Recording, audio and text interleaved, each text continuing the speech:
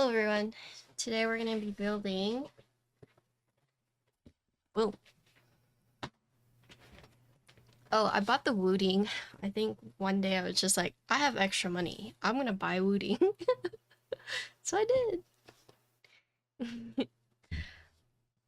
Hello Garby. But yeah, so we're building the QK.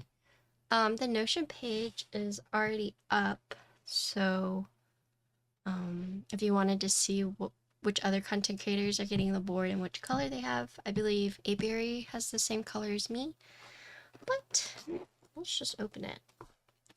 No, Deeg stopped doing his artisan, so now I have money.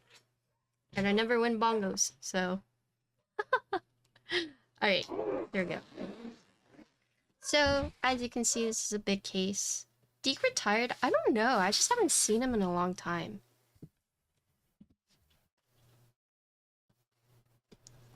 Okay. Okay, so there's a lot of things in here. Okay, so first of all, we have the wrist rest. Look, this is so cute. So it's called the QK Duo, Alice Duo. And look, Duo. I don't know if you guys can see it. It's like a smiley face. Yeah, I have the wrist rest right here. Let's see. This is actually one of the keyboards I'm interested. Oh yeah? Well, if any of you are influenced or decide to buy it, and my stream help you make that decision, please consider using my affiliate link. She loves it? Dang. I'm excited. I'd invest in XXW stock. Yeah. I'm starting my ceramics journey. Okay. Whoa. Whoa. Separate. Whoa. Whoa. That's cool. Okay, let me take this out and then we'll look at it. Yeah, I want to run a keycap set, but maybe now is not the time. No, it's not beige. What the heck? Are you blind? It's not beige.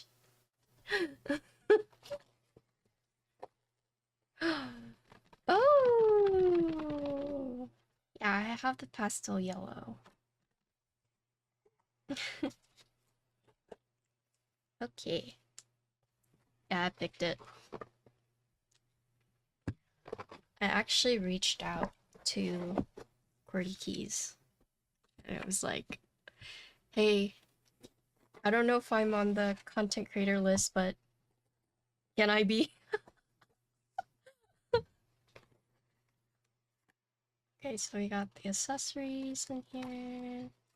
Well, I work with QK and Neo a lot already, but yeah, I've featured most of their boards, so, but I just really wanted to make sure I got in, you know, because this is one of the boards that I'm genuinely excited for, and as like an Alice user, yeah, this is one of the boards I would have bought had I not gotten a review unit. Okay. But thankfully they did send me a review unit, so one of my earliest keyboards I used was actually a split keyboard. I used a Q-Frenzy. Oh. So it's like this, and then this goes like that. Wait, Diego, did you pick your colors? Oh, I don't let my cats on my desk. I have a strict no cats on desk policy after they threw up on my keyboard. UK asked you to pick 3. Oh yeah, that makes sense. That's usually what they do, but I asked them so early. She was like, yeah, pick whatever color. I was like, okay. Yeah, I asked so early that I think no one had picked yet.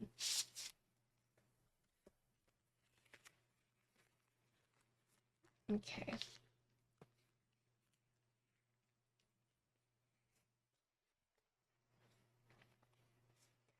What I like about magnetic keyboards is that they don't have much physical contact, like with the switches. I don't know how true that is. Because there's still other things that could account for failure. So if you're only getting it because you think it would last longer, then I'd actually say that's not like a good metric to judge it by. Like I'd say the only people who are interested in getting magnetic keyboards are, FPS gamers or people who need that fast input.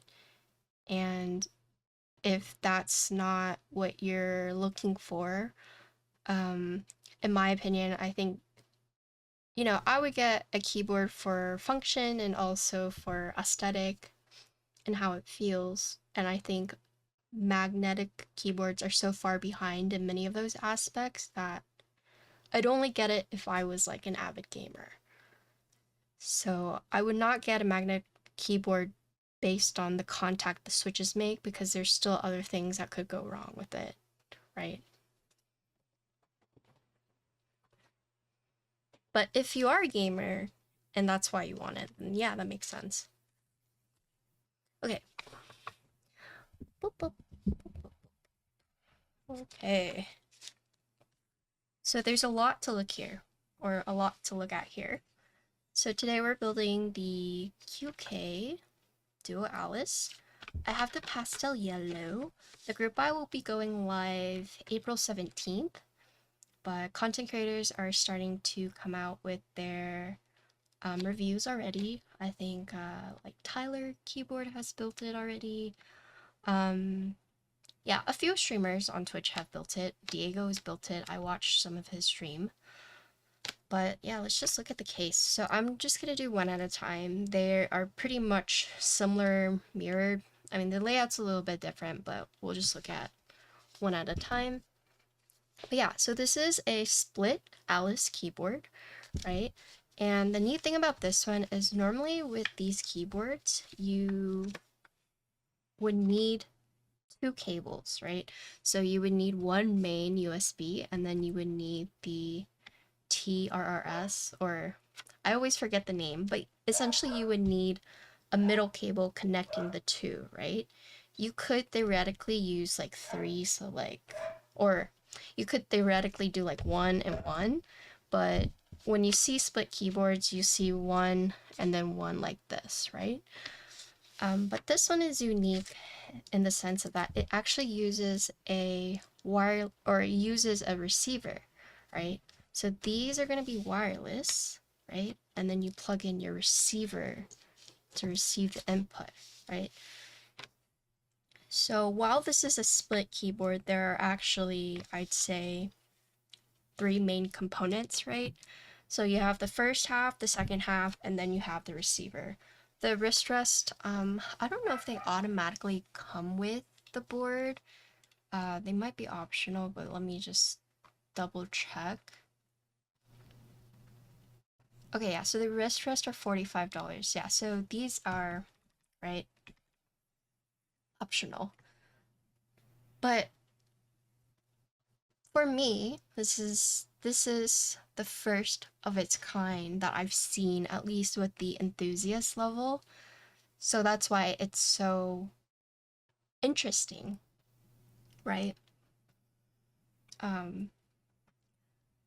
Because this just completely eliminates the need to have like multiple cables. Like you'll still have your standard one, but the reason why it's also really nice is because it's a split, so you can literally like split it however you want.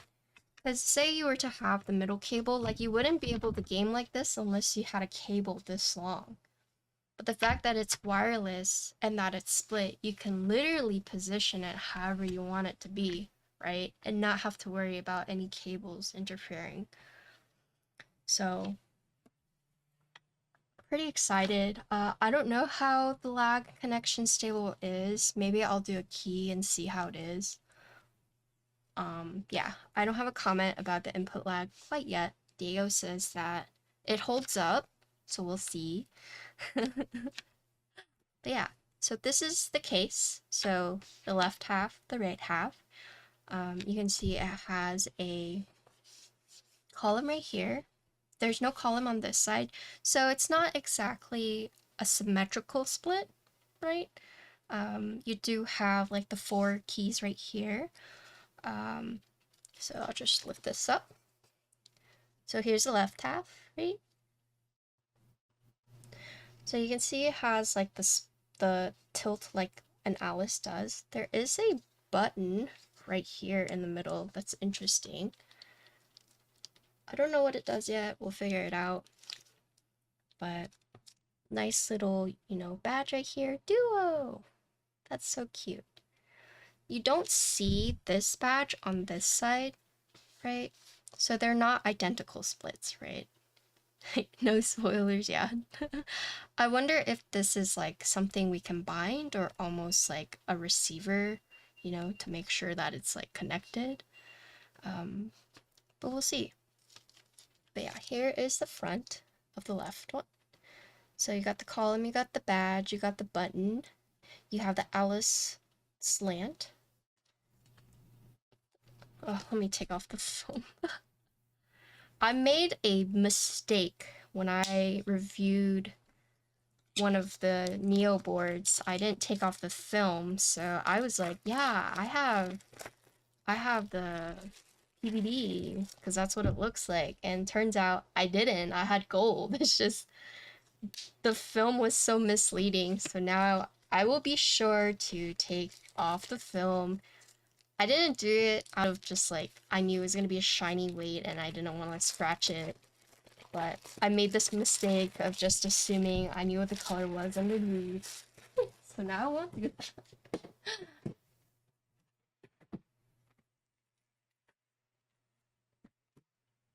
Hello, Patty. What's up? Okay, so there is a tape right here. Thank you for Prime. Hello. How you doing? Oh my god. Oh my goodness.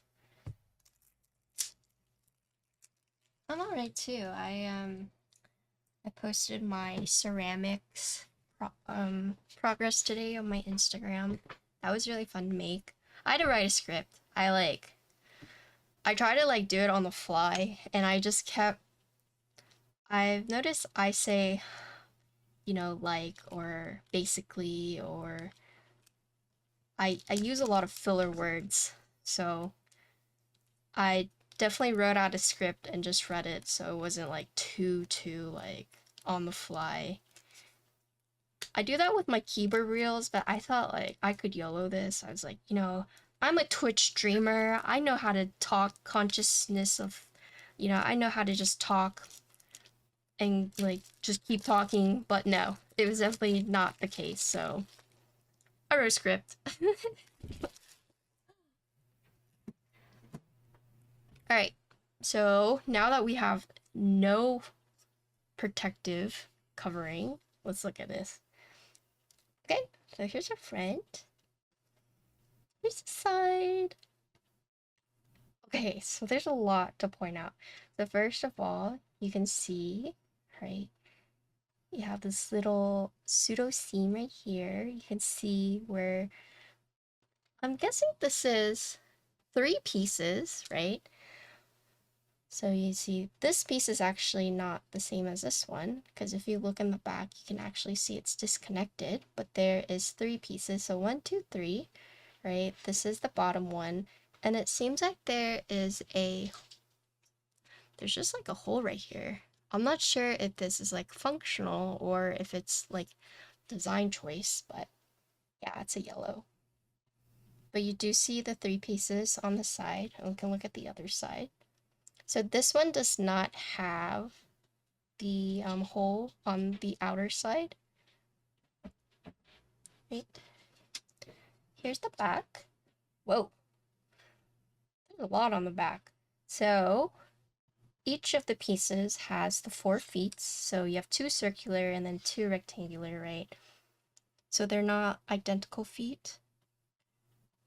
Oh, wait, I forgot to post in the QK Discord. I was supposed to tell them, where's my phone? Where's my phone? Sorry, interloper. Oh.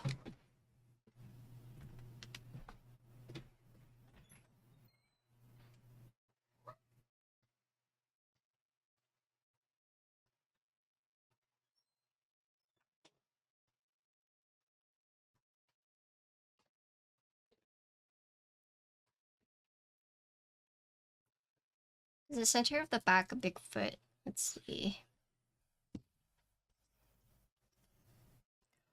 I don't know. Does this lift up? It does! Oh! Oh my goodness. It's magnetic.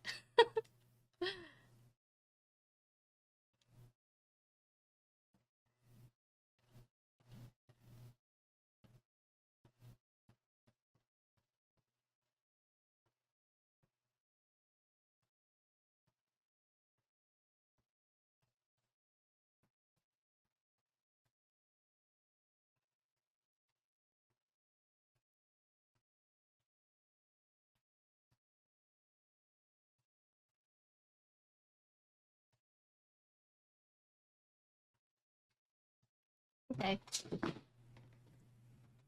I'll post on Instagram after, but I just wanted to let the Discord know, so if they wanted to see the case. But yeah, so here's the back case. So there's a lot going on, right? So not only do you have the feet right here, but this has the X and then the QWERTY key. But if you look right here, this does have, you know, a gap for you to put your fingernail or finger in to lift this up. And this is a magnetic cover for the battery. Ooh. So it looks like there is like a PC piece right here held down by 2 pieces or 2 screws, right? To make sure that, you know, for example, if your cover were to fall out, at least the battery still wouldn't, because you do have this covering right here. There's a bunch of stuff happening. Looks like you have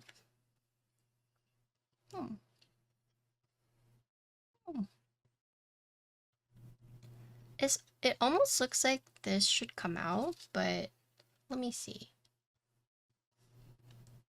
I think so. Yeah, but what is the right way to remove this? I should look at the build guide. I wanted to go into this. I didn't watch any other reviews, and the reason I do that is because I didn't want to be like influenced, you know, because I feel like sometimes when someone says something and then I'm like hyper aware of it, you know, so I try not to like look too much into it. Okay.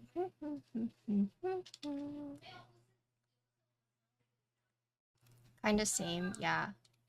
That's why like I was in Diego's stream, but I didn't want to like look too much, like watch too long, because then I didn't want to like spoil anything, you know. Okay, so it looks like this might be. Wait, let me take it apart. Professional keyboard builder, by the way. Yeah, same. Let me just take this apart. Actually, I'll take it apart after we look at the other side. Then we can all kind of see it together. But this is the other side, right? So this one does not have like the separated column right here, but you do see the button once again, right? Boop. The bezels on this, pretty good size, right? I'd say they're medium, meaning more-ish on the bigger end, but here is the side. Let's see.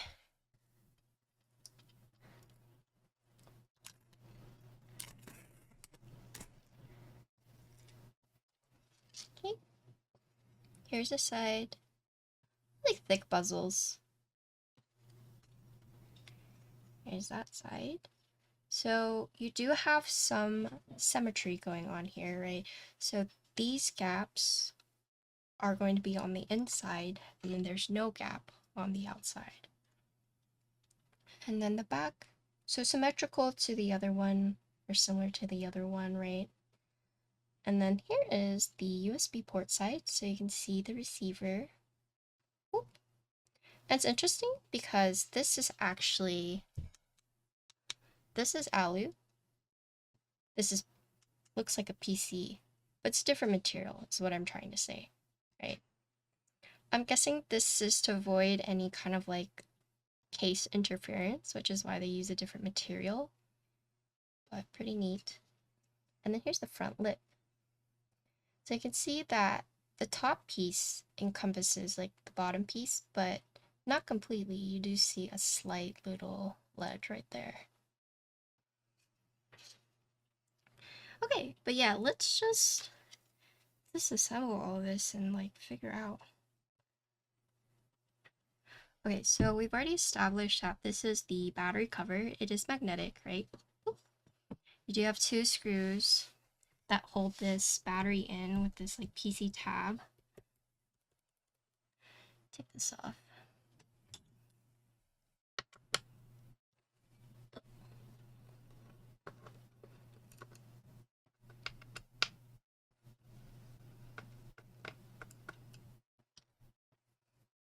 Oh, where's my egg tart? So it's right here.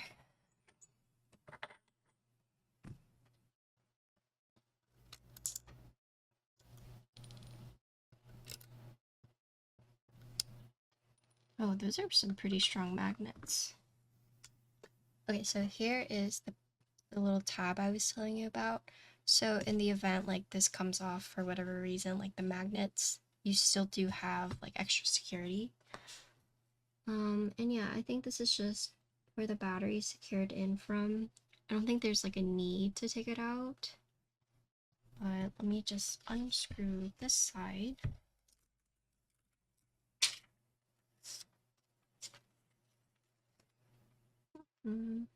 Patty, do you know if the alpha tilt is 10 degrees or 12? I don't know. That's something I could ask in the Discord if you wanted to know. I can ask them later.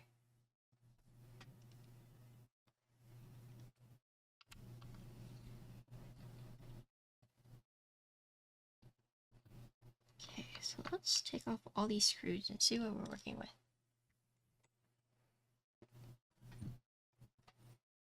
Oh, do you know Diego?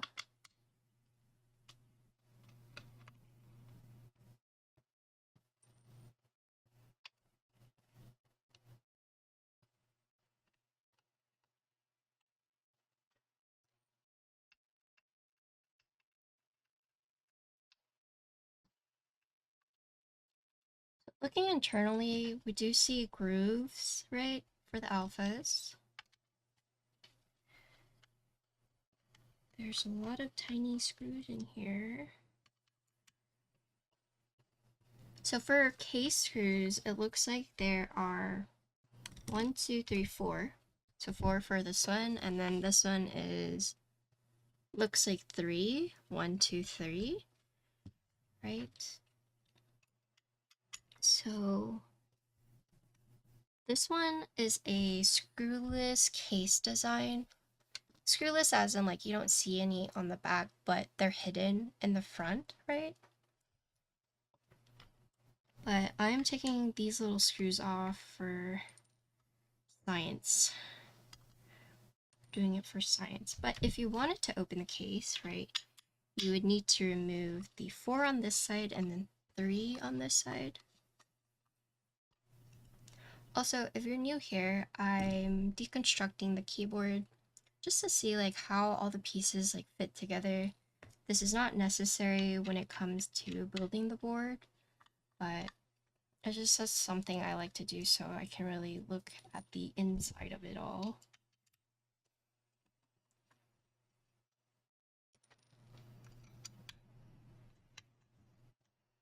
So this is not ball catch, right? So after you remove the 4 screws, then it should just whoop. There you go. So looking at this button, it's interesting, right? Because if you look at this button, this is actually a rubber or silicone piece that's being held down by 2 screws. And then this metal tip, this is a metal tip right here, right? So it's interesting how they've implemented it with this like hard rubber or silicone piece, right? Oh, there's that. And now we will continue removing all these screws, although, is this? No.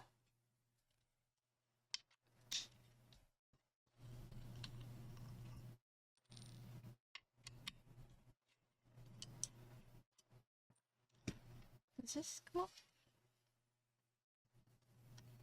It's close to coming off. I guess I have to remove... interesting. Oh! This piece just came off.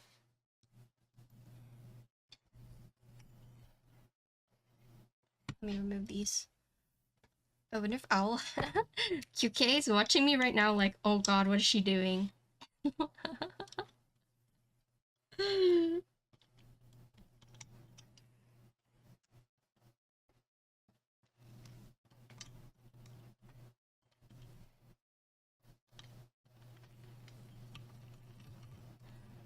How do you deal with the emptiness you feel after completing something you wanted for a long time?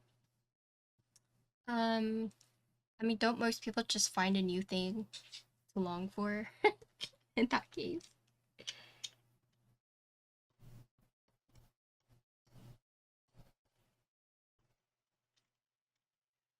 New goal, I guess.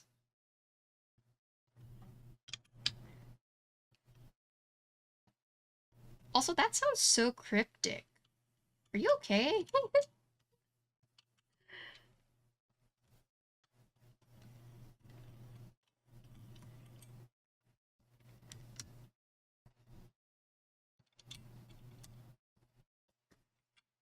Oh, okay. Okay.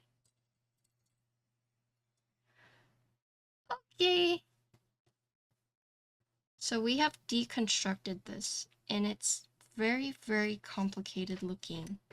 Very intricate. Hello, Merchant. What's up?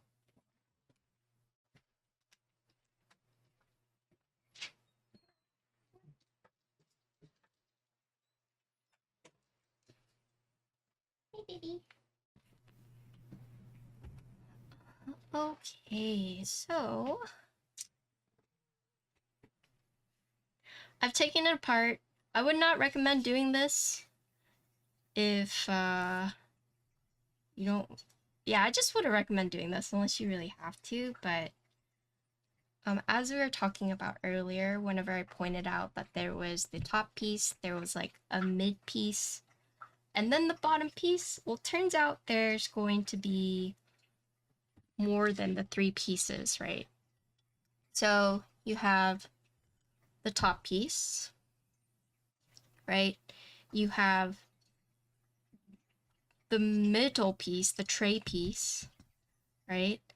And then I don't know if we would count this together, but I'm going to count it separate. You have a skeleton piece, and then you have the main like battery component piece. And then if you want to count this, then you have the battery cover piece. So this would be all of it like deconstructed. But if you wanted to count this piece right here is actually an additional piece. So you can see there the like the 2 screws right here holding it together. But yeah, it's pretty intricate from what I'm seeing, right? So top piece with the K screws, you have this like tray piece that has that side accent we were seeing, right? It looks like there is a gasket right here. And then this piece is where I guess these components would be mounted onto, right? And then you also have a piece right here. This is what I'm assuming gives it like the height, because you can see the slant right here. But this is more like a skeleton piece. I'd say this is just where everything would like rest on it. And then most of the heft, at least on the bottom piece, will come from this, and this is the battery component. And then the actual wireless component is a separate piece right here, this piece right here, right? It has an acrylic screen right here, and then also acrylic or PC right here. And I'm guessing that's because of the receiver, right? So here is like the wireless receiver. So yeah, very intricate. Let me see if I can reassemble this. So we know this side goes up because this is where the internal grooves are. We know this side goes out here, right? That's how you would separate it. So it goes something like this. Okay. So you would put the skeleton piece, you would put the wireless piece,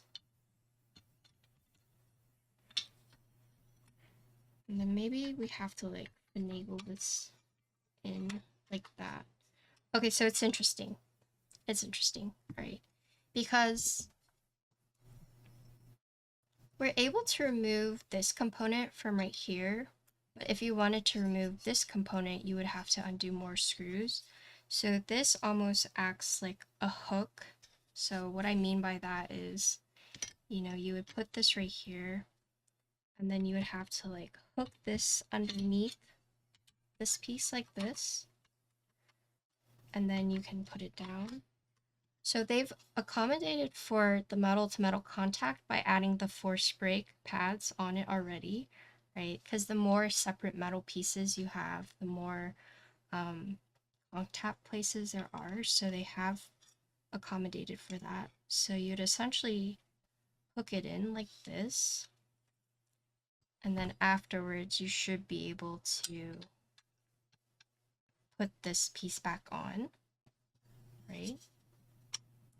Like that. And then you'd have to put all the screws in to really make sure it's on securely. And then here we're gonna put this back as well. And then I'm just gonna put this all down and screw it all together. But like I said, I wouldn't do this if you didn't have to, so don't do this at home, chat. This is for science. So I'm gonna do this so fast. Okay. I don't know if you guys are interested in me deconstructing the other side, but I don't think we need to, since you guys kind of already have like an idea.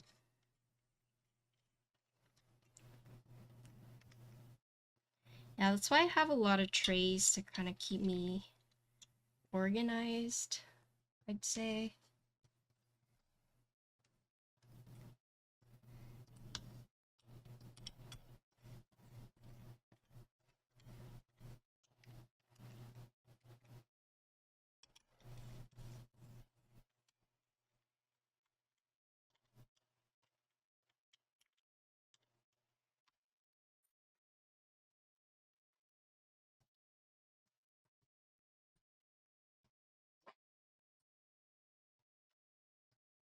Okay, so these two screws for the two side pieces uses a different screw, but the rest just use the hex. So we'll go back to that.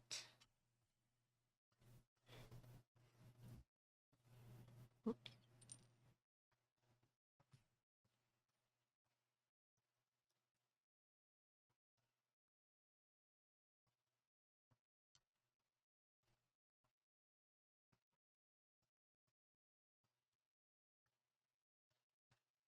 These are for the, oh, I see. It's these.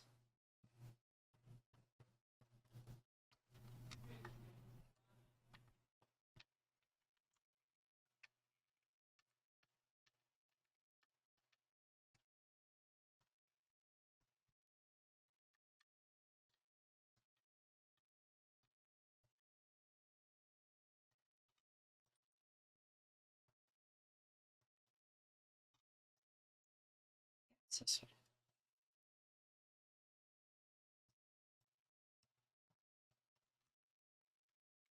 one. Okay, yeah, that's good.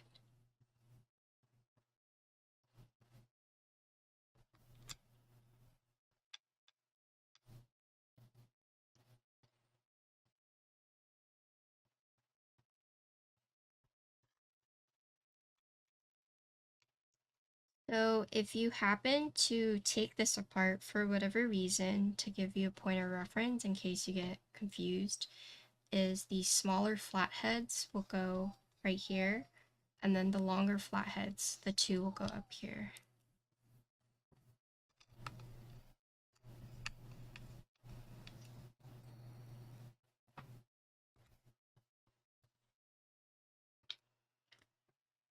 And then this piece, you need to make sure they're stacked like that. And then thankfully we have a second piece so we can kind of look at how it should go. So it should go something like this. Like that. Hold it in place.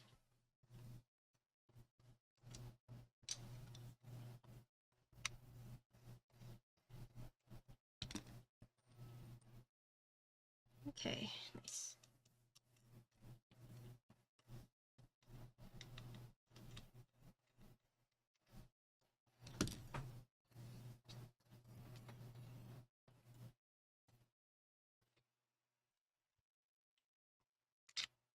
We did backwards.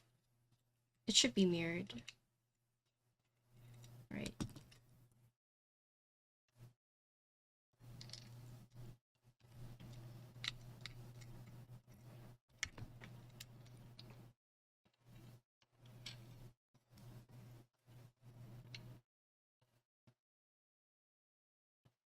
Oh no, that was right.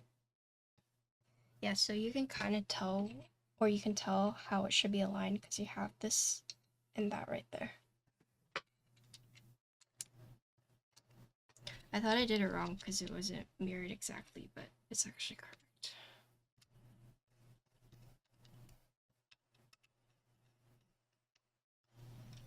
And I realized because I was looking at it the wrong way. Okay, yeah, that's correct. Cool. Alright, so we're gonna put the acrylic cover back on. Woo! That was right here. Sometimes I can't see where I place the pieces, even though it's like right there. That's why when I build keyboards, I have to use these like little screw trays just to really make sure. I see some people like put them on their desk and just hope like nothing happens, but I feel like that's asking for disaster to happen. So, always have trays. But yeah, you do see branding for the case in a few places. So you see it right here, right? Right here. And then you'll also see it on this one, right here. And then right here.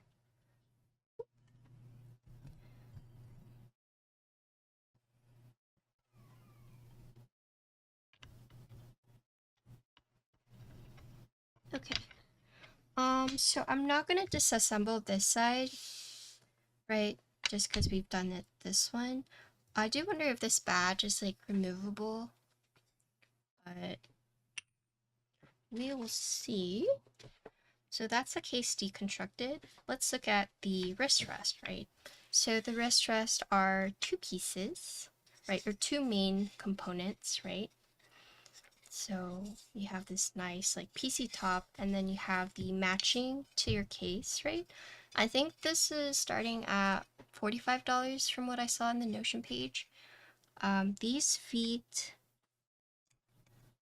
are adhesive, but yeah, you have these two large like silicone feet to really keep it in place. And then you can see the branding again. So QWERTY keys, Alice Duo, right? You have this. This is a removable piece right here. Interesting. Put it right here.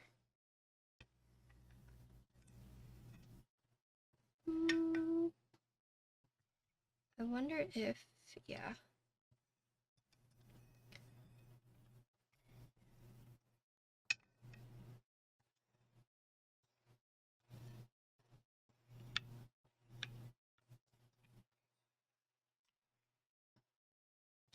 Okay, so it's kind of interesting how they've assembled this, right?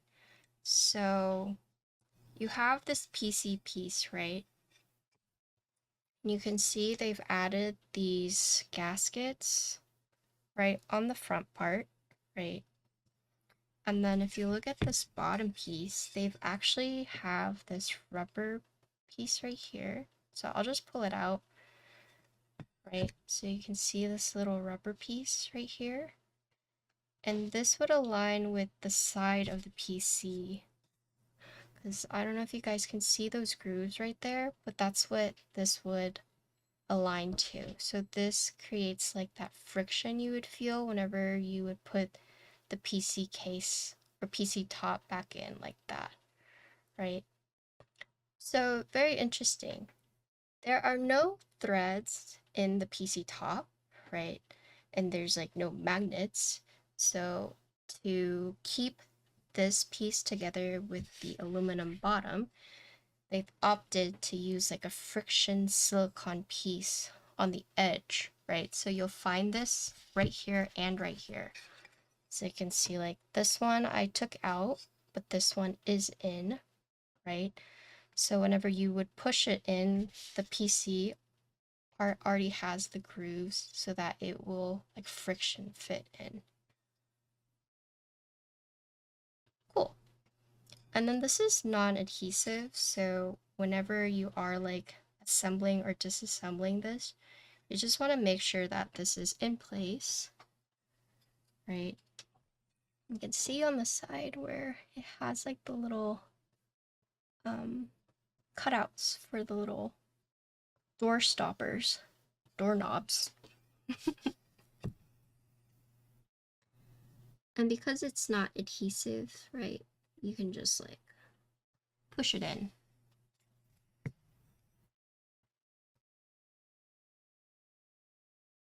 Okay, so it's like this.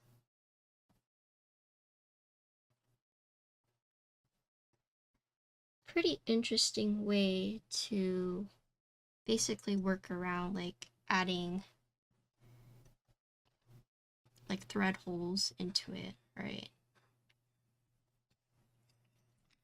This piece is magnetic like that, but I wonder why.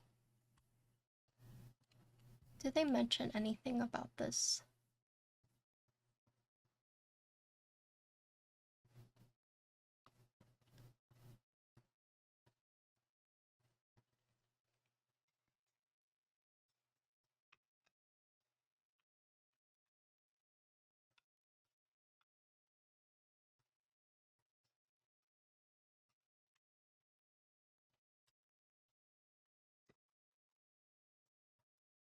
Yeah, I don't know what this piece is for yet, but this does have,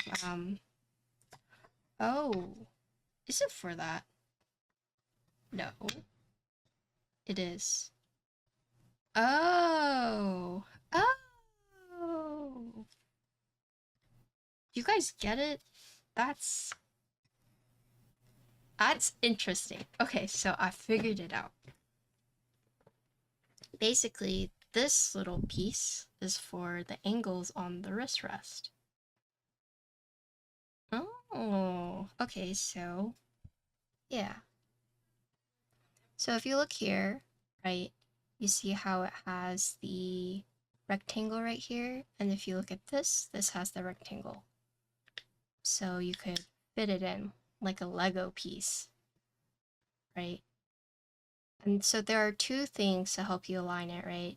Not only do you have the peg right here, the anchor point, but then you also have more anchor points and also magnetic pieces. And you can see where it would fit in like right here. So for example, you could put it in like this, right?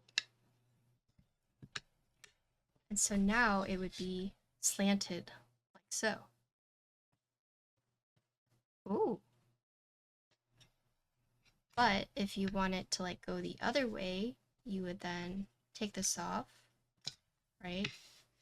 And then move it to this side. I think I would actually recommend putting the tab into the top piece first before doing that. Just because there's like, it's a tight fit up here, but then it's a more loosey-goosey one down here. So that's actually how I'd recommend doing it. If you wanted to do that, and then look, now it's slanted the other way. Cool. So they've made the wrist rest so you can actually angle it, you know, either like this way, or you can have it just like normally flat. And that's what the grooves here are for, now that I look at it a little bit more. We're figuring it out. But yeah, that's really cool. Okay, and the orientation for this does matter, okay? So this would be on the top, or whatever, if you want to do the left or right side of the angle wing, right? Here are the magnetic pieces, and this would go downwards for these. If you didn't want to do an angle, you just wanted it to be flat, right? So this one is for the top piece. This side should be down, and then this side is also going to be down, right? So you can just look at the tabs. So you can see these are like the rectangular tabs, right? And you can see rectangular tabs right here. So you know it would orient this way. Or this way, sorry. Magnets down. And then you see on this side, it's more circular. So you would look for the circular piece right here. And you can see circular, circular. Oh, pretty smart. The magnet pieces are always going to be down for your reference, right? It just does change based on like if you do like no angle versus if you decide to do like a side angle, because then you do have to like turn it, because you can see there's magnets on this side, magnets on this side, but you just look at what the tabs are for what you're trying to do. So I don't think it really matters which way you go for this one, if you do like this like in or out, but either way, that's neat. That's neat. Yeah, that's a wrist rest. And then we'll look at the receiver. So I'm guessing I'll plug it in. It should light up. Smisky is holding my cable. This thing is too big for the Smisky to hold, unfortunately. Oh! It lights up. So this is a volume knob. You can mute. So you can press the knob. Sometimes people ask me like, can you press the knob to mute? And yes, you can. This is like a nice little RGB strip right here. And I think it's interesting they've kept this part like an acrylic screen, because you have the screen right here, right, for the receivers, but then they've also made this part clear as well.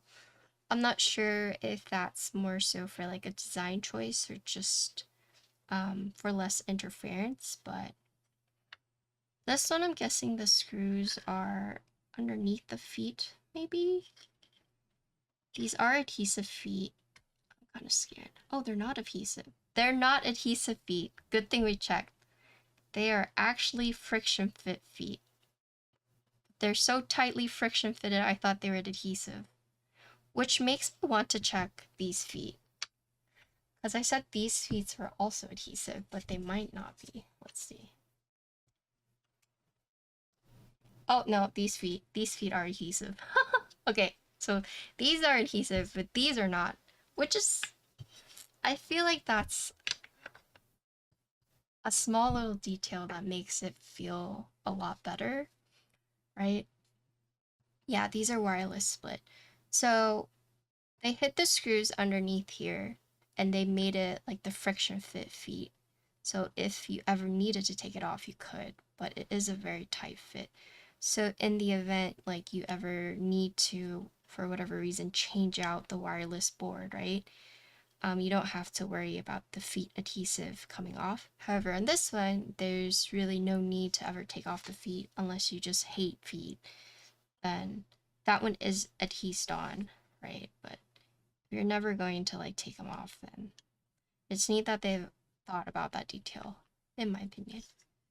Yeah, that is that plugged in. So this is the receiver for the two wireless parts. We don't need it right now. Oh my god. So I'm just going to scooch that in here now. Right. We're just gonna keep that there for now. But yeah, that's the case breakdown. Let's look at the plates. If you guys have any questions about the case, please let me know.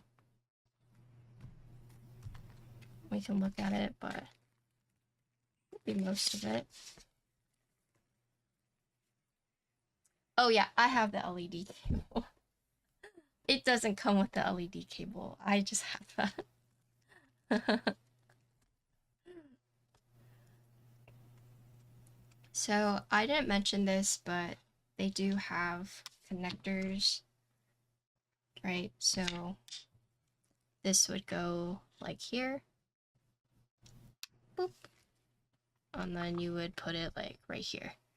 So the wireless receiver has the two endpoints, right? And then they give you the cables, so you would connect it here, right? To charge.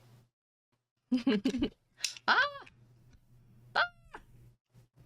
Interesting. So just so you guys can see, like that. Oh, wow. Oh, it's a good thing we plugged it in, because look, it actually shows you the level, right? You saw how all those green lights turned on? Whoa.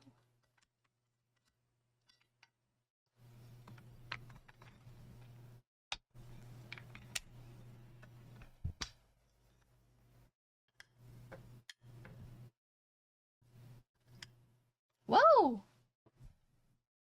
So you can see what what your battery's at based on the LEDs. So that's why they have this screen. Do you guys remember earlier I was like, I'm not sure why they decided to have this clear screen right there, but that's why. So it's not just a stylistic thing. It's so you could tell what each split battery's level is at. Oh, that's cool. Yeah, I think that's cool too. Whoa. And then so this bottom row will tell you which one is connected. And then the two top rows tell you the battery life, right? So watch. As soon as I unplug it, this top row and one of these last row lights will go out. Yeah, so it's not green anymore.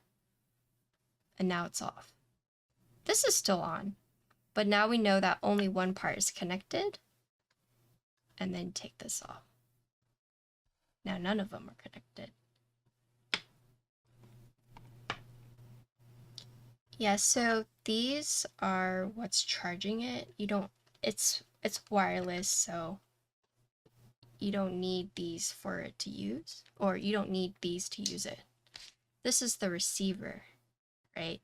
This is just like if you need to charge it, because obviously these need something to help power it, right? Because there is no cable. But if the battery dies, right? That's cool. This is a cool.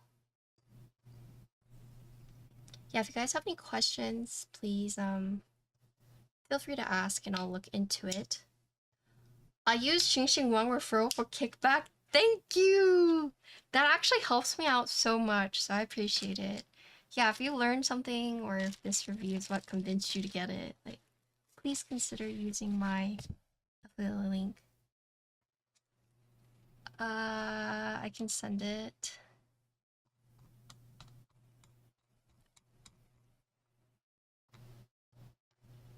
Oh.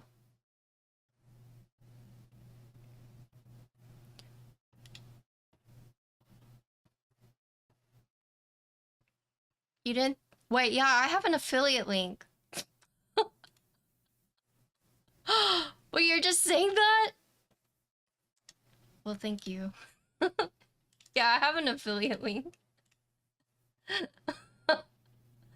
Yeah, I work with Cordy Keys. So, I do have an affiliate link.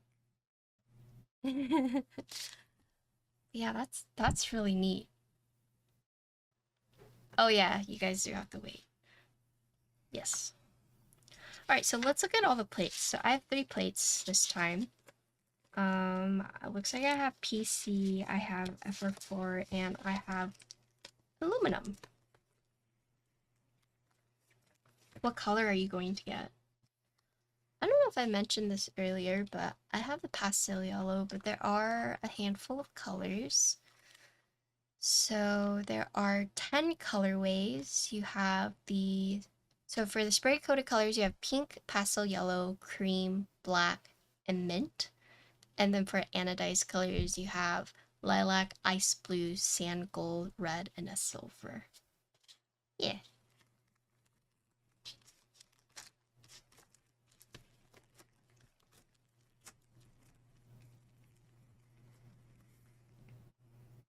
Okay. So here we go.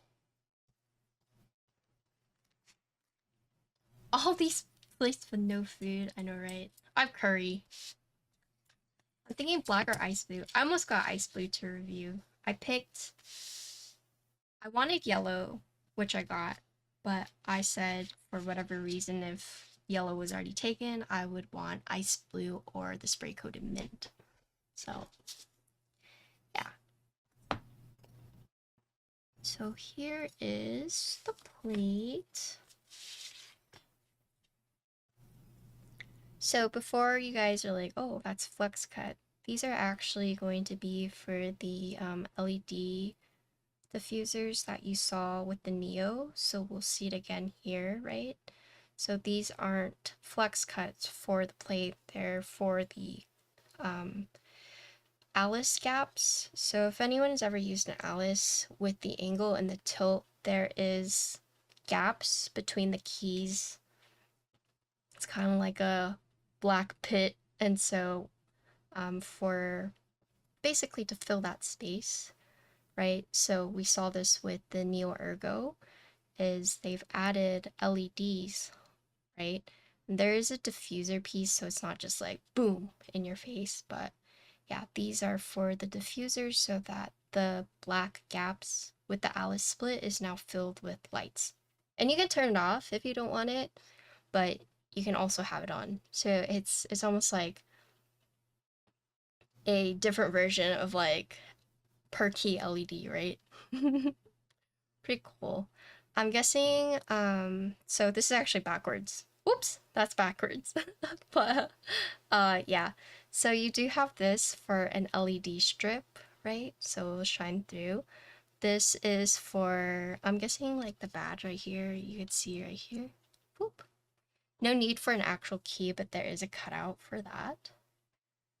Right. I'm guessing this gap is for a switch potentially, like a on and off switch, but we'll see. But yeah, no actual flex cuts. All the cuts are meant for the LED parts. And so you see the same thing right here, right? Is this? Ugh, I gotta orient myself. Yeah, that's right. Here we go. Cool. And then it looks like the alu plate doesn't have flex cuts, but the FR4 does. The FR4 does. So that is something important to note. sometimes different plates will have different flux cuts, so it's always good to double check. So as you can see here, this one is a skeleton plate, right? Meaning that there are flux cuts just about all around, right? Sometimes plates will have like 1 or 2 or 3, but this one just goes all over, right? And yeah, so this has the on switch, so we were correct earlier saying that that was like a switch for it. But yeah, for your reference, FR4 does have the flex cuts. I'd probably get black or sandy gold. Ooh. Or sand gold. Yeah, the sand gold looked really nice. I forget who had sand gold. I want to say it was Diego. Was it Diego? Yeah, Diego had it. I think Alex also has it, but he hasn't streamed yet. Yeah, that's why I wanted this color. Because they asked me what color I wanted, and I was like, can I have yellow? I have the perfect cable. Okay. And then we have the PC plate, which does not have flex cuts.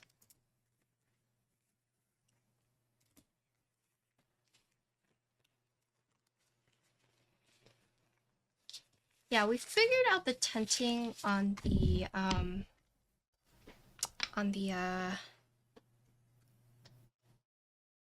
whatchamacallit? On the wrist rest, but oh yeah, the cable's from there. Usually I'll do research beforehand, but this time I just wanted to go in semi-blind, so okay.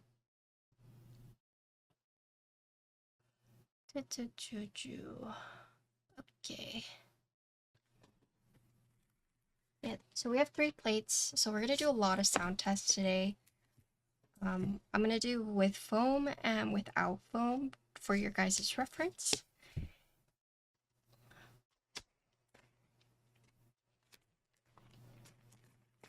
Well, let's look at the PCB and then I'll figure out how to do this tenting solution.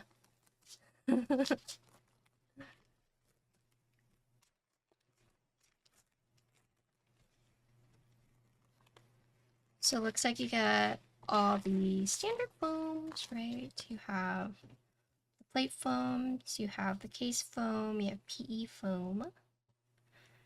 And then here is the boin. So PCB.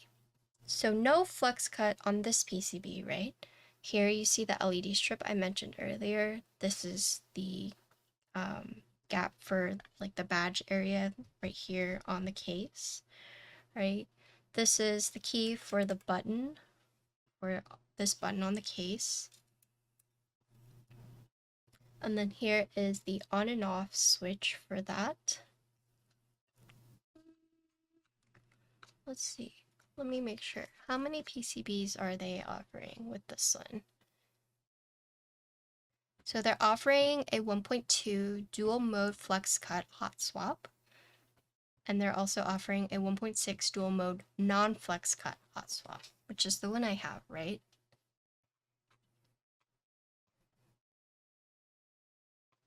Yeah. I think someone said later on they're gonna do a wired one.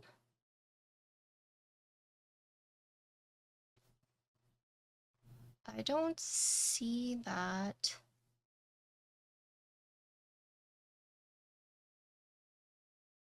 But maybe they mentioned it in the Discord. I don't see it in there so far.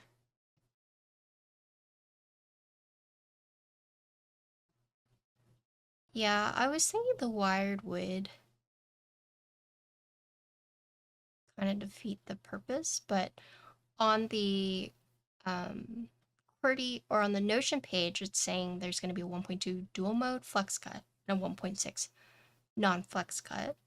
For plates, there's going to be FR4 Alu PC, which we have all 3. Yeah. Okay, but yeah, going back to PCB, you do have the switch right here.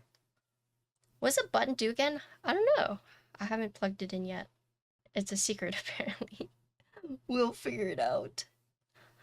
I'm guessing it's a key that you can perhaps change, but it is a there is audio input or there is feedback, right? It's like a not like a clicky switch, but you can definitely hear it, right? I don't know if this is to make sure it connects to this or if it's a key. So yeah. Oh yes, tactile button, yeah. Would be a better way, not like a clicky button. I just think when I hear like a sound, I'm like, oh, clicky, right?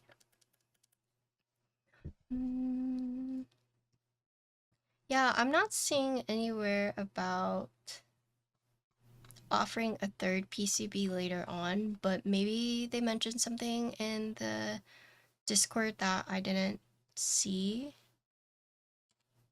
That could be, I could be wrong about that.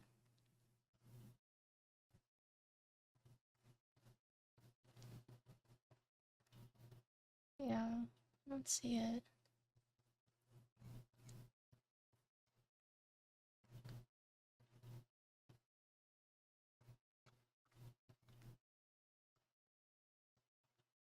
Okay, but anyways, yeah.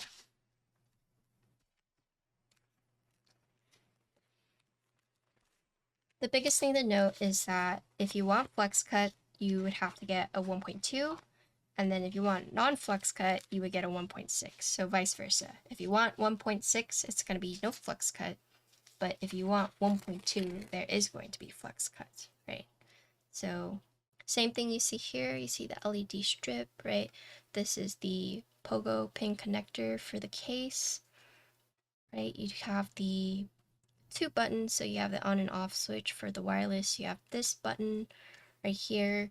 I don't see any physical reset buttons, and there's no caps lock indicator, but I think it's the same thing with the Neo, is that the LEDs that I was talking about in the Alice gaps, right, were indicators. So, and I wonder if this is also going to be like an indicator as well, or this might be more like battery indicator perhaps? Not sure. Would it be cool? So once we plug it in and we see what it exactly it does, we'll know from there. Okay. That's that. We have a lot to do tonight, so I'm gonna try and go pretty speedy. I think we're gonna do a total of 6 sound tests. Yeah, 6 sound tests. Also something QK related, I cannot wait till my 60 core. Oh, yeah, I'm surprised you bought it so bad. You wanna do no foam alu build first? Yeah, of course. Yes. Let me figure out how to do this tenting thing. They say there's like a mechanism, but how does said mechanism work? Let me see, is there a video?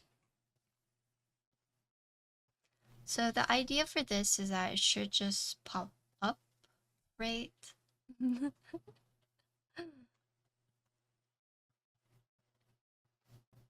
Like there's a spring mechanism to cause it to just like pop up, but oh, okay, yeah. Yeah, you literally just pull it. Okay, so I don't know if that's like the correct way, but sorry, interloop, you're gonna have to cut this back. But for the case, right?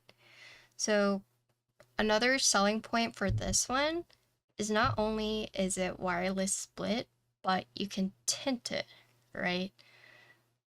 So that's why they have this right here. That's why, because you can pull it up. Boom. It's tinted now. So we can see. So right here. So this one, I didn't put the case screws back on, but we can probably just do it without it, right? So just pull it.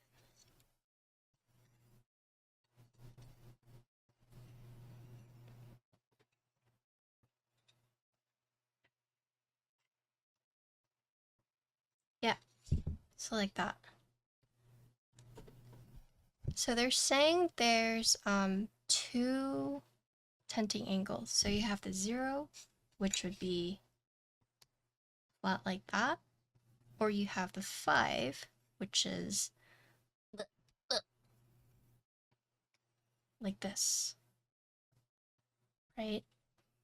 And then if you're worried about this like potentially like falling as you're typing, so they have these hinges that are built in to prevent that from happening. And once you've raised it to like the full angle, you'll once you guys get it right, you'll feel it, right? Kind of feel it just like snap into place. So they claim that they have really strong hinges to prevent it from, you know, going down as you're like using it. So hinge mechanisms build and stop create a stable support, preventing any collapse during typing. So once you guys get this in your hands and you really you'll feel like a click, or you'll feel it just kind of like snap into place. But that's the reason we have these this hole right here to help you like pull it out, right? We mentioned that it was here, but it wasn't here, and that's for that reason. Right, so now this is tinted. So it looks like you can't really go like in between. So if you can either do 0 or 5. I guess theoretically, if you are like a more light-handed typer, you could go like in between, but there's nothing really to like hold it in place. Not like once you finally get to the 5, it like really snaps. So I'd say it's still pretty strong though. Yeah, I think it just depends how heavy you type. But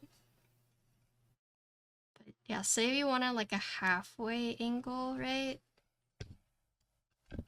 It's still pretty heavy, but I have weak fingers, so right. I wonder if that's something you could do, like, yeah, if they give you wedges, but I'd say it technically is doable, but there's no lock-in mechanism, so. Is 5 degrees a lot for tinted Alice? I don't think so. Yeah, that's cool. That's so cool. I'm excited to build this. But yeah, let me take off the screws for this, and then we can build. Whoop, whoop. I'm always so impressed by the way things are engineered. I feel like QWERTY keys and Neo, they've just been like, they've been so innovative in my opinion. I don't know if you guys feel the same way. But I personally love the Neo Ergo, right? And I was like super excited for this one as well. Oh, okay, so this one does, oh, shoot. Okay, so this one also does have 4 case screws. Earlier I said it had like 3, but there's actually a screw underneath this badge that is magnetic. Very strong magnetic, as I may add, but you do have to take off the little face, and then you should be able to unscrew right here. And then this should theoretically come off. Yeah. That's also neat because look, they put L left. Who's winning? Who's competing? Patty the Baddie or Michael Chandler? I'm guessing Chandler. Just cause Patty the Baddie's like such a weird name. I was looking into Ergo after selling your Pokemon, then you saw this board on Reddit. Oh yeah, you're in luck too, because it's coming out very soon.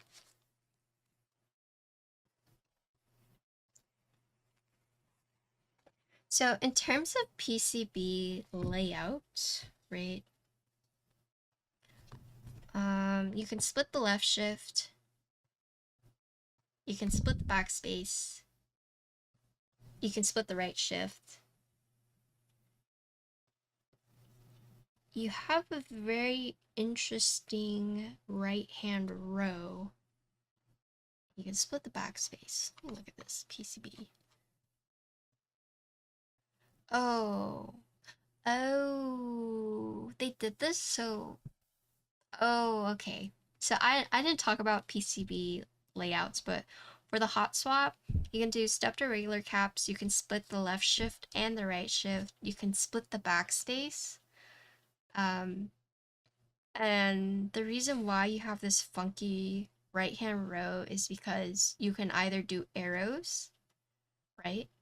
Or you can do no arrows. So you can either do the 3 1U keys here, or you can do the 2 1.5s. And it's not splitting the right shift actually with this layout. It's you either have the 1U here for the arrow key, right? Or you have the shift right here and the FN right here. So not a traditional Alice layout, nothing wrong with that, but the arrows are the ones that are, the spring arrows are like squished in. Yeah, you can, so you can do it like right here, but then you do have a key right here, a big key right here. So I'm not gonna do, I'm not gonna do the arrows. I'm sorry. I'm a hater.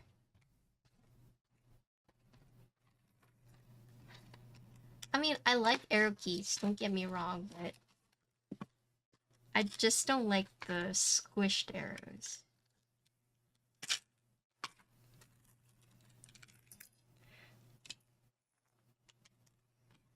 I think most people refer to them as spring arrows, so that's what I'm calling them too. I hate those arrows too.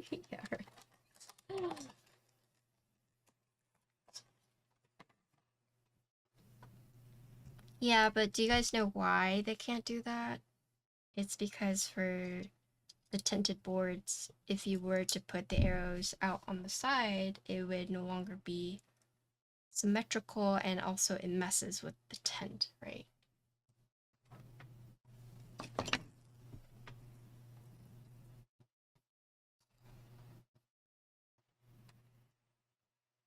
Oh, hello, Conan. How are you doing? How you doing?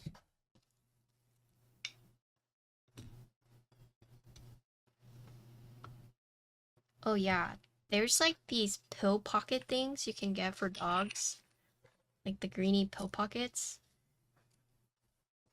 And sometimes I do have to do that for ginkgo, especially if it's like medicine that's bitter.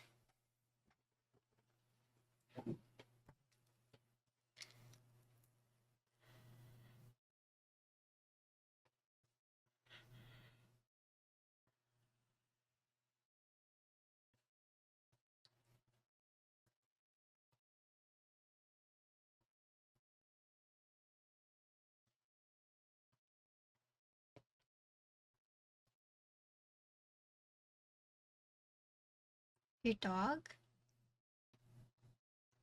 Is that the like the uneven coloring, or am I thinking of something else?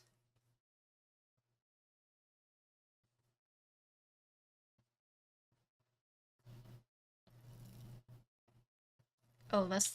Okay, now I'm thinking of something else then.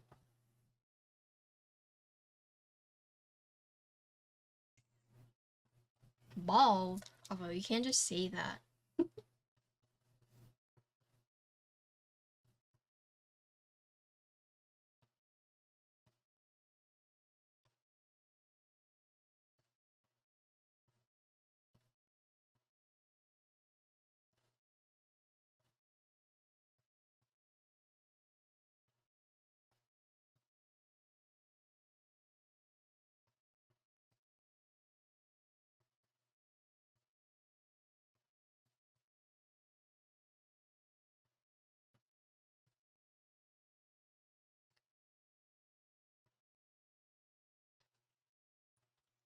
He gets itchy, he has to take his pill, makes him not itch and lick himself. Jeez.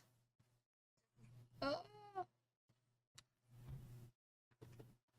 poor puppy.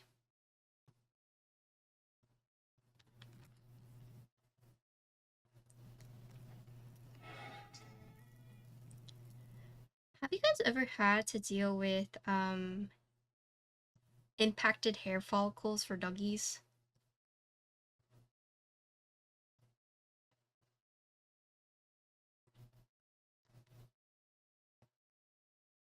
It's almost like the same thing as like an ingrown hair, but for dogs.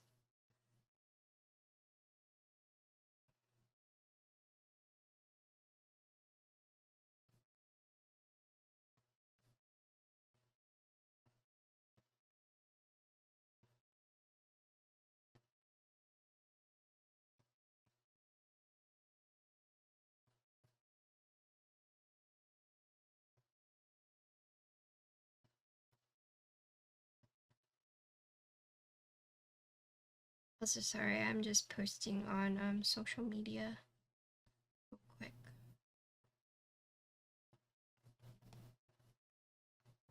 I'm like really bad at doing that sometimes.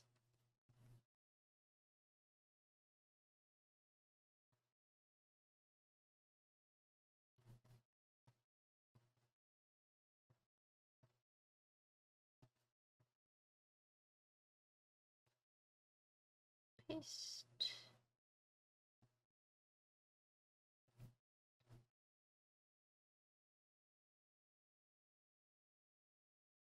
I don't really use Twitter anymore. I mostly just use it as like a ping bot, going live bot. I'm a little bit more active on Blue Sky, but I don't know. Twitter or like those kind of like stream of consciousness social media platforms have always been a little hard for me to like maintain. Like I definitely have my stream of thoughts, but I don't like sit there, have them and be like, I should tweet that out.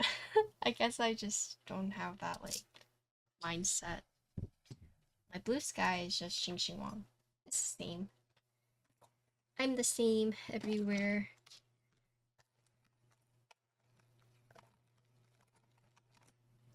Oh wait, I actually already have stabs. Oh wait, that's perfect. If I have stabs already, then oh. Then we can save a lot of time. Especially since we have like so many contests we need to go through.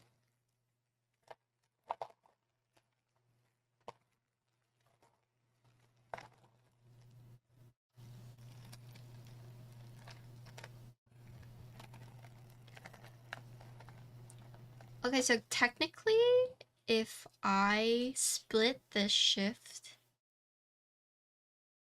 but that's weird. So if I do, I'd have to tune one. Yeah, I can tune one. Tuning one's fine. It's fine.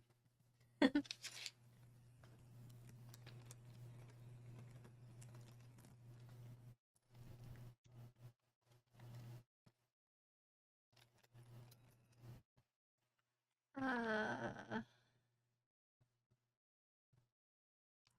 I'll just tune them both. Yeah, I'll do full backspace.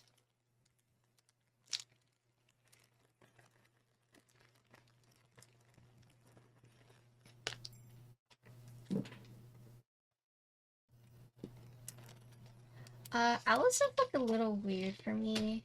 Because on my bear, I use full backspace, but normally on like a 60%, I do use split, but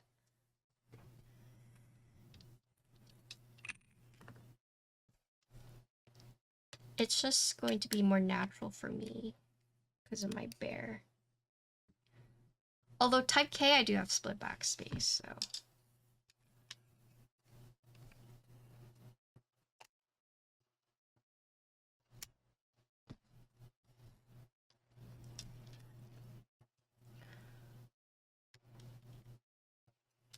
Oops.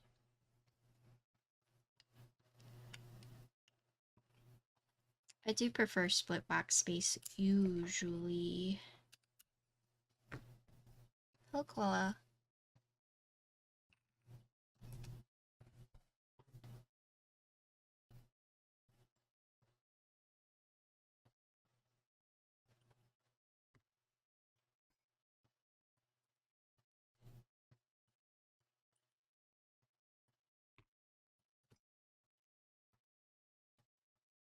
It was like a little sussy because there was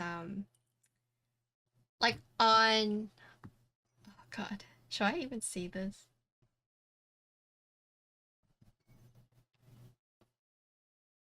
Basically there was someone else on Twitter that had xinxinwong but like a different variation, and it was like a nude account,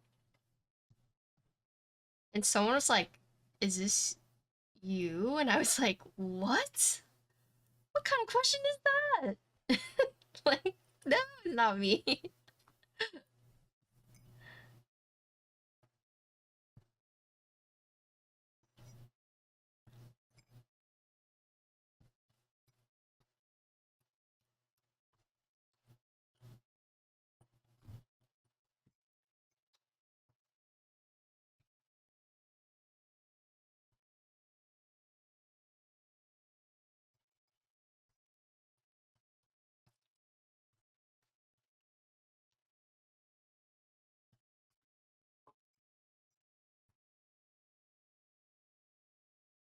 One of my old bots told me if I ever like started like an OnlyFans, or if I like started doing like lewd content, he would never support me ever again. He's gone now. Not that I have an issue with like sex workers. It was more like, why would you say something like that to me? Yeah. Yeah, right.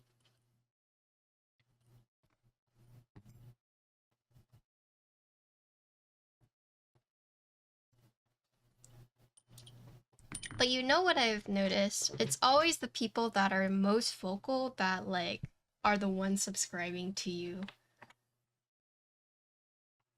Yeah, like what Justin said. Yeah, it's those same people that were like, I would shame you. Meanwhile, they're like subbing on their secret account.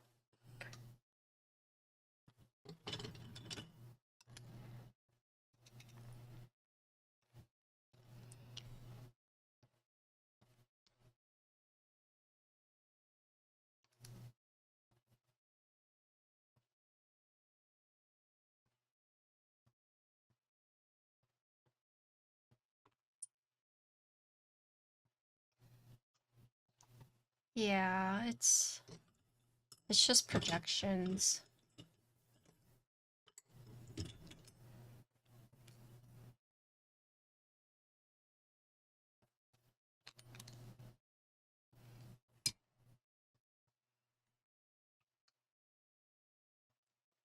Oh, did I tell you guys what I did yesterday? So yesterday I went on a matcha crawl with my sister and her husband, and I almost threw up. Oh, hi, Prezi. Which Labubu did you get? Yeah, so my sister likes whole milk, and obviously I'm lactose, so I was dying. It was also like a lot of caffeine. Like, I was so close to throwing up, my mouth started watering. You know, like when you're on the verge of throwing up and your mouth starts to water and you just know, like, oh god, it's coming. Like, that was me yesterday. Thankfully, managed to get it down, but um, yeah, so I can give you guys my review, but so the first place we went to was this place called Love Lamp, and they have 4 things on their menu. They opened this year, and they're planning on opening a like ceramic studio because I guess her husband is a ceramicist. But her and her husband opened this like matcha shop, so they're doing like a matcha pottery shop. Okay, so kind of similar to what like I kind of been wanting to do.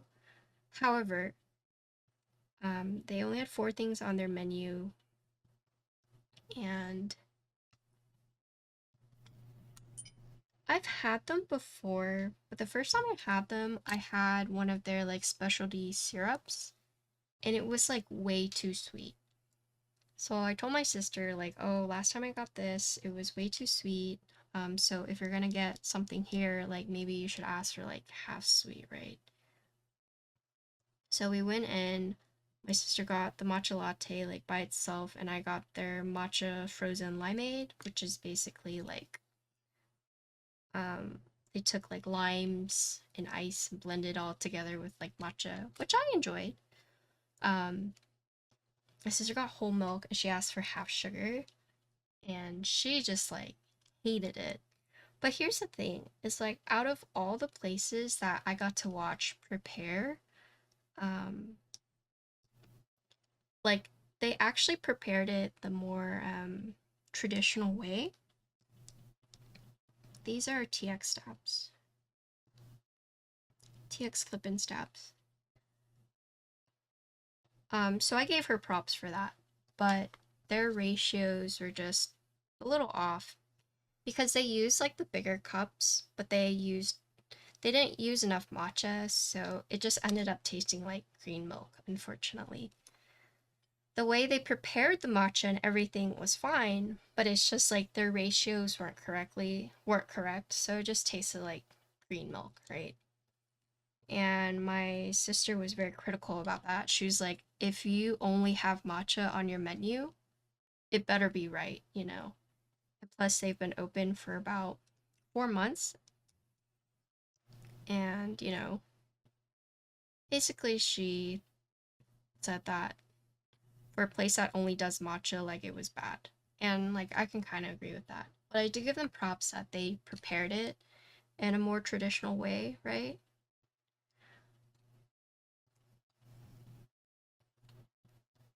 No, it's still mid. No, it's still not good. We had one place called this Noodles that's it's a truck, it's a coffee truck, but they are so fixated on, working closely with the farms and making sure, and their matcha is actually the best. And you could tell they were legit because on their menu they had the different types of matcha harvests that they had in stock and also the notes. And they were like, yeah, we're about to bring in like a new matcha. And my sister's like, oh, do you know what it's called? And he's like, I don't know. They're harvesting it, and like it changes every year. So he was like very excited about, like figuring out like which matcha they were going to get this season, which was really cool because it's like, oh dang. So they actually like pay attention to the farms because yeah, the harvest is about to happen. Um and theirs was good. Like theirs you could tell, that one tasted like grass. I tasted my grass. It was very, very good. Um,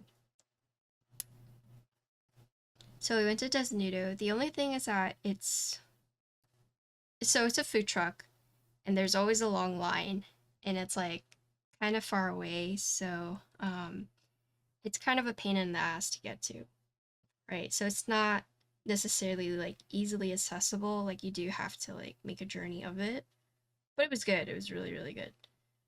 But in that case, like if I'm in the area, I'll stop by, but it's not somewhere I would like, well, I wouldn't like go through traffic for it. Better than yours? Well, he uses a different matcha than I do. So I'd say in some cases, yeah, it would be better than mine, right? Just depends on like your taste palette and what you're looking for. I didn't get to see like how they prepared it, but yeah, it was good. It was definitely very good. Just kind of like out of the way. We went to this one place called Ghoul Coffee, and we should have known it was kind of a red flag because we were like, can we get like half sweet? Because we tried their vanilla matcha because they had an orange juice matcha and the vanilla matcha. We didn't see anywhere on their menu that they had just like plain ceremony, plain matcha latte. So we got their vanilla and we're like, can we get a half sweet? And she was like, no, it's already mixed in with it. And like that should have been like, oh, Rick, like that should have been a red flag, right? Because that means like they either bought the thing pre-mixed or they like mixed it themselves, right? So they took like the matcha powder and they mixed in like the vanilla powder to make it like that matcha vanilla, and it was already pre-sweetened, right? Um, so that one was not good, like at all. Like that one was the worst one I've had. Maybe it's not a little, maybe it's like not fair because it wasn't just like a plain vanilla or it wasn't just like a plain matcha, but whatever they did, that was probably like the worst matcha drink I've had. Um, and my sister posted about it, and the business actually got mad. They're like, we have ceremonial right. Like, you just had to ask for it. Just like, what? Why wouldn't you just put it on your menu? Like, But anyways. And then we went to another place called, I forget what it's called. It starts with an L, but it's a pretty cool shop. So they opened like a vintage clothing shop that they converted it into like a 2-story, vintage clothing coffee shop. And their matcha was definitely very interesting.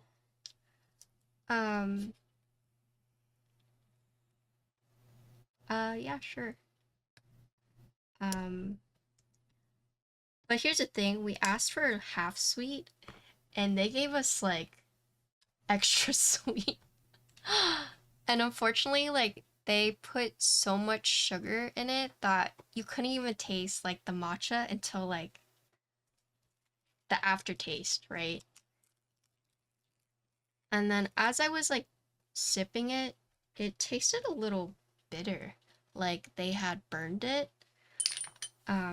And the reason I say that is because they claim, because my sister and I were watching how they prepared it, and we saw she used the steamer water from the coffee machine. And I don't know what temperature those are normally at, but Jimin said normally those are like 200. They're pretty hot, right? And so she used that water. She claimed that the water she used was not that hot. But we don't know, All I know is that as I was drinking it, it was so sweet, but like the aftertaste was like really bitter, like it had been burned. But she claims, because my sister also posted that, she's just like, yeah, we saw her use like the steamer water, and that might have been too hot and might have burned the matcha,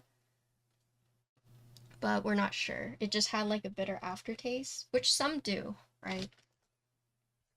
And then she messaged, she's just like, no, I used room temperature, and then I didn't use the steamer water, I used the hot kettle water.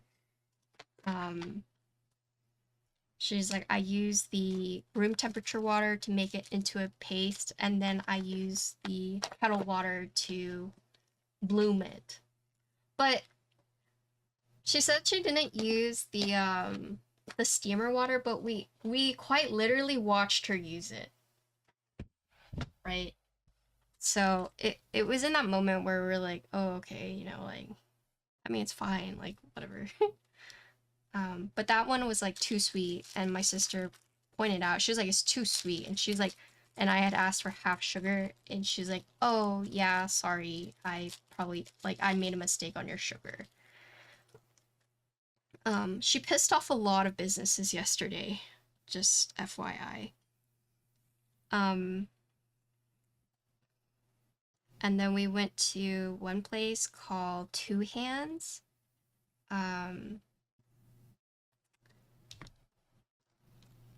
And my sister got the strawberry rose matcha. And so that one we were like a little conflicted about, because my sister really, really liked it. She's like, yeah, you can kind of taste the matcha. And then I was saying that, you know, it's a little weird because like we're judging these people's like matcha drinks, but it's kind of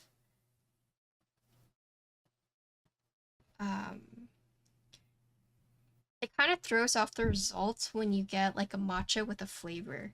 Because at that point, it's, do you like the matcha flavor or do you like the flavor of the syrup they're using, you know? So I did tell her, I was like, I did ask her, do you like the matcha flavor? Do you think it has like a good matcha flavor? Or do you just like the syrup, right? I was like, if you wanted to like be fair, like we should have just got like the plain matcha. But I was like tasting it, and I was like, as I was tasting it, I was like, you know, the matcha is like, you can taste the matcha, but it tastes like old, right? And then, but they were like, well, it tastes good. Like the strawberry rose is really good. And then eventually they're like, oh yeah, I think we just like the syrup flavor. And then as it got watered down and it wasn't as sweet anymore, and then they tasted the matcha, then they were like, that's when like Gmo was like, oh yeah, it's like really bitter once there's like no more syrup, right? So could be the matcha powder they used, could be it was like old, could be they burned it. I mean, we didn't see how they prepared it, but anyways. So that one, they liked it a lot. I was kind of like indifferent to it. And then we went to this place called Magic Matcha. And so this one specialty was like it's like a crazy concoction, but it's like blue spirulina coconut water with oat milk and matcha. But basically the blue spirulina mixture was like at the bottom and like the matcha on the top. And I drank it, and yeah, you could taste the matcha. The matcha was definitely there, but it was like such a weird concoction of flavor, because not only was it matcha, but then it was like spirulina, and then oat milk, and then coconut water. So I told her, I was like, well, this one you can definitely taste the matcha, but there's like so many other flavors in it that's just a little, it's like convoluted. But she kind of like changed her statement was like, well, this is what their specialty said, so the reason I didn't get just like the plain matcha is because I wanted to try their specialties, right? Because I was like, you still can't compare because you got a like you got the flavored one. But she did not like it at all. And I thought it was okay. It's not something I would get again, but you know, it's definitely like interesting. The matcha flavor was definitely there. Um, and then we went to Manana, which was another coffee place. Oh, these are. I want to say they're like. I always call them the butter or the popcorn, but they're not that. They're Give me one sec. Where did I got these from Unikeys. Unikey.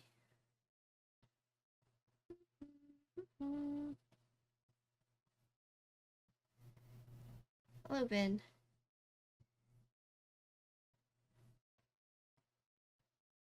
These are the BSUN Dragon Linear Switch.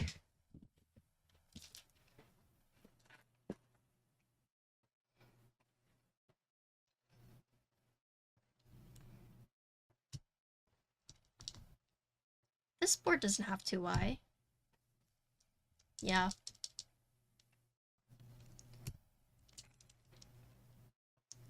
But yeah, we went to Manana, and oh, I'm missing the diffuser. Oh, shoot. Oh my god, I forgot. We went to this place, Manana, and we drank the matcha, and I was like, this tastes weird. Like, it doesn't... It tastes like... I don't know, it just like tasted weird to me, right? And my sister's like, oh yeah, it was like in a tube. Or it was like like they had like mixed it and put it in like a squirty bottle. And I was like, oh, that's probably why. Because there's nothing wrong with pre-mixing and pre-shifting matcha if you're going to use it right away, and also if you're going to like re-sift it. However, if you don't do that, it's like a lot of, because matcha is, you know, green tea leaves that have been grinded into like a powder, and it's like suspended in the liquid when you drink it, right? But if you pre-mix it and you put it in like a tube, you can do that, but it's better if, like, you can do that if you're constantly going through matcha, and also if you re-whisk it, or like you shake the bottle to the point where it's all suspended again and it hasn't been like sitting out, right? Because then it will oxidize. And so figured out like, oh, that's probably why it tastes like a little weird, because it was already pre-mixed. Oh, hi, Insty, where I'm talking about the matcha crawl we did and all the different Austin places that my sister pissed off yesterday based on her critique of matcha. A lot of businesses like got defensive. Yeah, and like the Two Hands place, right? She was just like, yeah, the syrup was really good, but the matcha just like wasn't it. And they were like, we use the highest ceremonial grade matcha there is on the market.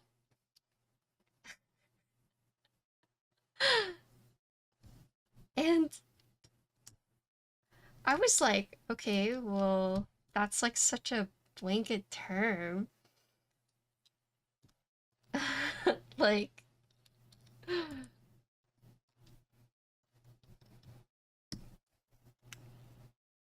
was that dial thing up there? Oh, this is the wireless receiver.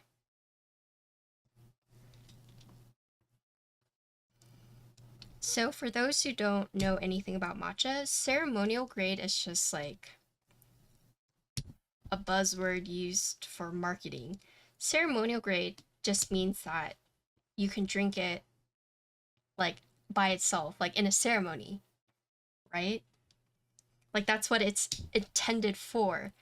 But whenever you take the ceremonial matcha and then you like add milks, you add syrups, right? It like completely defeats the purpose because it's meant to be drank like, you know, consumed by itself, right? You're literally supposed to like sift the powder, whisk it with like water, and then just like take it like a shot. Yeah, like it's just not, right? In fact, like most of the time I just use culinary grade matcha. Like the matcha you use for cooking because it's like it's so wasted when you use like really really good like quote ceremonial grade matcha in like a latte, right?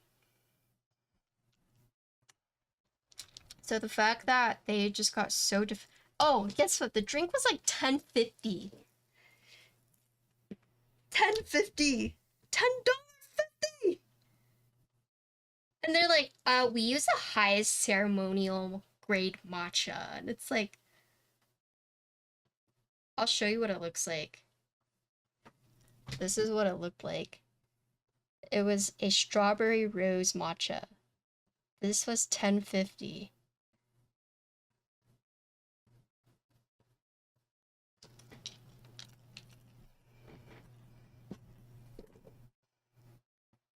Did I get to pick? Yes, I did.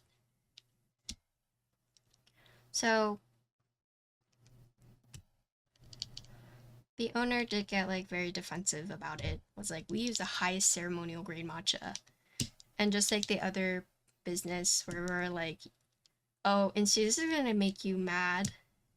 Where's the strawberry? And see, this is gonna make you mad, but we went to a matcha truck and they had an orange and they also had a vanilla matcha, and we got the vanilla and we're like, can we get it like light sweet? And she's like, no, the sugar's already in the powder.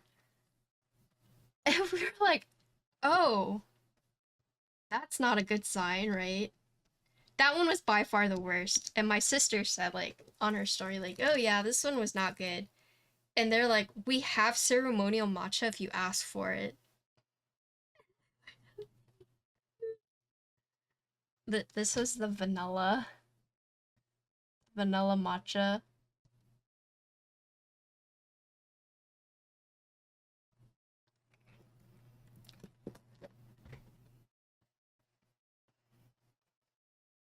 Yeah, so they got very defensive too. Um,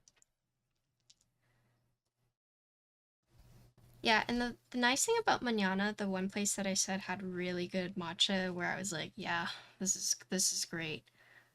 Yeah, like they had, you know, like they wrote Uji, this is from Uji, this is from like this region, these are like the notes. Um, and what I really liked is the owner was actually talking to us and he's like, yeah, I'm excited to see, like, we're gonna have a new matcha soon.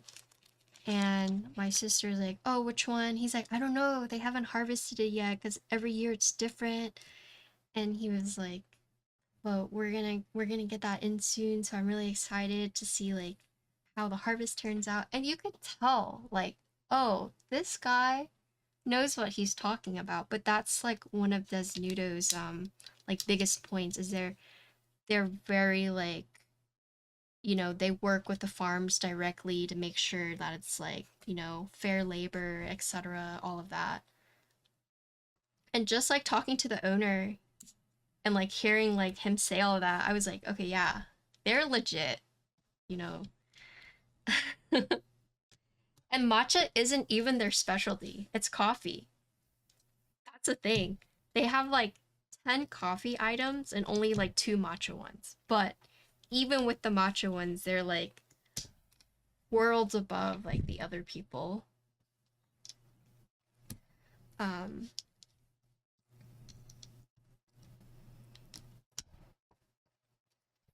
or Lopes Volk.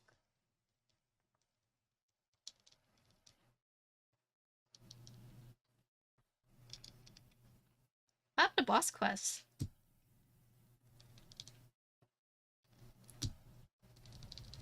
Hi, Blue. But yes, I did pick this color. I wanted the yellow. And then we went to Manana that used pre-sifted matcha in a tube. Like they had already mixed it, right? But they didn't re-whisk it, and it just like in like the sauce tube. Sorry, the sauce like they pre-whisk it and they like put it all in like the bottle and they just like squeezed it out like that. Yeah, I have. That's like all over Matcha Talk, yeah. They're like so hated right now. How goes? It's going well. I was just talking about I did a matcha crawl because my sister's like, surely there's one you like. Surely they're okay. And there was only one that I would like go back to. And they were all pretty pricey. They're all like $7 to $10. Yeah. No, well, Matcha Talk is toxic because matcha going viral on TikTok has caused so many like shortages. Like there's a matcha shortage, right? Like it's Japan can't keep up with global demand. And they've actually had to like limit the amount of like people that order from like Ibido. It's so sad. It's so sad. Matcha is grinded up tea leaves.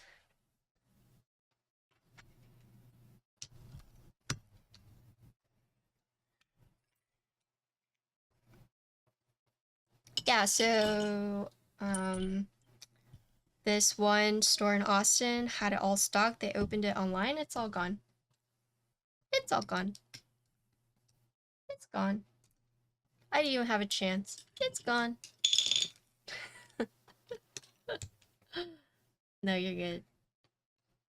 The fact that they opened it online and then also didn't put like a limit, or maybe they did put a limit, but I don't think they did. It's gone. Poof, gone.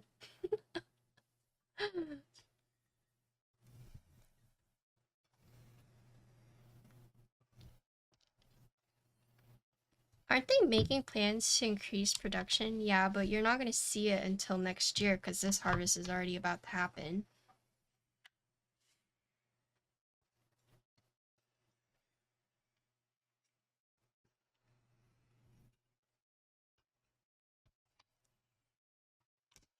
Yeah, I mean, I was gonna do that. Also, sorry, this is not done. I was just making sure. I need to put the silicone tab on.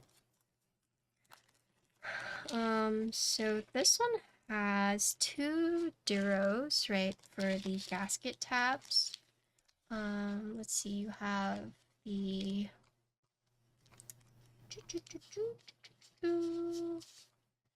They write on here.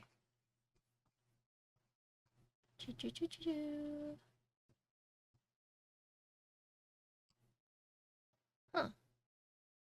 It just says 2 harnesses.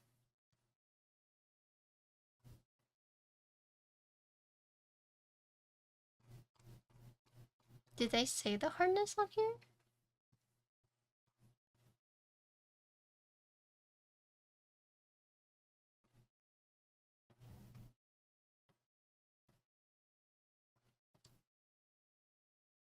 Am I blind?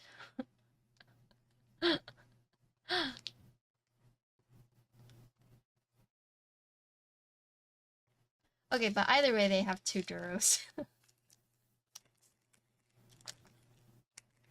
Yeah, the harvest is about to happen, so...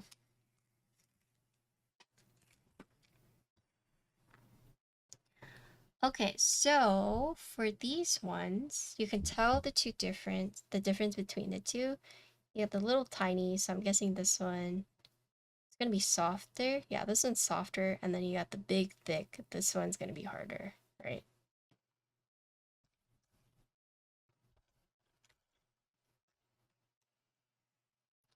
Orientation wise, I'm guessing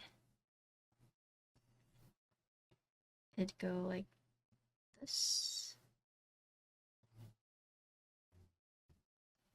Just tell your well the thing that's like really sad is there was a lot of matcha farms that closed down in the last few years because matcha wasn't very popular. But now there's like such a big global demand and people are blaming TikTok for it. I don't know like how true it is, but uh yeah.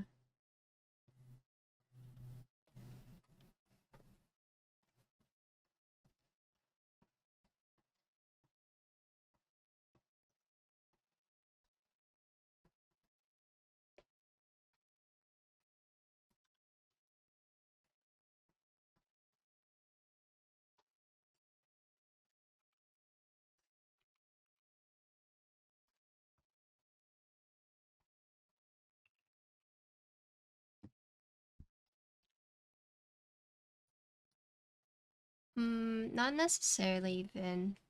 It depends. The first harvest could be a wash. Might not be good enough to their standards, so we'll see.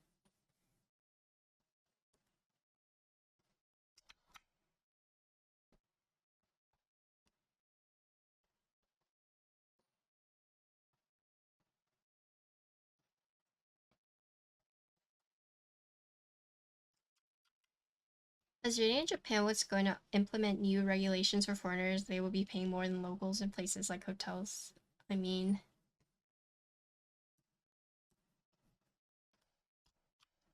I think I want to say I read somewhere that Japan's like biggest revenue, one of the biggest revenue is tourism. So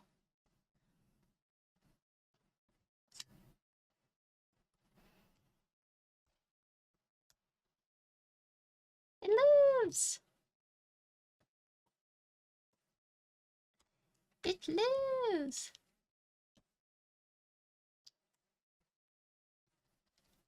Cool.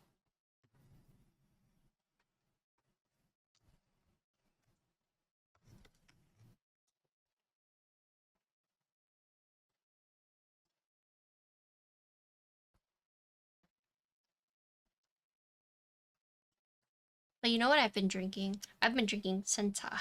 I like Senta. I do feel healthy AF after having a matcha. I've been drinking Senta and Hojicha. I like Hojicha a lot. Hojicha. Which is like roasted. Oh, I love the grassy. I think that's probably why I'm so picky when it comes to like matcha. I like oolong. I'm like poor. Sorry.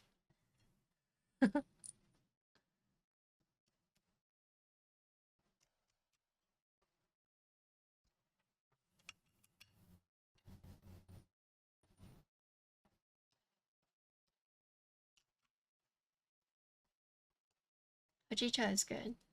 Big fan. Gets roasted.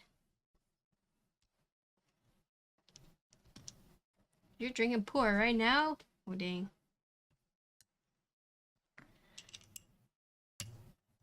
Okay.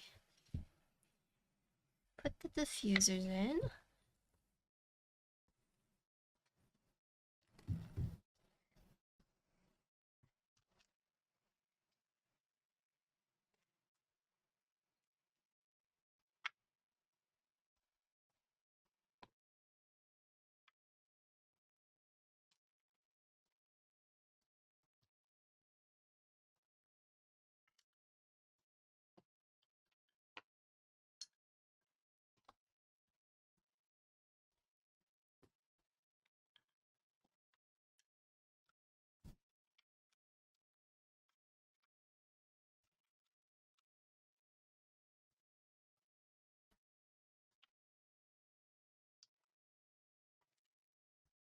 No! It lives! Okay. Keycaps. Keycaps. No, it's a yellow. It's a yellow!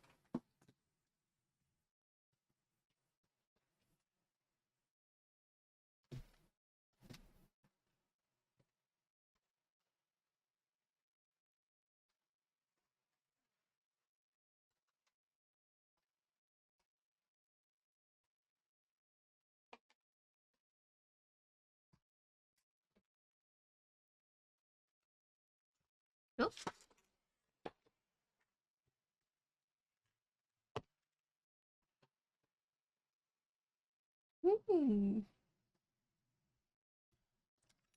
I do have phone Sue, but it's with a friend, unfortunately.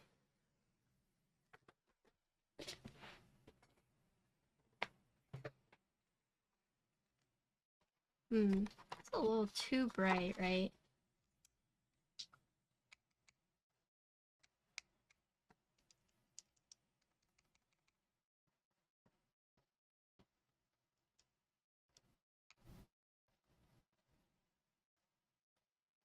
Should I use this one or should I use Greg? I think NC might disown me if I use Greg.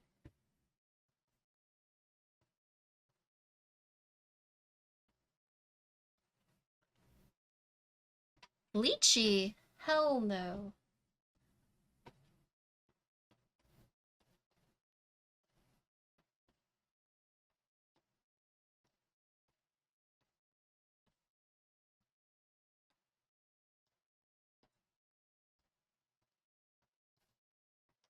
Is it weird that I want to use tiramisu? Then it's like sunflower colors. Is that weird?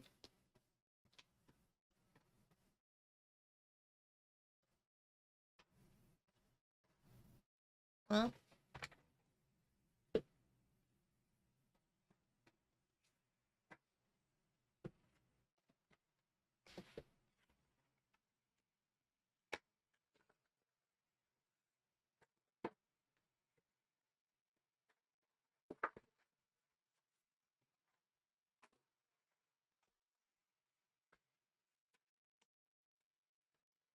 I think tiramisu would go very well.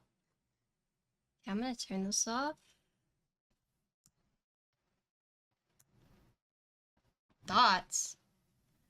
I should sell my dots. Will it even sell?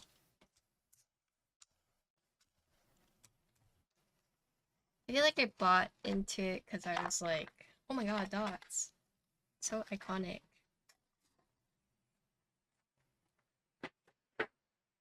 But now that I have it, I'm like, why did I buy this?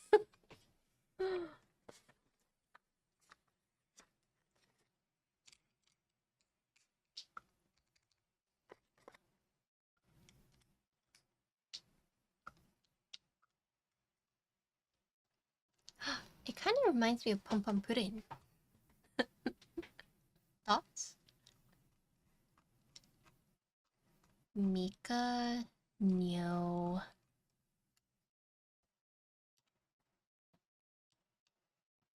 Sorry.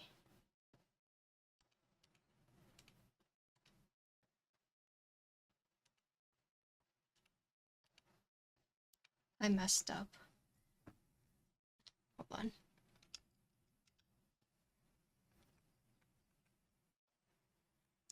Please hold. I forgot something.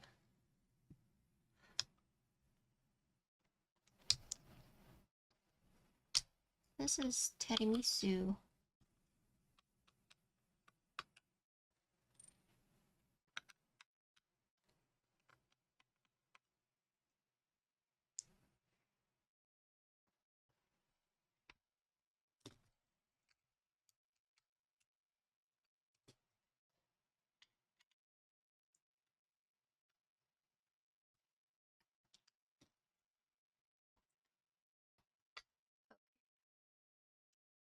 Oops.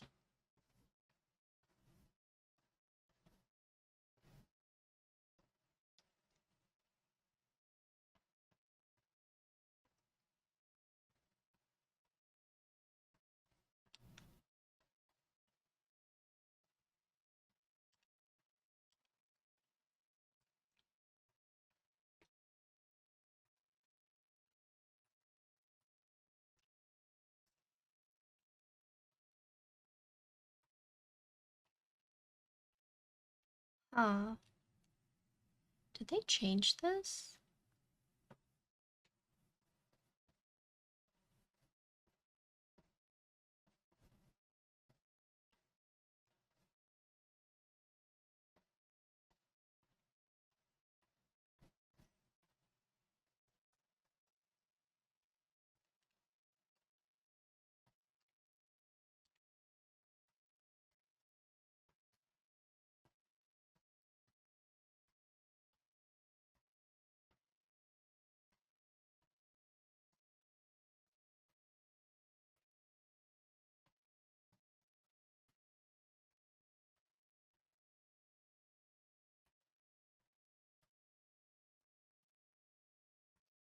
Oh, they did change this.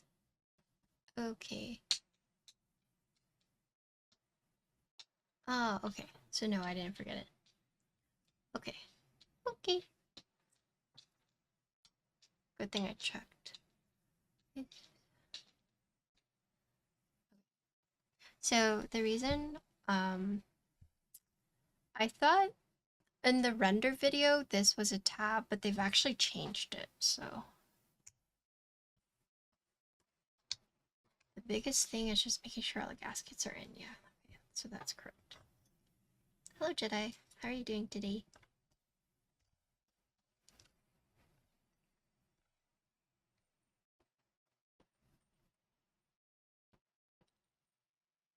No, it hasn't started yet. It will start, the 17th.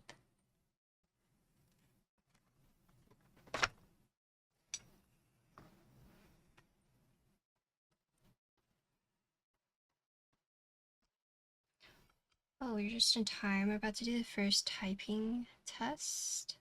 Or soon. I've kind of been lagging behind a little bit. Usually I prepare a bit more ahead of time, but this time I wanted to just go in blind in the sense of I didn't want any like pre-biases or anything. So kind of learning with you guys as I go. And there's been a lot of cool things we've noticed so far.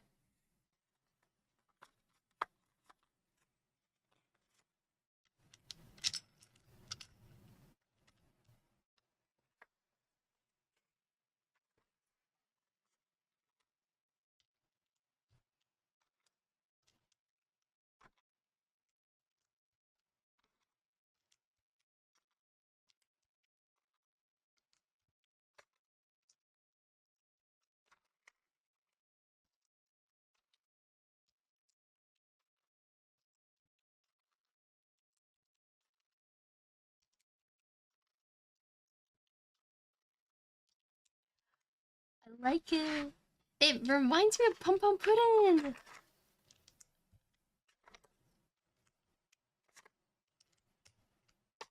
Thoughts, chat.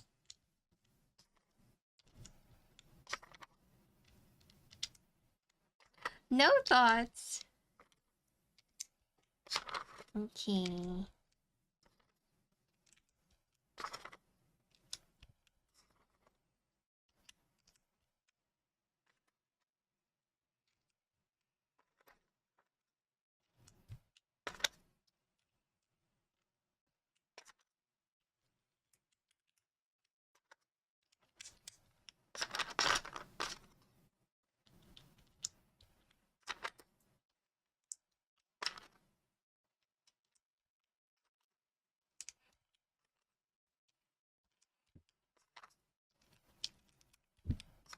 Who in chat is going to get one of these? Ooh.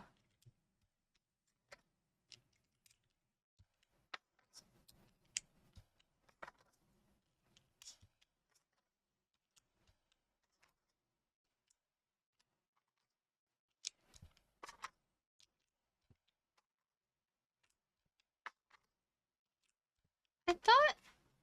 Wait, are the keyboards being tariffed? I thought I saw something that they're not.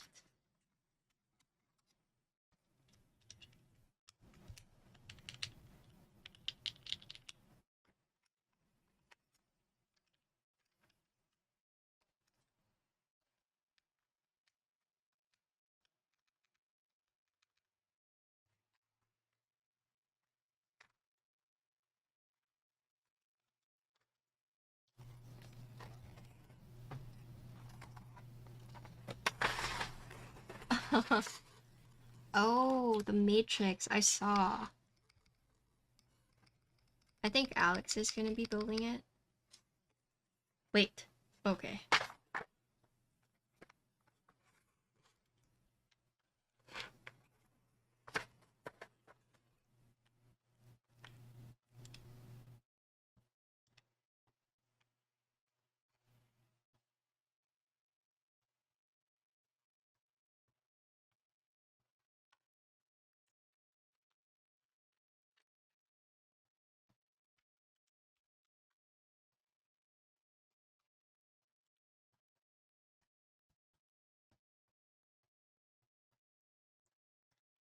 They have alts right here. It's right here.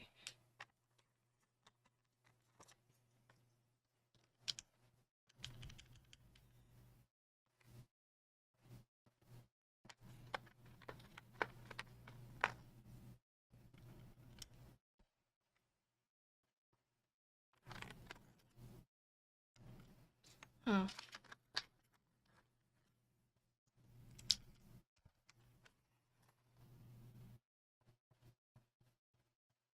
Hmm.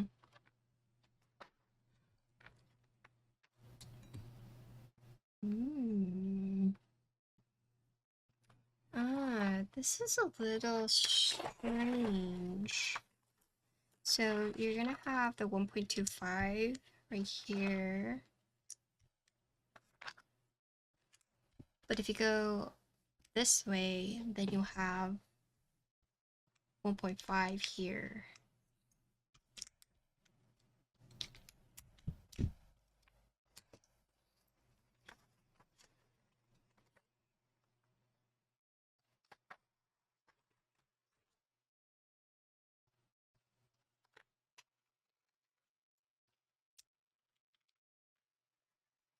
How does the little square thing on the top work? So that's the receiver.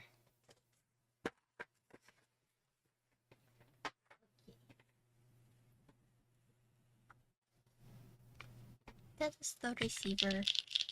So these are wireless, right? And this shoots the signal into here. So you only need to plug in one thing versus plugging in two things or three things.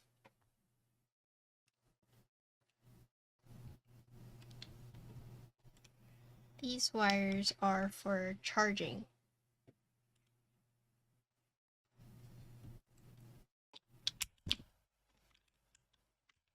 Let me take the switch off. Turn this on.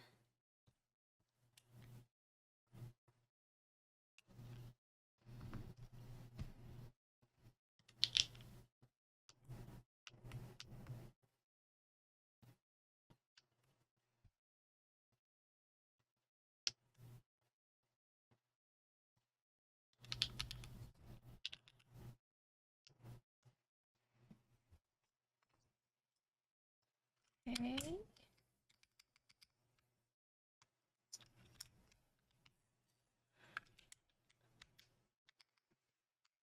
Okay, so it's actually already working. Cool. Let me just rebind some of the keys real quick. Yeah, let's do...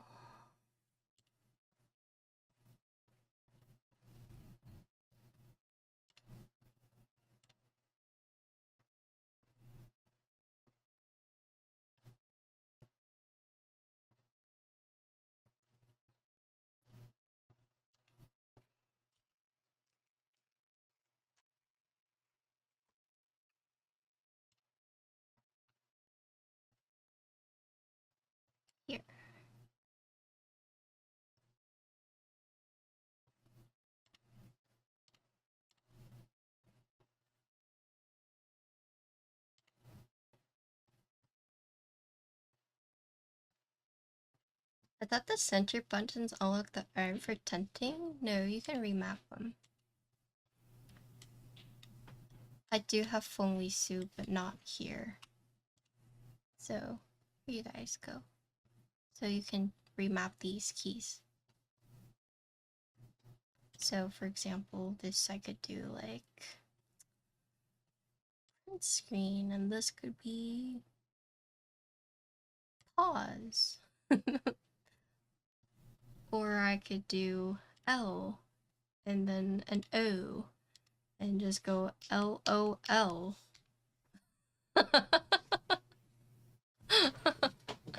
Yes, like the buttons, yeah. Okay, cool. Now let me do my, yeah, so this is how you remap the knob, so you can change it. So right now it's volume up, volume down. If you press it, it's a mute. But looks like you can remap it here as well. This one I'm gonna remap to this. This is my escape. This is how I have my thing mapped for WoW.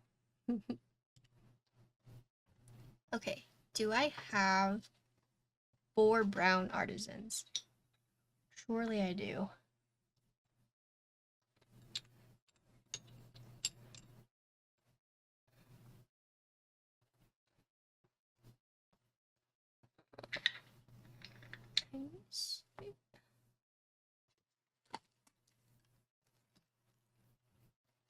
My tiramisu bean.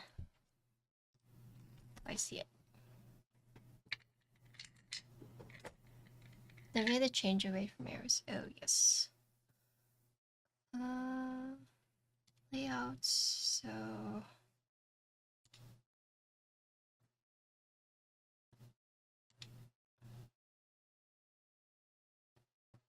okay. So then this one I have actually as Windows. I'm gonna actually bind this. No, I'll put this as Windows. Let's see. So, menu. This one will be my layers key. Wait, what did this change to?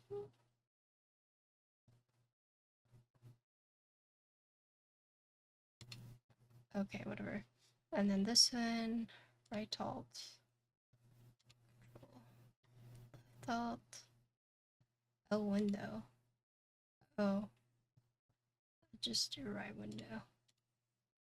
Okay. Looking good, looking good. Okay, so let's see. Bidoof. Oh, sorry. I'm here.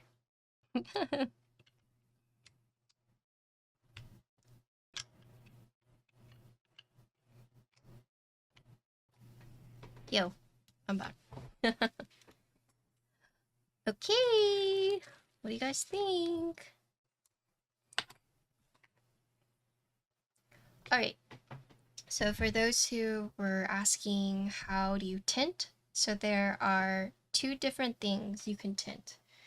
You can tint the wrist rest, you can also tint the keyboard, right? So in order to tint the keyboard, there is a gap on the side right here. There's no gap on this side because you don't need to pull, but there is a mechanism, right? So they'll give you a tool that you can use. I've just been using my hands like a barbarian, but you essentially, okay, let me move this real quick. You just pull this out like that, and then it kind of clicks into place. So now this one is tinted, this one is not. So you can either do a 0 or you can do a 5. And then for this one, this is the wrist rest, right? So if you want it to match this height, what you would do is you would take this piece, right? You would align it on this side and then close it. Actually, so you would do that, but I'd actually recommend putting it in the top first, like this, and then aligning it. Yes, much better. There you go. Now these are aligned. Alright, so this one is currently tinted, like that. This one is not. Cool. Hello Frank, what's up? So once again, if you want to tint the wrist dress, you take this little piece out, put it on the top, make sure it aligns, it should just like fit in, magnetize, push this in. Take this part, you just pull this out. They'll give you a tool, but just using my hands, like that. And the nice thing is now you can arrange it however you want. So I can type like this if I really wanted to. And if I'm like, oh, I really need this to just like slant in like this. Yeah, so now I can... Oh, comfy. Okay, so let's... Gamer slant, I know, right? Yep, we already tinted that. Like that. And you can also tint it the other way as well if you wanted to. So you could put it on this side.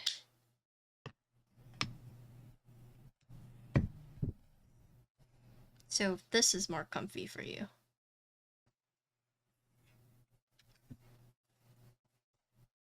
Whatever your sports mode is.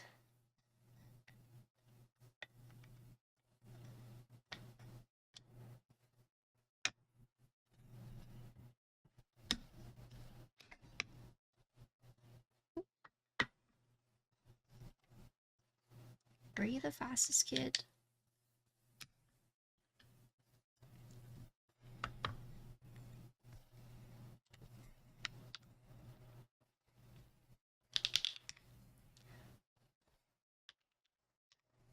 Okay.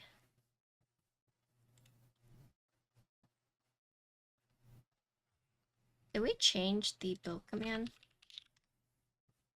Oh, we did it. These are the,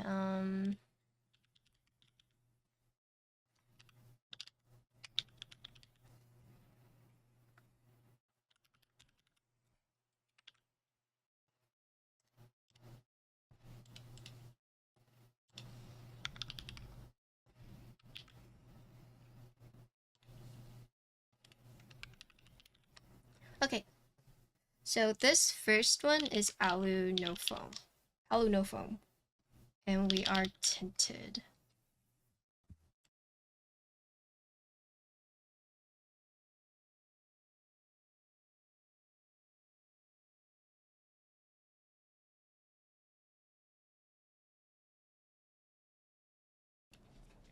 Alright, so our first sound test, this is the QK Duo. We're using an alu plate with no foam. It is currently tinted. We are using the wrist rest. These are BSUN Dragon switches, and this is GMK Tiramisu.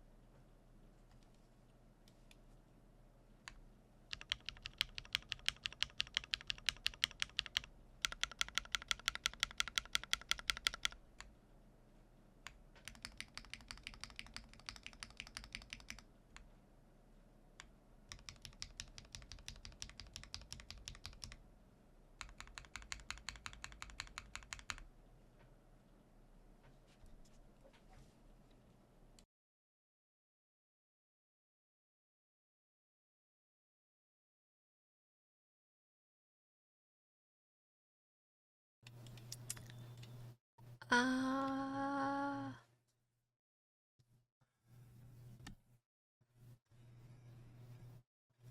actually think the 5 degrees is not very comfy for me personally.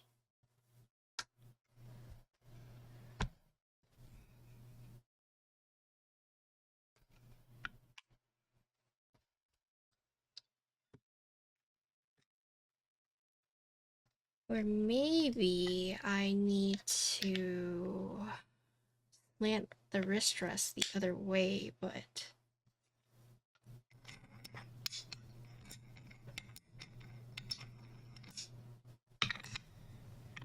let me try.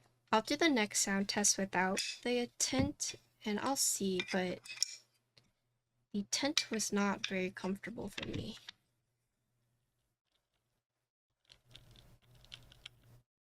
Interesting. Okay. So I'm kind of debating whether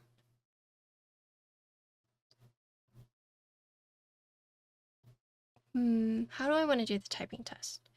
So I want to do all of them, but I guess I was thinking like, should I just do like this one foam, this one no foam, but the same plate? You know what I'm saying? And just like type like this and then type like this. But would that throw you guys off if I did like this side foam, this side no foam? I think it would, right?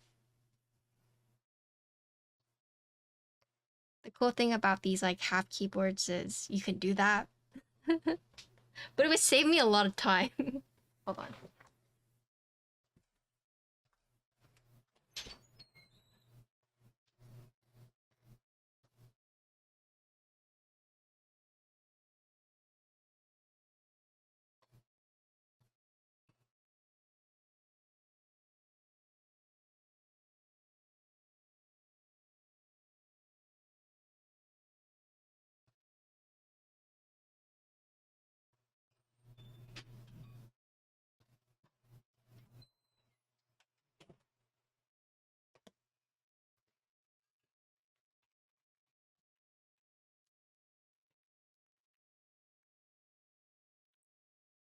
But yeah, so far I'm actually not a fan of the typing tent so far.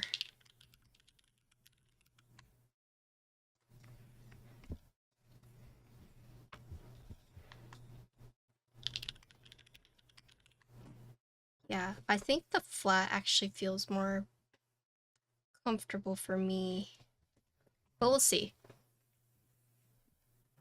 Okay, but yeah, let's take it apart and we can, I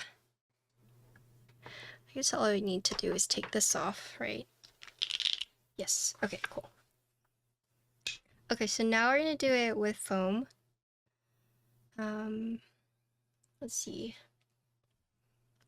So if I remember the switch positions, okay. So each of the sides has 4 screws.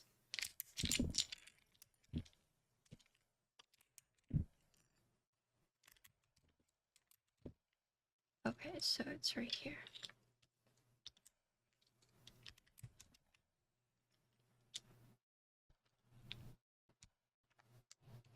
This layout is also very interesting. So what I mean by that is, if you look at the 2 halves, right?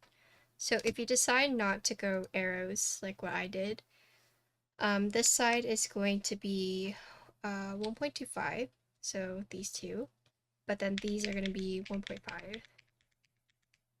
So it is an asymmetrical layout in general. You could split this, and then this one you can go the other way as well. But yeah, this one is also 1U versus what I'm used to. These use the spring arrows.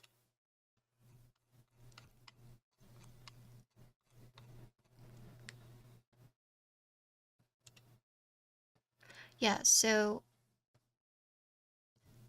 for this spacebar, 2.75U and then 1U right here, 1.25U and then 2.25U. So it's not like the bear, right?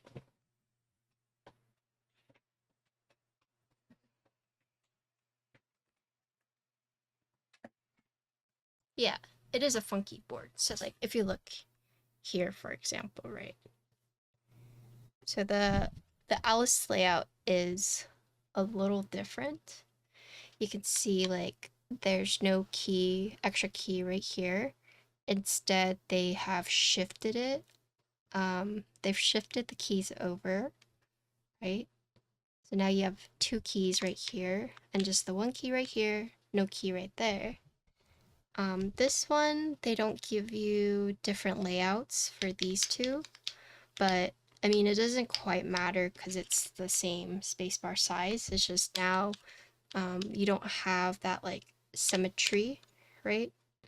So you can see like 1.25 or 1.5, 1.5 versus this is going to be like 1.25 and then the 1U.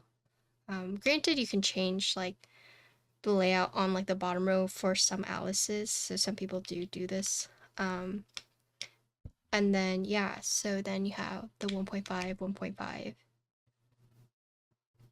Yeah. It's not an issue, it's just one of those things to point out.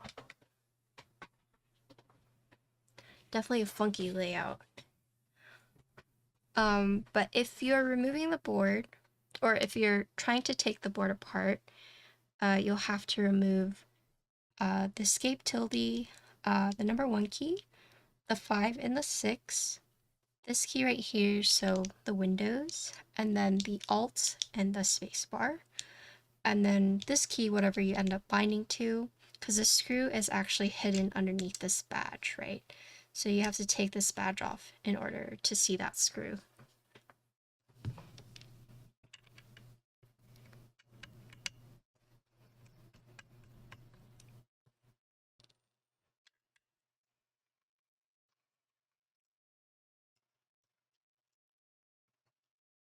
The screw's gone. Huh. Goodbye.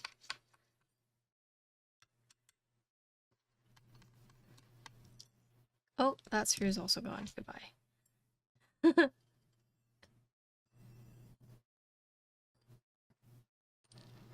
We're trying to convince Couple not to get a Switch too.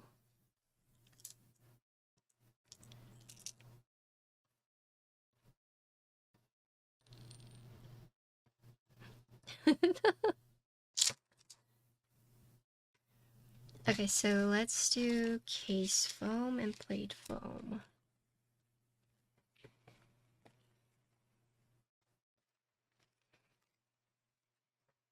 I was actually watching this YouTube video with my dad, and it was talking about how all these Australians are moving to Japan so they can buy homes. Because the housing market in Australia is hecked up, apparently. No. Hey, stop, stop, stop, stop. Stop, stop, stop. Kitty catty. Get, get, get, get.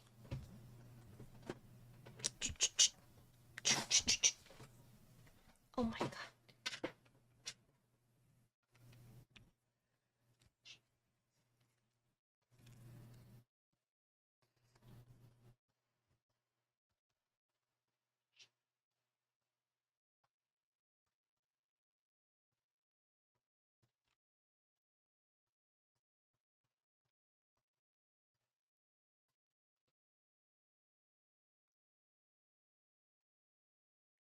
So stop. What are you doing? Get out of it.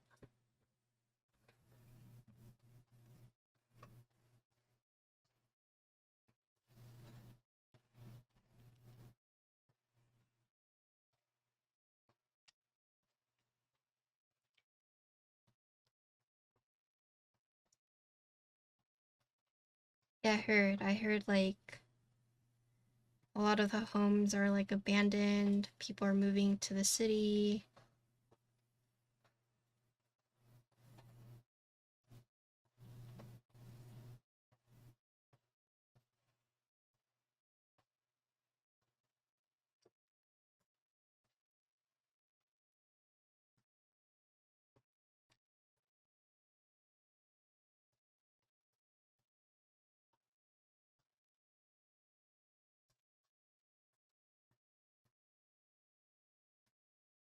No, this is for this side.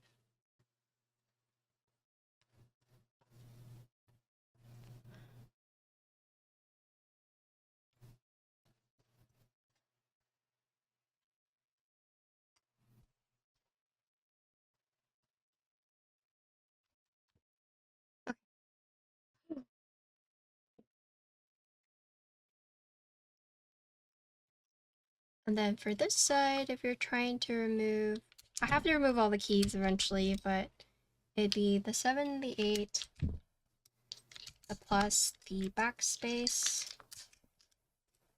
the space bar, the code, and I want to make an educated guess that it's right here. Yeah, the enter and the FN. So those are all the keys you would have to remove to access the screws.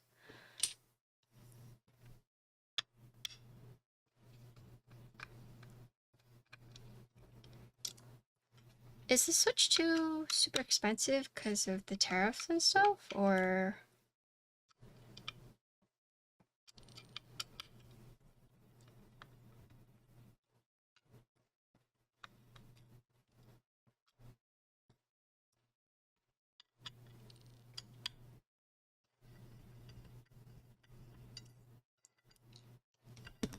I mean, $450 for the Switch still seems like... How much was the Switch 1?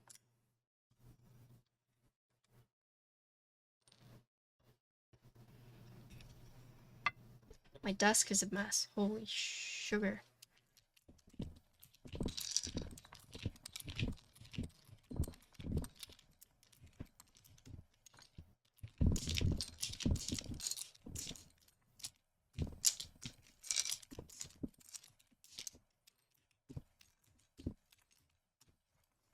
Yeah, I have the Animal Crossing Switch. Animal Crossing. It was... Yes.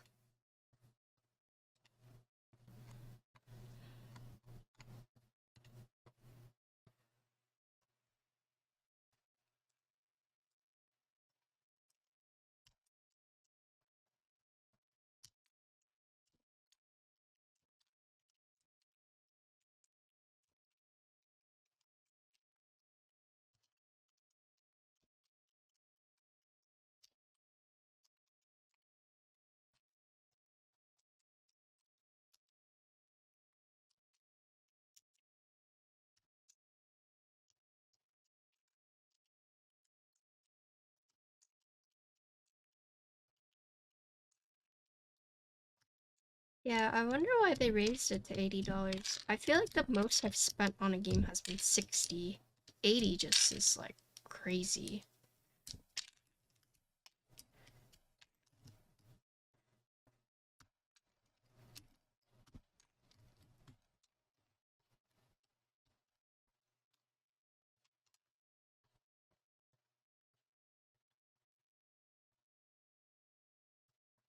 Oh, MJ, thank you for the prime. Hello. Welcome back.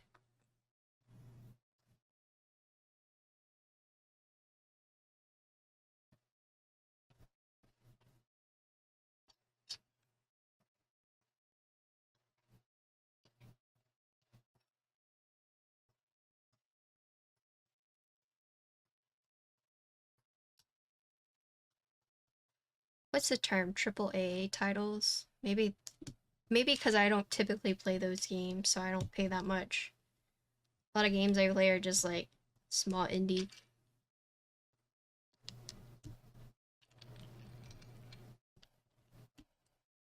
Oxy, is that who I said was gonna win? Or did I say someone else?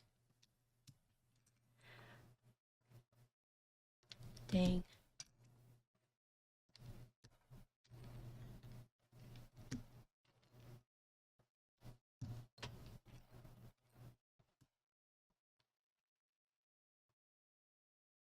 I did. I let my prejudice get the best of me.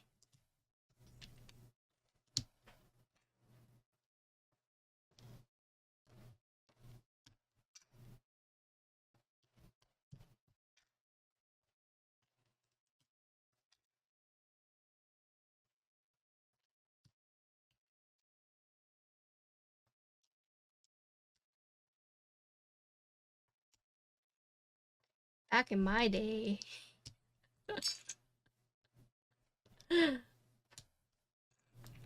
I would just buy used games for cheap. I go to my local GameStop after a week after the game came out. Buy used.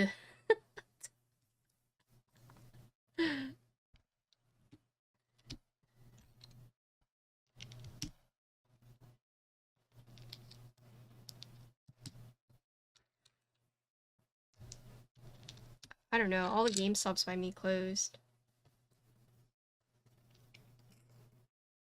Although this foam is forcing me to use arrow keys. Huh? Come on, foam. You gotta scooch on over.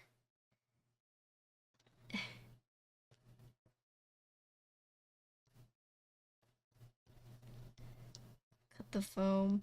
I'm lazy. I'm just gonna scooch it over. Scooch it a little over. Nothing wrong with this Gucci. Oh, did you know that the keyboard arrived? That free?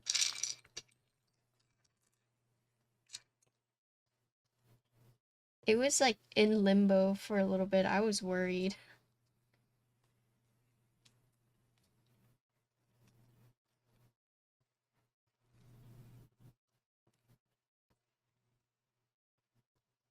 Okay.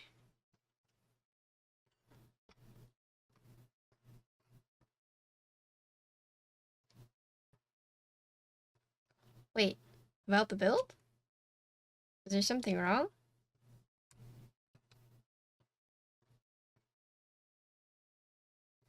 Uh-oh. Hopefully nothing bad. Oh, okay. Because if she were like, man, fat-free water patty fucked up the build, I hate it. I low-key would have cried.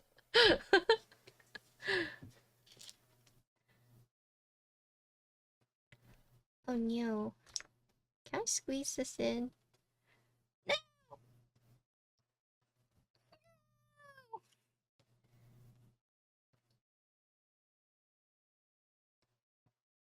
You know what? Do we need this diffuser?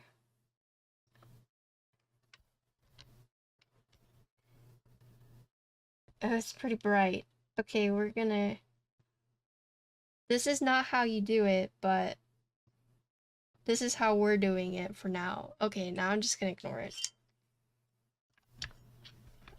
I didn't realize it had fallen out. Yeah, sorry, chat.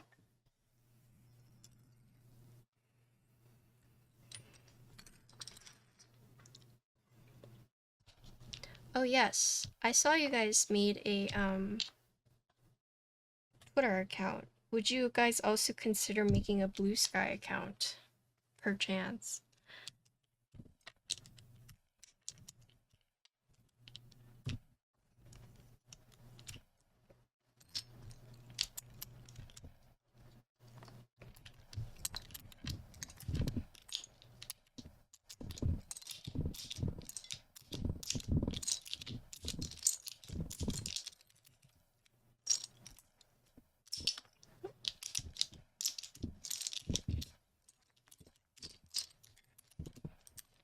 Like anytime I build a keyboard, it's always like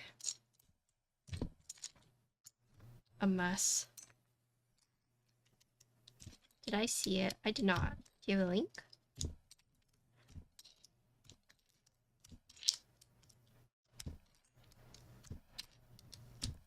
My sister ordered these like Chinese buns from this random lady from the Austin Chinese like Facebook page, and these buns are so tasty. They're so good.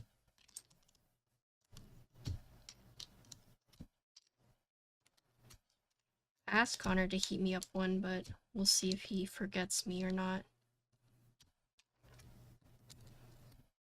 I made a awful deal with him.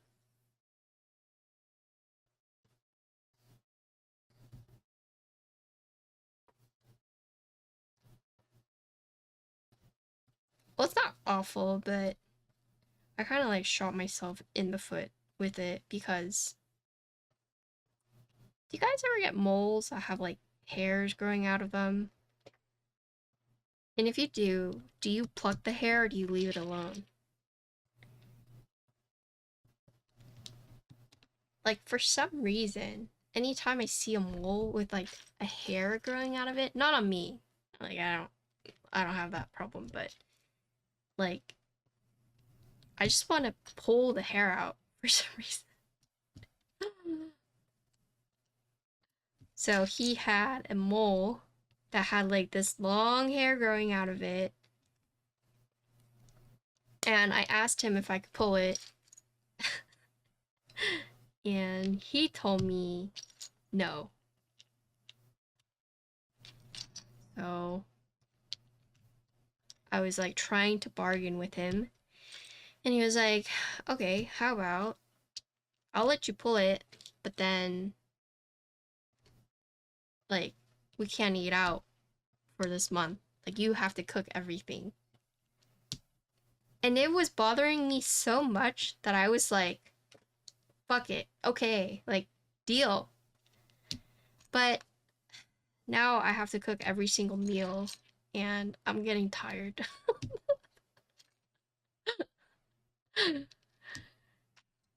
Because I eat so often, so I'm always cooking, but then cooking is like so tiring.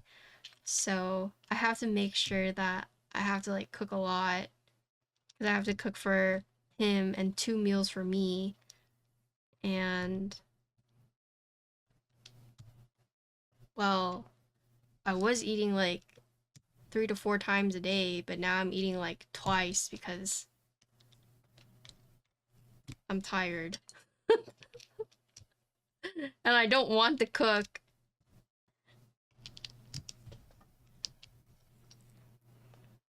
Hi, Frank. How was the meetup? Did you have fun?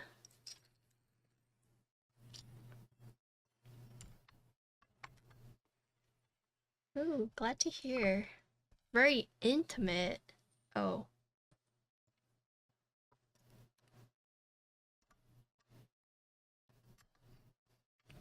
Yeah?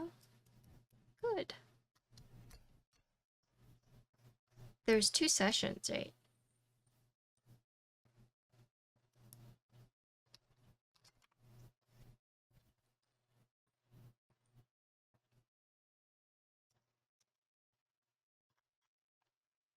Well, so here's the thing with that.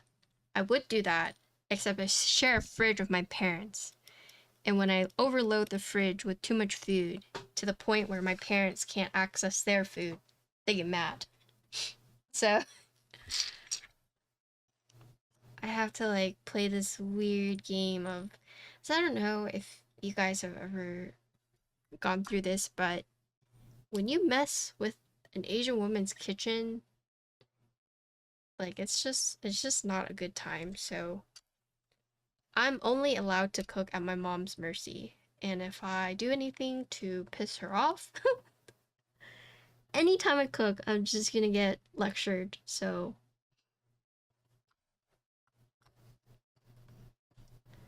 hello, Kiss. What up?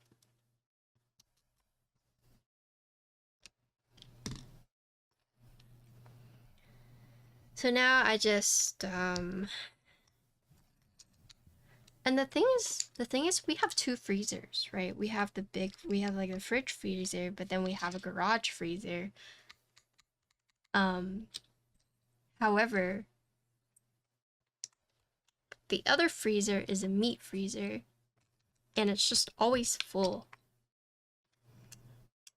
And it's like, well, I'll just store my food in the extra freezer, but joke's on me, there's no room in that freezer either.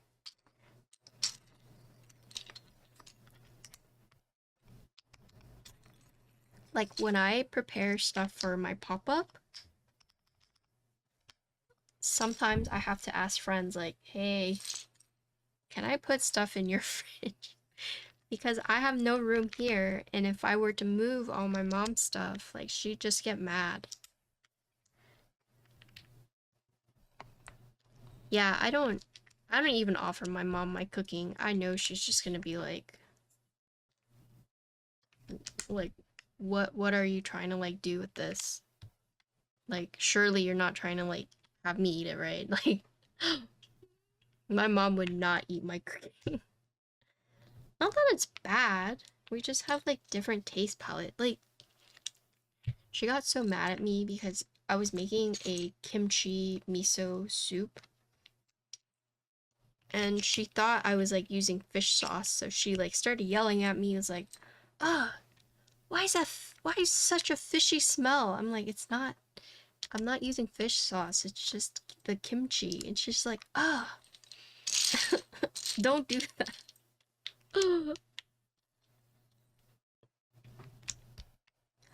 I used to not like kimchi, but I've been eating it a lot more because it's good for your gut health. But there was a very long time where it's not that I hated kimchi. I just, like, it's not something I would go out of my way to eat, if that makes sense. Like, I can tolerate it, but I wouldn't be like, oh yeah, let me order the kimchi.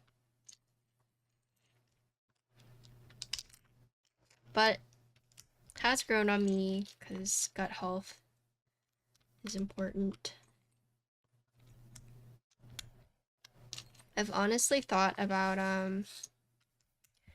testing, you know, those tests where you like take a swab of your poo to send in and it'll tell you like what bacteria you have like in your gut. I low-key wanted to do one of those just to see like how my gut microbiome is. Do it, yeah, but at the same time it's like,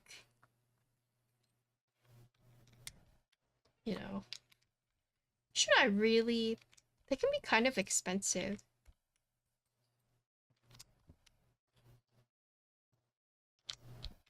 Yeah, it's more like morbid curiosity, I suppose. I mean, gut health takes like a really long time.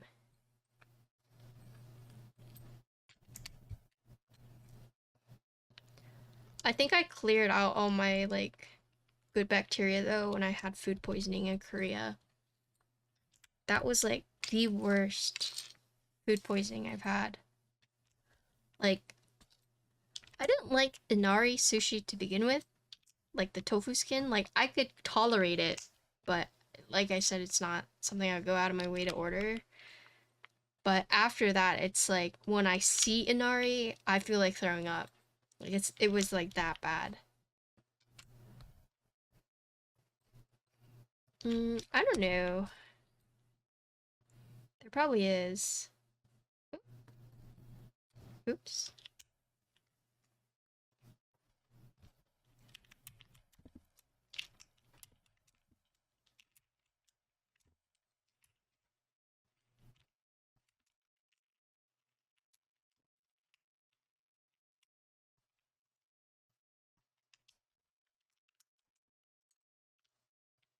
Oh, that's why.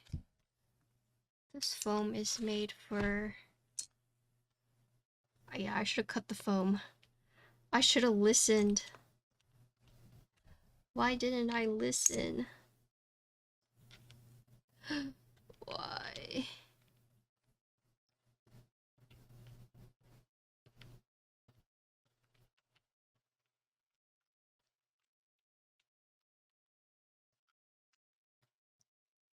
The foam is only meant for the other layout. It's okay though. Got it.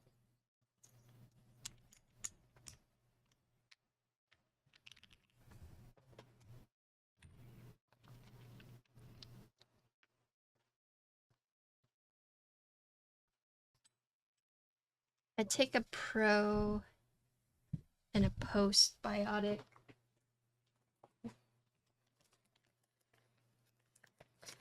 Sometimes I'll drink a Yakult.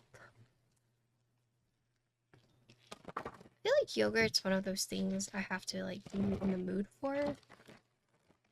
Yogurt.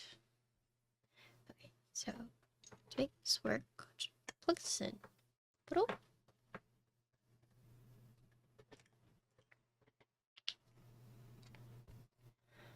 I forgot the diffuser for the side, so please just ignore it. Okay.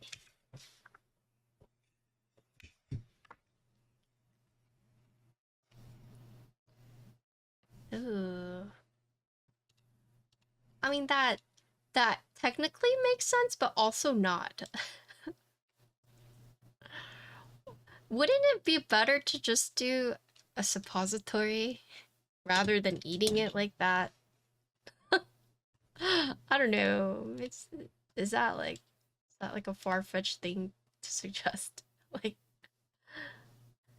like I know there are some things like you can take like a caffeine pill up your butt.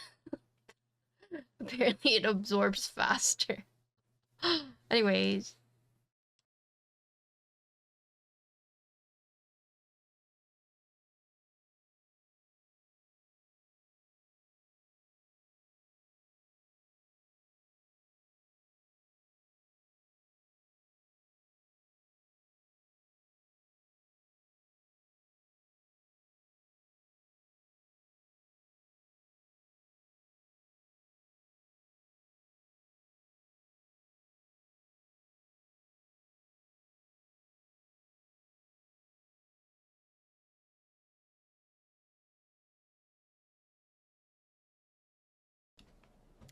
Okay.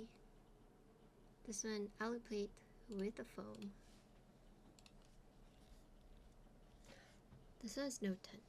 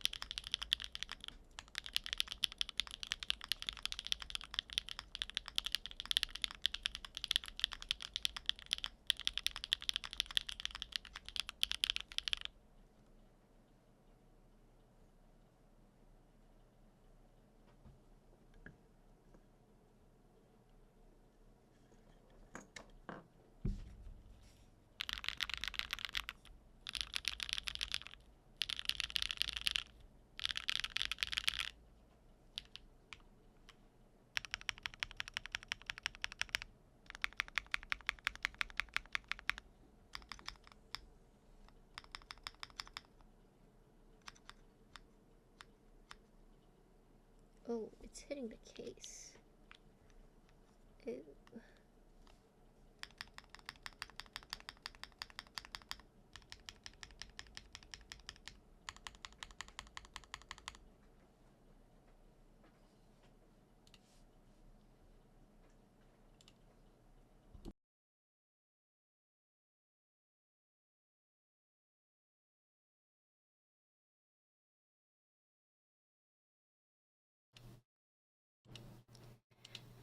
Yeah, so typing with the 0 felt more comfy for me personally.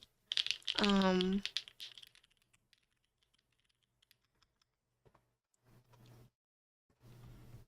kind of curious to try the other Duro, but I also don't want to change things too much. As for the gaskets, there are 2 different Duros. Makes me wonder.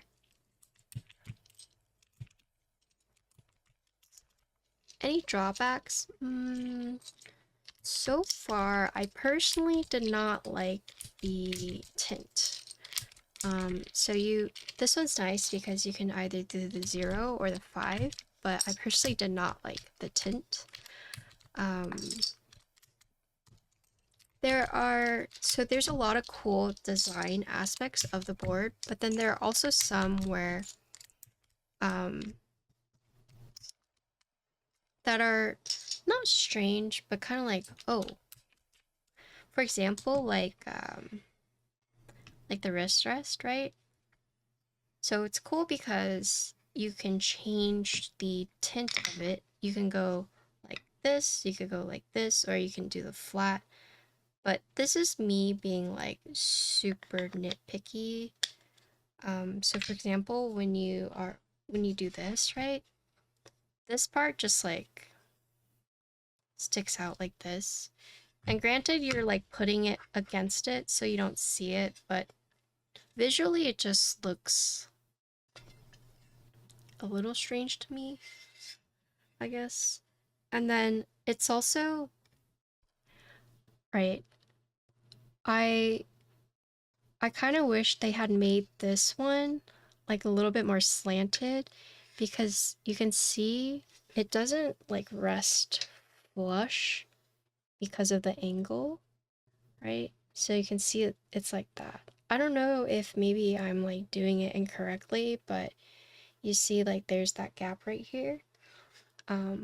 Whereas like if it were to be like flush, it would be like this.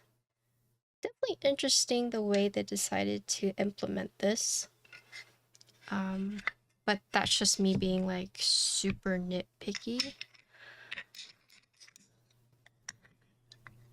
I think personally, if I wanted the tint, I would then get the wrist rest, but if I didn't want the tint, I would opt out of the wrist rest. Also, it's like a friction fit with the way they've engineered this. Tent. But if you look, like, the silicone is like a little thin-ish, so you have to kind of be careful not to like push it out of place. But you know what? They did tell me something not to pay too close attention to, and that they were going to change. So let me make sure. I might be pointing out the thing that they told me not to point out.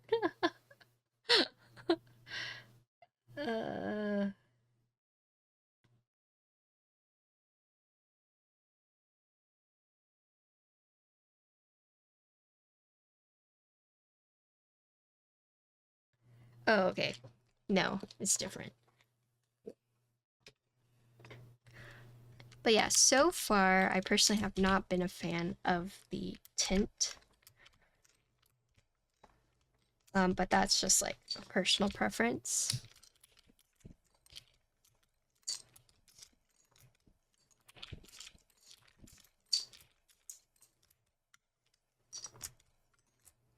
You guys know I picked these switches because they would match the board.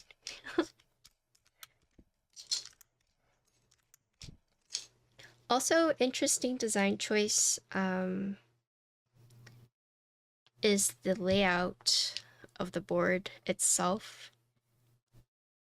If you're someone who likes a very symmetrical layout, you're not going to get that here. Oh, so the receiver is very cool, so I'll kind of explain it. So there are the two cables, but these are for like the charging, right? Because you need to charge these two halves once they run out of battery. But receiver, the screen is functional and it's there for a reason. So not only does the receiver have this knob, so you can do volume, and then you can also press it down, it'll count as a switch or like a click, and then you can remap it. But there's like different indicators for the receivers. So the top one is left power, the bottom one is right power, And then the lights down here will tell you if it's connected. So if it's this one's connected, left is connected, it will turn green. If the right is connected, the second light will turn green. And then this light down here is for if you're on Windows or Mac mode. So currently I'm on Windows. So I'll show you what I mean by like the light connecting. So you have these two cables. So you would just connect that. So watch this second light. It will light up once it's connected. You see it turned green. It might be a little hard to see, but that's white. Now it's green. So this will also tell you when they're connected via the wire. It'll tell you if you're on Windows or Mac mode. And then the LEDs are like the gauge of how much battery your left or right side has. Yeah. Oop. So when it's plugged in, it will be charging, but all the lights are on, meaning that it's full charged. And then you do have switches on these that you can turn off. And you know what? I'm curious about something, so I'm gonna see. I'm gonna see if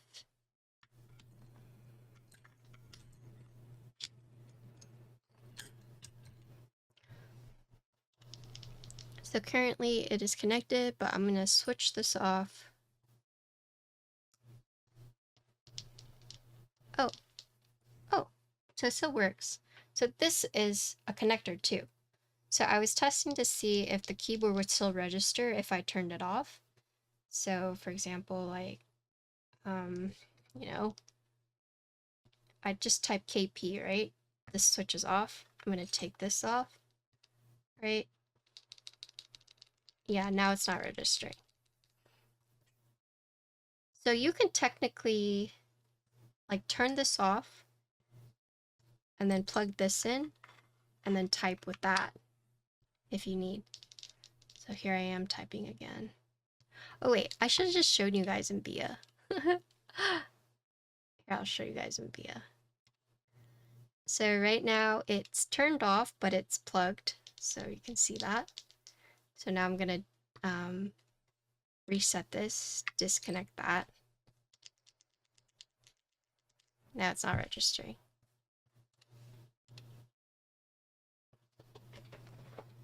Cool.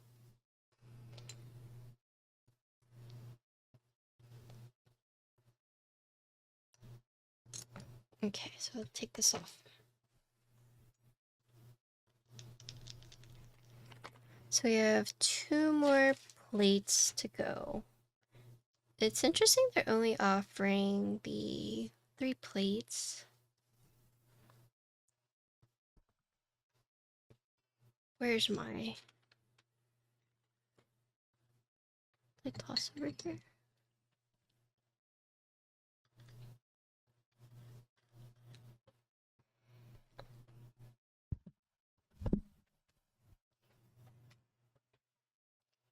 Where did I put it? Oh, it's right here. I see. Good night, Pressy.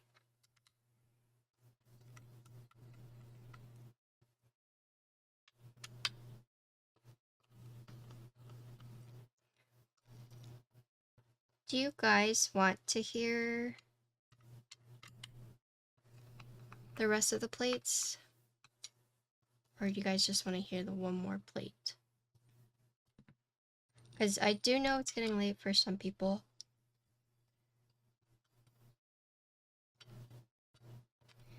Is it easy to get replacement cables? So I think these, you would probably have to get through them.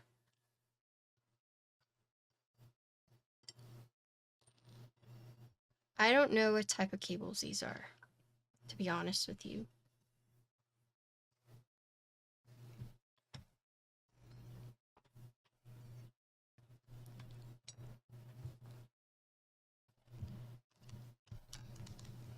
But my assumption is that you do need the cable because there's not like a USB-C port that you could plug on here to charge it.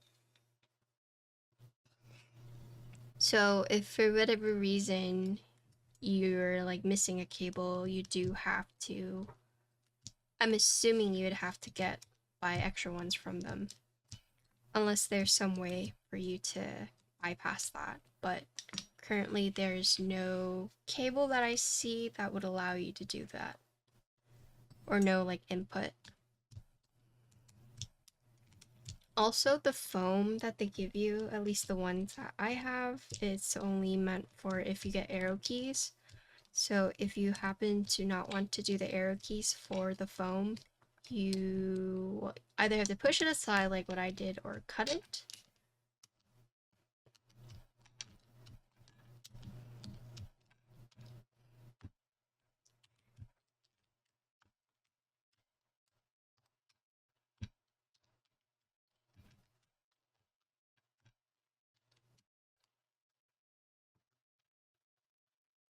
Yeah. I do think that's like a little bit of an oversight, but that's okay.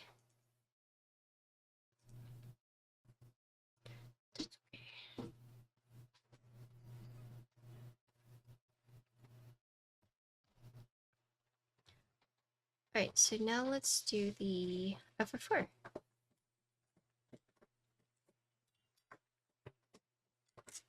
Oh, hello, Shy. Thank you for the raid. What were you streaming? What were you doing? Okay. So this one's the FR4 plate, and it does have a bunch of flex cuts. So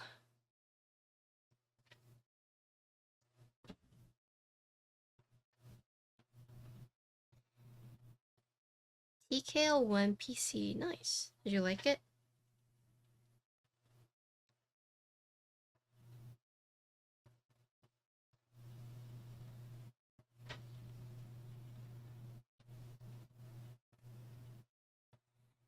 Today we're building the QK Duo, the split wireless keyboard that can tint.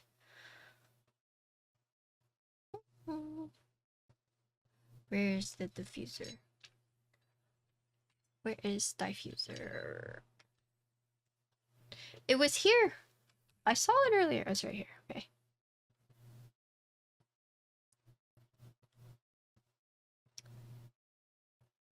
It is cool. So far though, I actually was not a fan of the tint, but that's like a personal thing. There are a few things that I think are a little interesting design-wise. Like, they did a lot of cool things, but they're also like, oh, I wonder why they did that like that.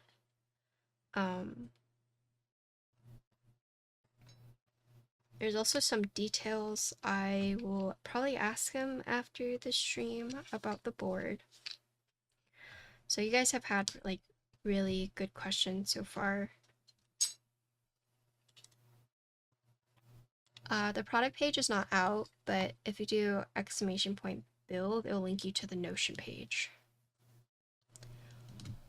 I also have not had the chance to try out the different duros for the gaskets. Yeah, the product page is not up yet. It's not live, but the Notion page is up. So if you want that.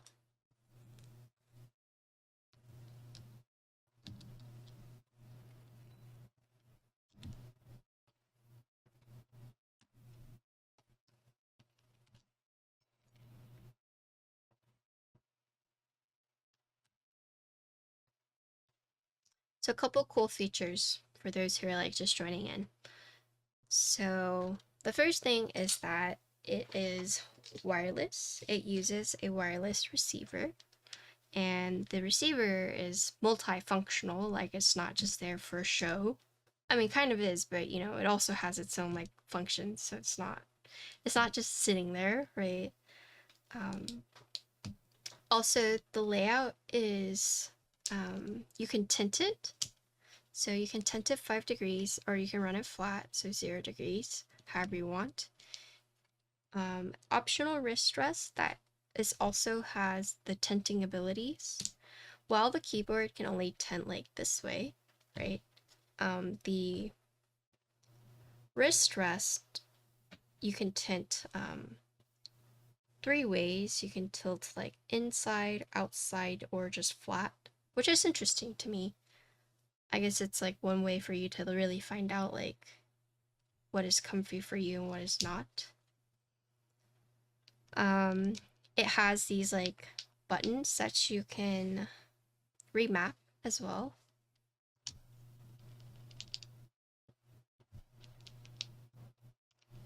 You don't think it's that?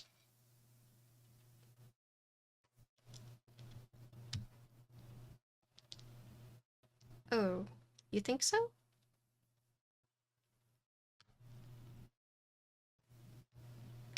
That's also a valid thing to think that they did. It's something I'd have to like ask them. Have to be like, why did you do that?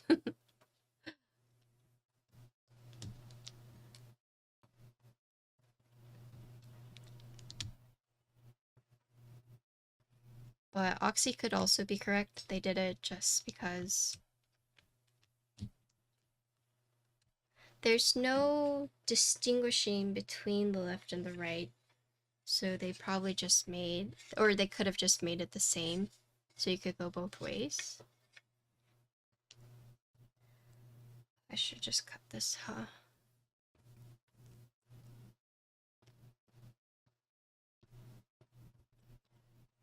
Where are my scissors? Yeah, there's a couple things I need to ask them. Why did you do this? Why did you do that?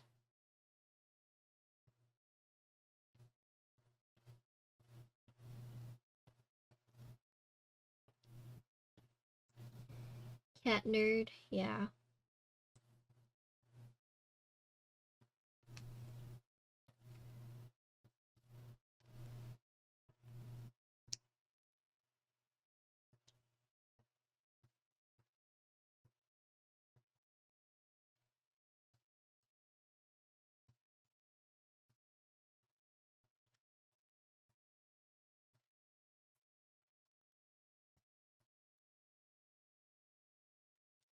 How much is it? So, starting price.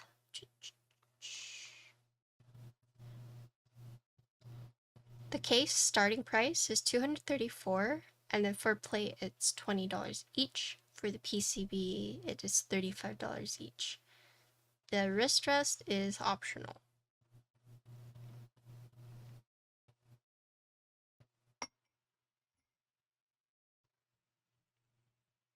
So you're looking at 234 plus 20, so 254 plus 35, so 285 or 200. Oh my god, I'm like blinking. 289, so about 290. But if you get the wrist rest, then it's more expensive.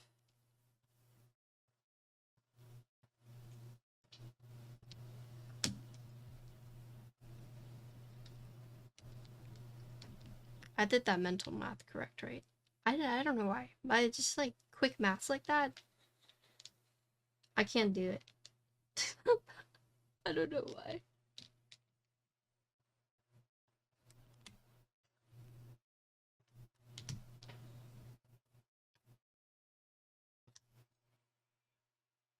Okay, so this one you want to make sure, because this is incorrect, right? Incorrect, correct. So that's probably what happened to my, why the gaskets were a little off.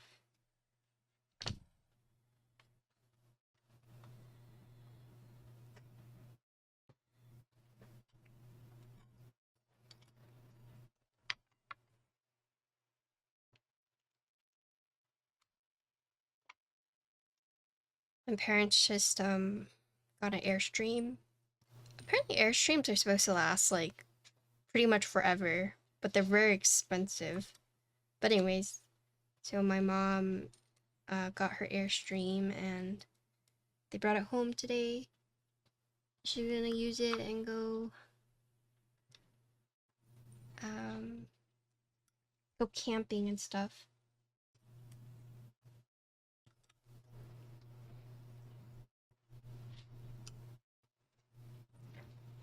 This looks like a literal block of cheese. It's pretty cute, right? This is a pastel yellow.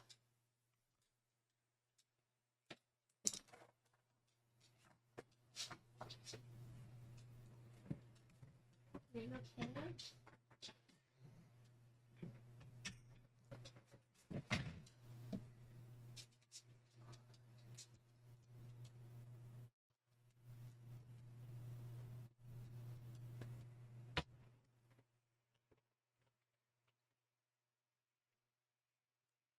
Yeah, so my mom goes to a lot of state parks, but she doesn't want to sleep in her car, so she goes and stays in hotels, but sometimes, like, the closest hotel is, like, an hour away, so instead of just, like, staying in the park, she has to, like, drive out of the park an hour, and then when she wants to go back the next day, it's, like, another hour back. So it's a lot of back and forth. So they've been like dreaming of getting like a trailer or an Airstream to take to the parks and stay, so they can stay overnight. They don't have to get like a hotel. I think hotel is actually cheaper, but it's just more convenient because Airstream is expensive, but they are meant to last for like a really, really long time. Yeah, they are crazy looking. I was actually looking at Airstreams for a trailer.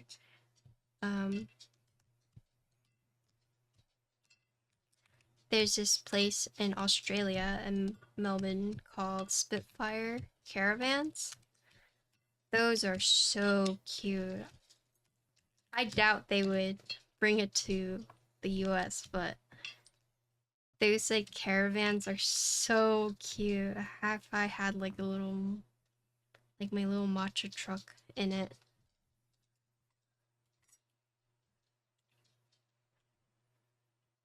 Oh yeah, we have those here too. Look up look up Spitfire Caravan.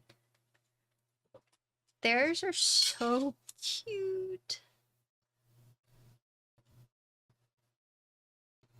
They like hand make these caravans into like food trucks. I know. It's so good, right?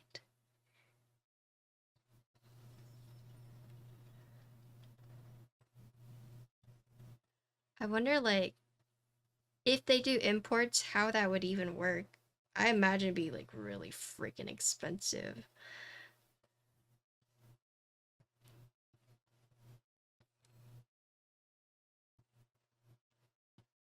What's that saying? Like, um, if I won the lottery, like there would be signs.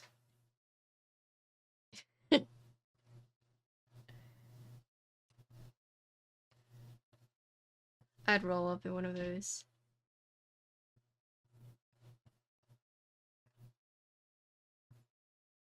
I've actually been looking at like portable or collapsible like carts. Because right now I have to use my mom's truck every time to bring my like little cart. But what is it, baby?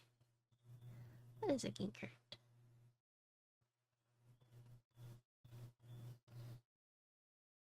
But if I had just like a collapsible one that was just like slabs, that'd be really convenient too.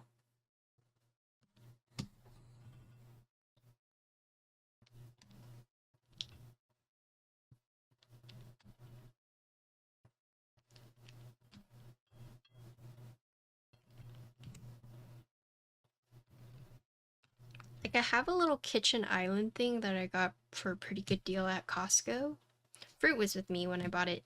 That I like a lot, but it's just it's meant to be stationary. Like it's not meant to like, you know, travel around.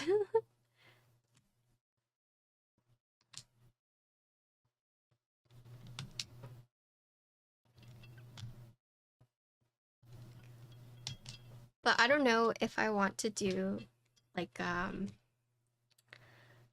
truck, like a food truck that I can just drive around, or if I want to do something where I would have to like tow it, right? Like I would need my car and then I would just hitch it on and then tow it like that. I don't know which one I would prefer.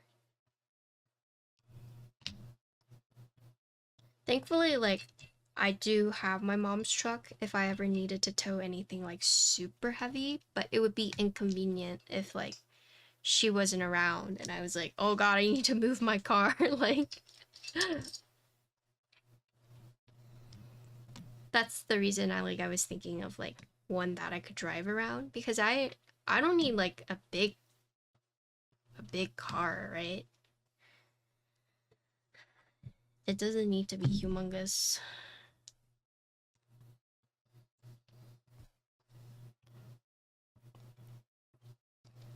Well, I'd want it to be a little bigger than those trucks because I want to be able to stand in there with AC so I don't die of heat exhaustion.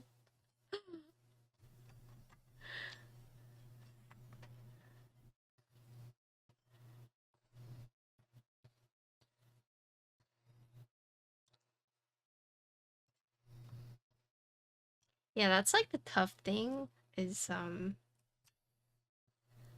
think in the end I would need to have like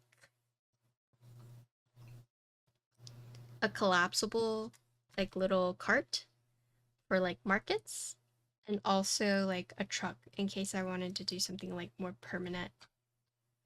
Austin rent, I heard, is like super expensive, and a lot of small businesses are going out of business because they can't keep up with the rent. And with everything that's going on, people are just spending less in general. So I think if I wanted a store, it would have to be a really good deal, but I heard with a lot of retail spaces, they make you sign up for like 2 to 5 year like contracts.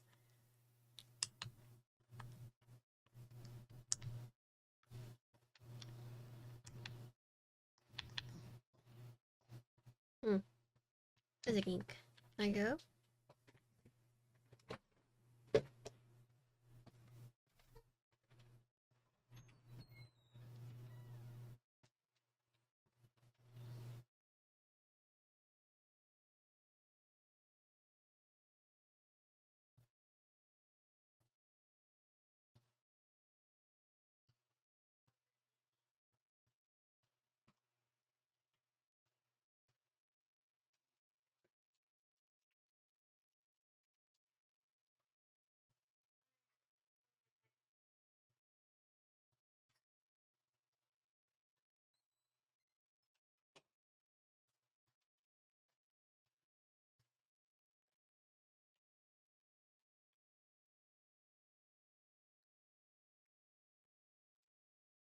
There's like a lot of things. Apparently, a lot of people will buy like old horse carriages and then just like DIY themselves, but I don't have any connections like that.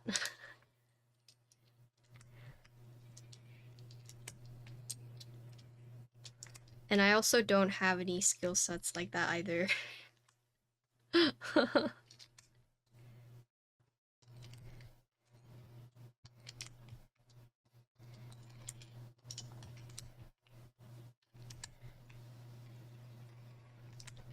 And some places charge a lot.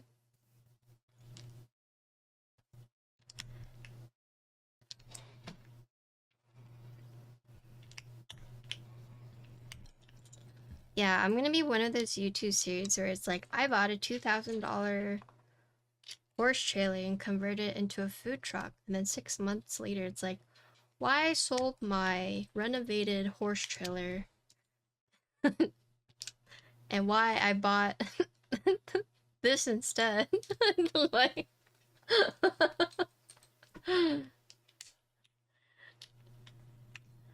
it's always so funny and so sad to see those because, like, they put so much work into it, but then they're just like, yeah, no, it's too much work, fuck it. It's like, oh, I see. That sucked.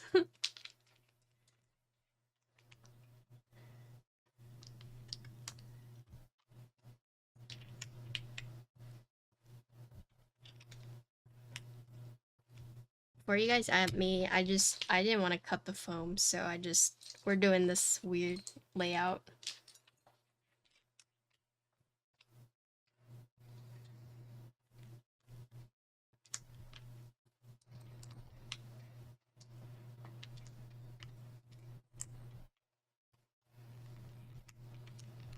Hello, plastic bits. What's up?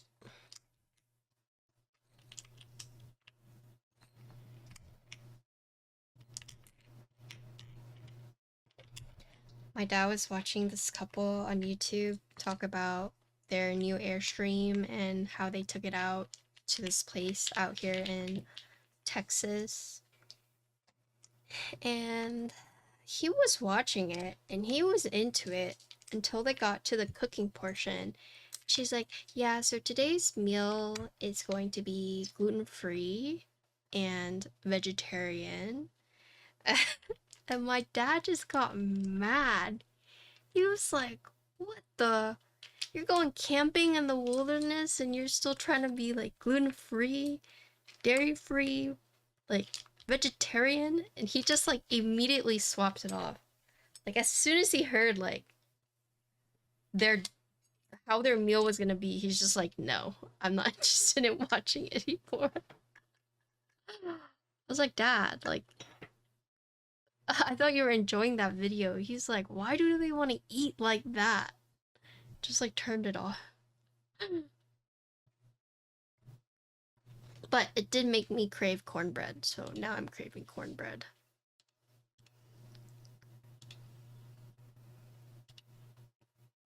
Okay, this one is FR4 plate. FR4 plate with foam. And that is the switches. Okay.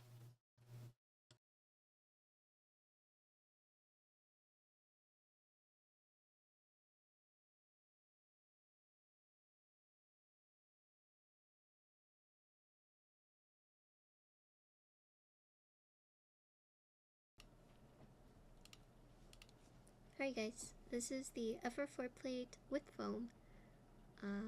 Same switches.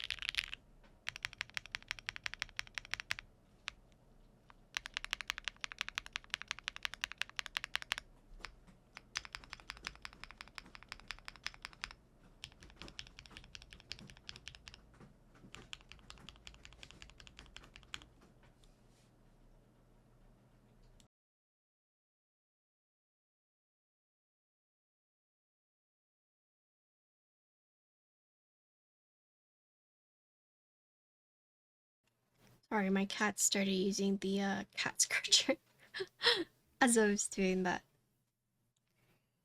Okay, so now let's do no foam. Yeah, we did no foam.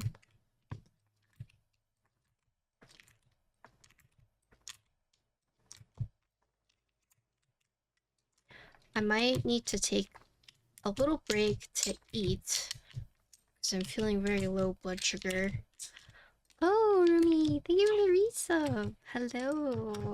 How are you doing? I feel like I haven't seen you in forever. Hello. You caught me during my low blood sugar. Because we've been streaming for about 4 hours. It's time for me to eat. Oh, I will. I'm waiting for my meat bun. Connor's heating up a meat bun for me.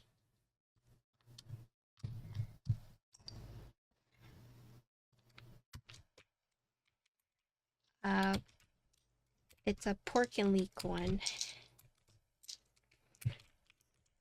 You know how like on Facebook there's like these like, you know, Asian people of Austin, Texas, like stuff like that, you know. My sister got these like random ass meat buns from this Chinese lady on the Chinese Facebook group. And the good thing is that she's local, because we used to go to like Houston to get meat buns, but now that we know she's local, like we can just order and buy it from her.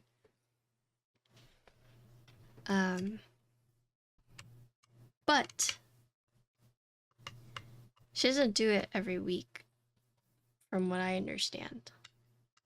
Like she'll just randomly be like, okay, I'm ready.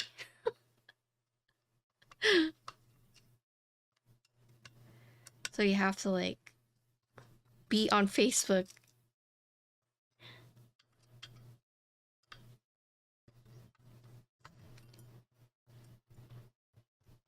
But I personally don't like using Facebook.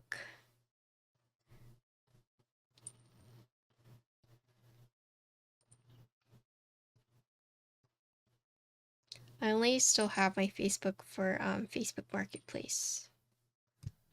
Other than that, like, I don't even use it to like look at what people I used to know are doing.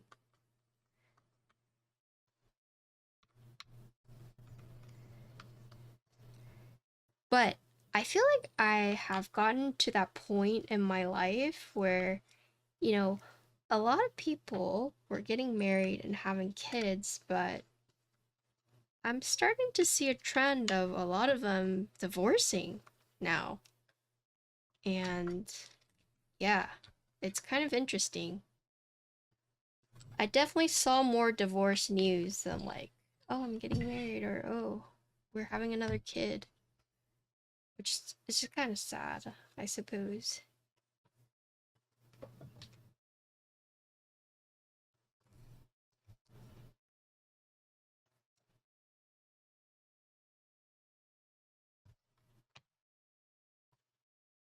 My classmates are trying to do a startup for home cooks like that, I see. How is auntie life? I'll be honest with you, I haven't really interacted much with my nephew. Not because like my sister is like forbidding me to, but it's kind of like he's still like a baby, and I'm not the one like feeding him or taking care of him. And I also am scared to hold him because of I don't know, I don't want to like get him sick or anything. Like I don't want anything to like happen to him. Like I'm vaccinated and everything, but you know, you never know, because I go out, I go to the gym. You never know like what illnesses you could bring over. So I mostly just like look at him from the distance. I'm just like, oh, hi, baby. But he's cute. I haven't like had like a connection, you know, if that makes sense. Like there hasn't been a moment where I was like, oh my god, you know, that's a baby. This is my nephew, you know. Yeah, it's something I'm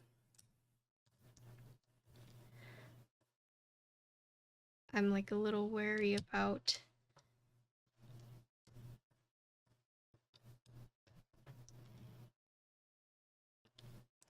I think I think I will feel a lot more comfortable interacting with him once he like has all his like shots.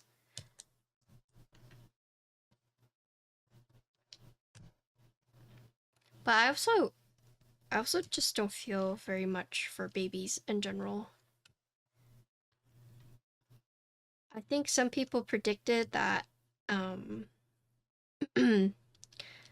as soon as I held the baby in my arms, I would get baby fever. Cause it does happen to some people, but they're just like, how do you feel? I'm like, the same. Like, I don't know. Oh no, you're fine. No.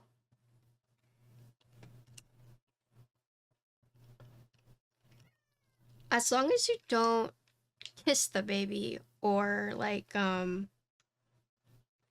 go anywhere like that, whatchamacallit.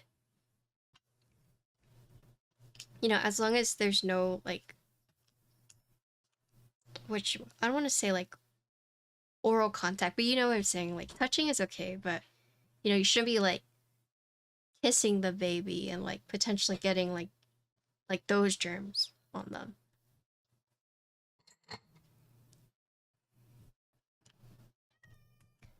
My first whoa uncle moment is my niece looking up and asking me to hold her. Oh. Yeah, see, I haven't had that yet because he's still just like a baby, you know? So in terms of like how is it being an auntie, I haven't really like felt it yet. I don't know when that moment will happen to me. I don't know if it ever will, but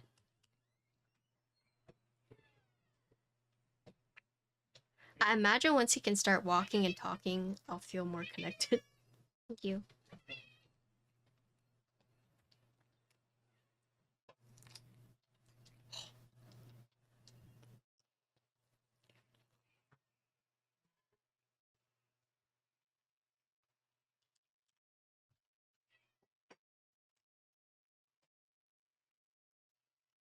But I think I probably just don't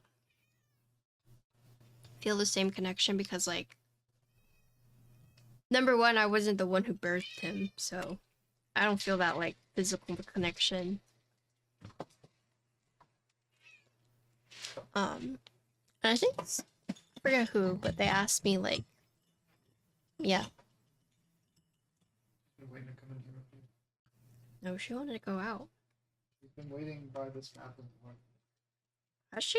Yeah, she's sitting there in the dark. Oh my god. Thank yeah, someone asked me like, do you think you would feel more about your nephew if you were like closer to your sister? And that made me think a lot. And my answer to that is nah. I think no matter what, I just wouldn't feel like that connection.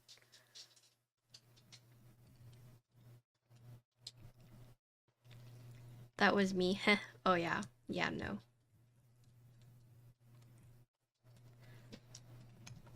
I think if I liked babies, maybe, but I don't know.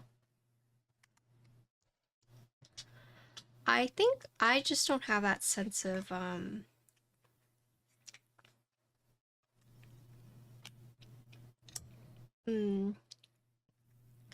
how do I explain it? Or how do I say it? Yeah, I just don't feel anything. It's kind of like, you know, with certain animals you're like, yeah, it's cute, but it's It's alright. It's kind of like that, you know? Like, there's just some things you like, some things you don't. Or some things you're just, like, indifferent about. I can acknowledge it's cute, but...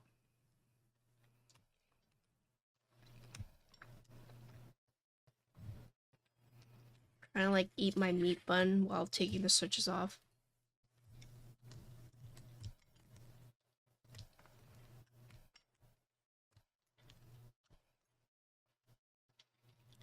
Truthfully, I think a 2-year-old is way more fun than a baby. That's what I've heard. I heard, like, once you can, like, actually interact with them, that it's, like, more, like, you feel closer. It's not like, you know, when they're a baby, they're just kind of like a potato that looks at you. But once they can, like, talk and, you know, at least make gestures of communication, then you're just like, oh wow, like, that's a kid. Someone told me that as soon as, you know, my nephew were to, like, say, like, oh, auntie, or oh, you know, like, start talking to me, then I'd be like, oh my god. But maybe, maybe. I think so, yeah. They were like, are you gonna spoil your nephew? And I was like, I don't know, you might be like a total piece of shit. You might be a turd.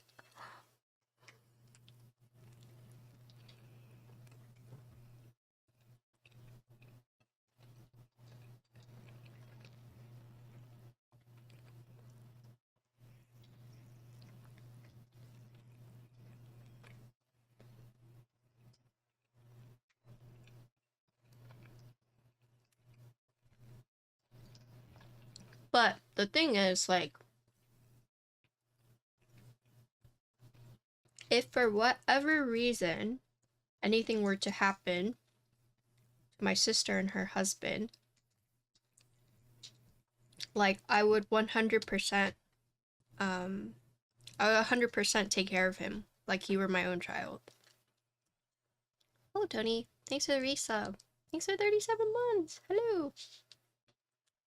Does he have godparents? I don't know. I didn't really ask her about that. Either way, like, if anything were to, like, happen to them, like, I would no hesitation be like, yeah, I will take care of him. Like, there is no doubt in my mind that it, like, I'd be like, I don't know, like, why doesn't someone else take, like, no. If they're like, her wish was for you to take care of her kid, and I'd be like, okay, yep, I will. The only thing I'd be hesitant about would be like, God, can I, like, would he ever, like, be okay? You know? Like, I would feel sorry for him. If anything, I'd be like, damn. He has to be raised by me, but yeah, no hesitation. I would take care of her kid. But on the other hand, if she were to ask me to babysit him right now, I'd be like, well, ask mom. I don't know how to take care of baby.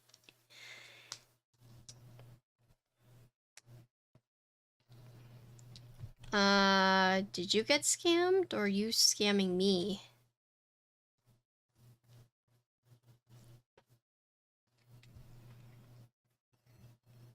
It didn't play. It's actually not.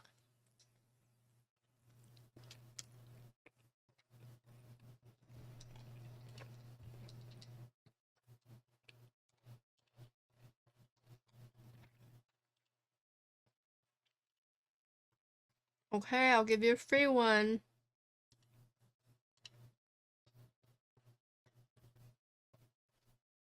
Oh, it didn't play. Okay, hold on.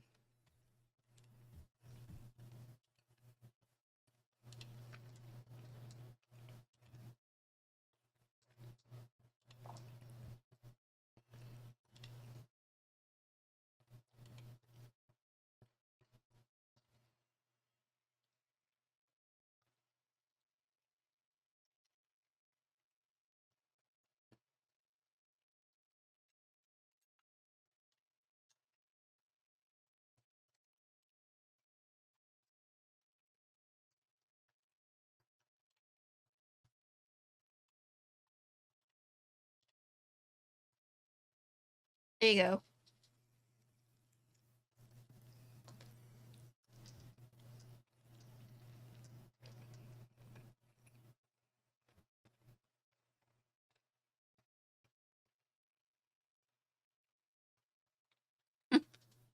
How are you doing today?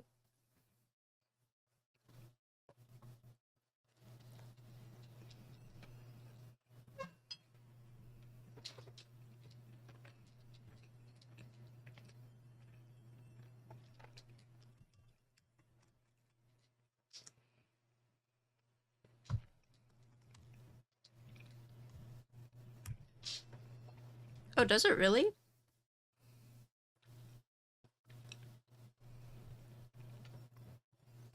I'm doing well. Today we're reviewing the QK. I hit the 4-hour mark, so I had to eat something. That's what I was doing. So it's... Oh god, my screw's gone.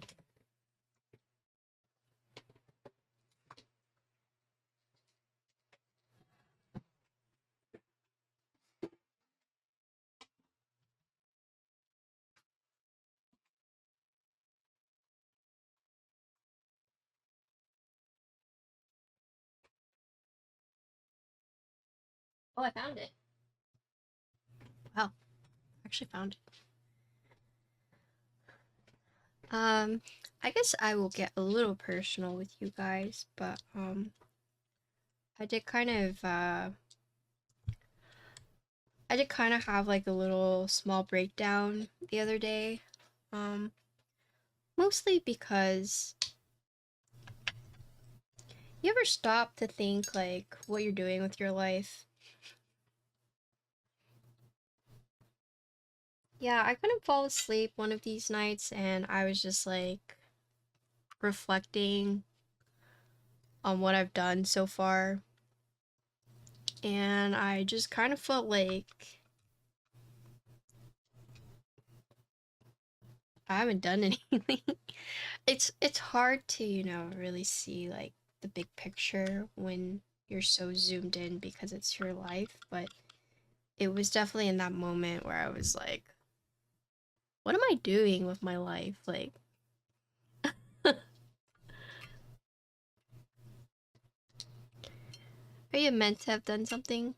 No, but I guess it was kind of like the idea of, you know, I thought I'd be doing something different. Like, I thought, you know, I'd have my own house. I thought I would have like more animals.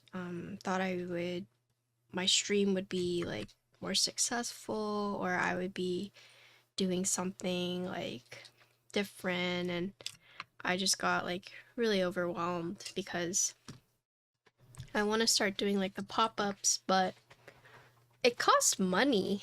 And, you know, part of me is very realistic to be like, you know, keyboards are not how they were before, and I need to adapt for that. And so many of like the keyboard creators have like dwindled over time. And it's definitely made me think like, at what point do I just, you know, say like it's time for me to like step away? Just like stuff like that. Like, am I successful in my own eyes, you know? And I just kind of had like a breakdown about it because I was just like, I don't know what I'm doing in my life. And like, I don't have I don't have a lot of metrics to like judge success in like a more typical way. So it's like, are you married? No. Do you have kids? No. Do you have a house or your own place? No. You know, are you rich? No. Like a very traditional like mindset. I can't help that because that's like how I was raised. And like sometimes I do like, you know, think like that. It's just like I'm not successful because I don't have X, Y, and Z. I know ultimately it's like my own outlook on life. Are you happy? See, I don't know. I think a lot of times I compartmentalize and I have just like gone on autopilot where I don't know if I'm happy, I don't know if I'm sad. I'm just kind of like existing because I feel like as soon as I stop to think, it's just all going to hit me. So I just kind of like, well, if I don't think about it, I won't be sad, right? Kind of a fucked up way of thinking, but like as soon as I do start thinking about it, I know I might like spiral. You know, I was just talking about how I was on Facebook and a lot of my friends or a lot of the people I used to know, like a few years ago, they're all getting married, they're all having kids. I look a few years later, they all have kids and they're all getting divorced. And it's like, oh shit, I'm at that era.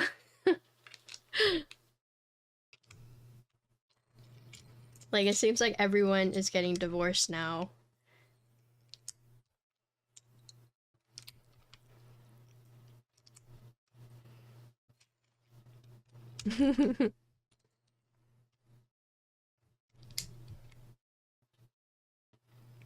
I mean, everyone that has been married at a young age. I think that's like the biggest issue is they got married at a young age. Not to say that's like bad, but I feel like when you're young like that, you just get married, things happen, and you either have like the emotional growth to fix it or don't.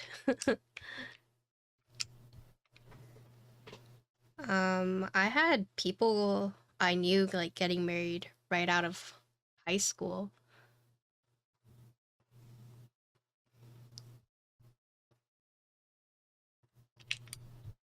So I think that's like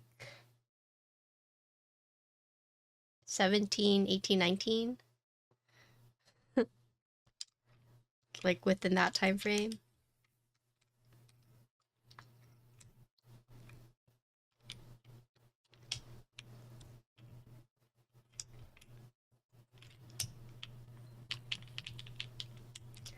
There's actually one girl at my school who got pregnant early on purpose because she wanted to start a family. Like she got pregnant, I think like the end of junior, senior year. Like she wanted to get pregnant. Like she got pregnant on purpose.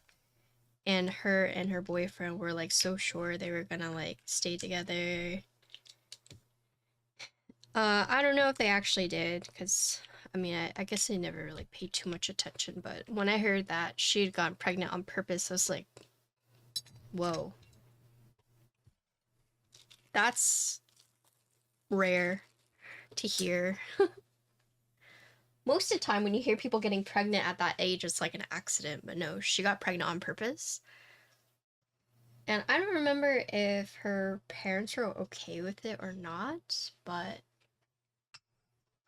yeah, it was definitely one of those like moments where I think I remember one of my peers saying like, you know, a few hundred years back, like it wasn't uncommon to do that. It's like, yeah, but we're not 100 years back. In this day and age, that's weird. But hey, she knew what she wanted to do, so I just hope she was happy in the end.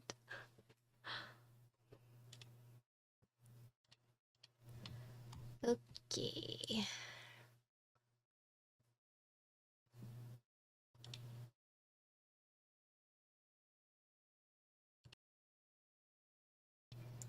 So this is FR4 no foam.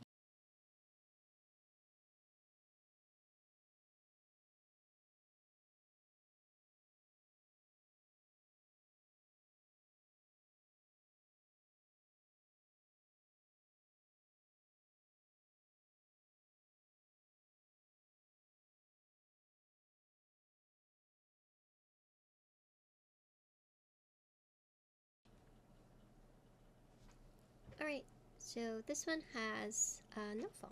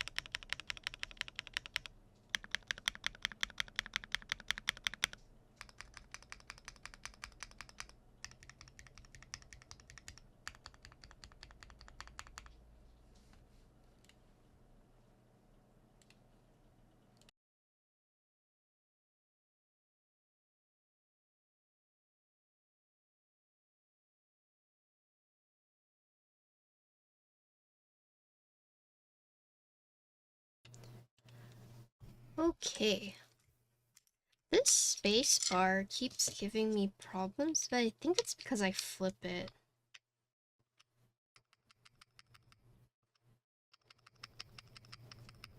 Yeah, if I don't flip it, it's fine, but when I do flip it, that's when, like, yeah. When I flip it, you can see it does that.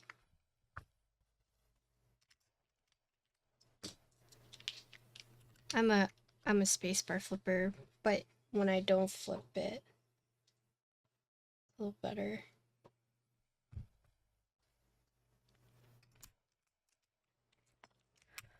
I'm a spacebar flipper. I might have to adjust, maybe.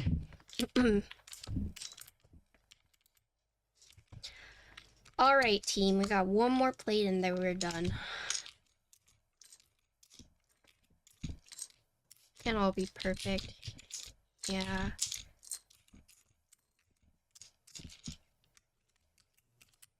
The case is pretty good so far.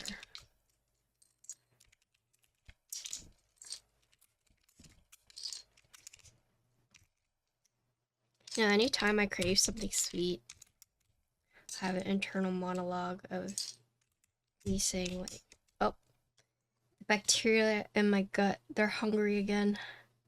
They crave sugar. Someone told me that if I just cut out sugar for like 2 weeks, I won't crave it.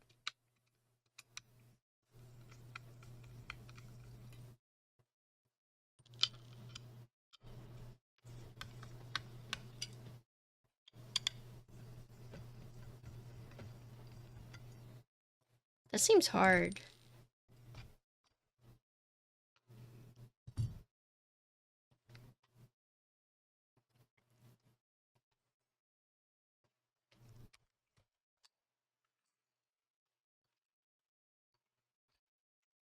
Has anyone in chat actually done keto though?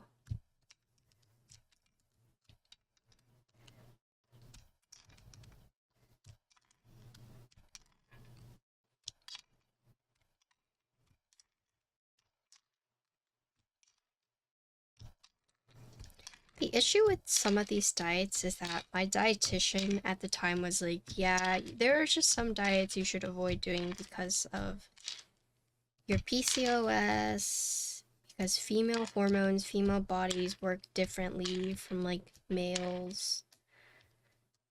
Genetically, it's a lot easier for like males to like lose weight, etc. I think the most extreme diet change I've ever done is being a vegetarian. And being vegetarian in an Asian household was very tough because my mom was like, I'm not cooking any different for you. Like, okay.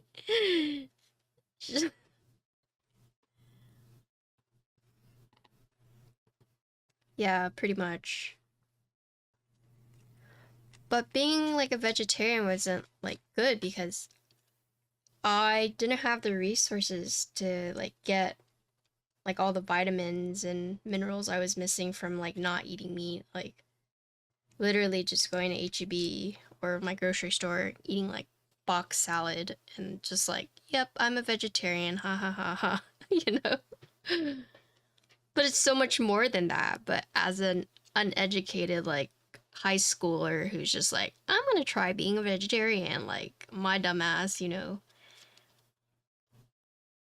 Imagine if I tried it in college, it probably would have been a little bit more manageable, but definitely not like as a high school student in an Asian household with no support in terms of like the food being cooked. Keto is expensive, especially when you eat out. Was it really? 12 years ago, I lost 90 pounds in 6 months. Super effective, gained it back because pizza's good. Pizza is good. Pizza kills me, but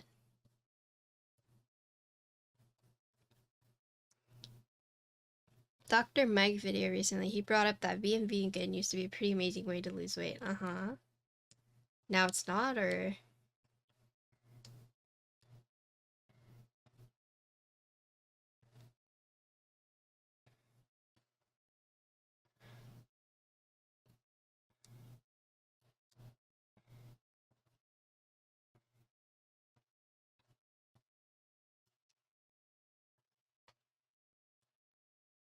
So people becoming vegans or losing weight not because of the healthy foods, but because they just weren't eating as much.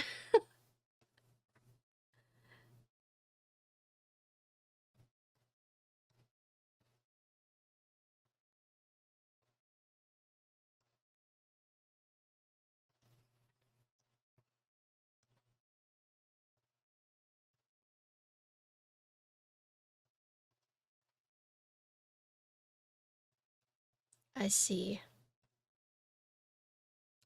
So it's not even about like eating the foods that are good for you, it's just being in a caloric deficit, is what I'm hearing. Uh-huh.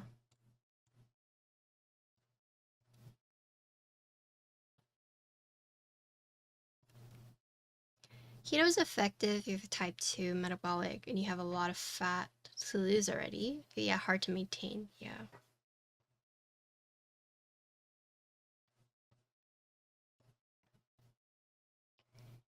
Yeah, man, I would try diets and nothing was working. It's kind of crazy because if you look at my videos from like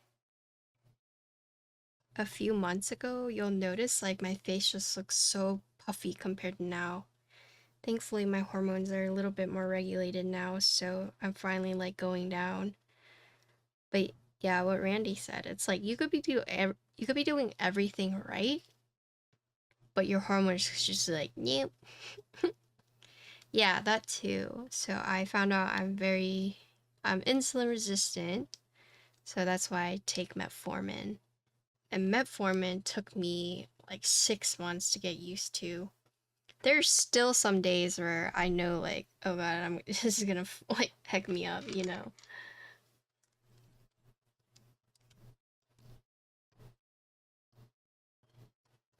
Oh, did I put it in the wrong way? No, I didn't. Okay. Whew.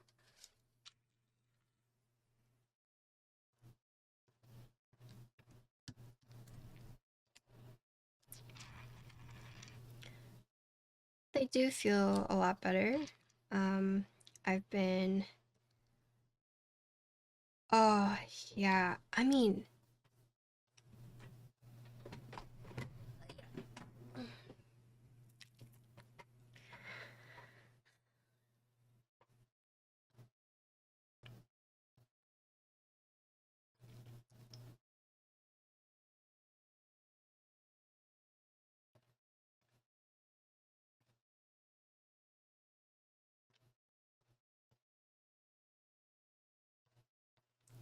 Like, this was me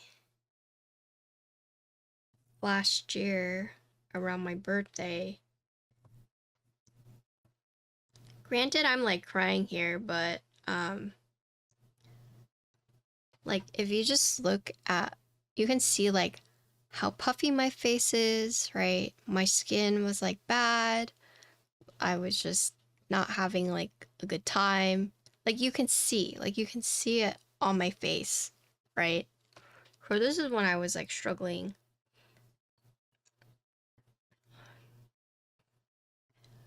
And versus like if you look at me now, so this is like, you know, just like a few weeks ago.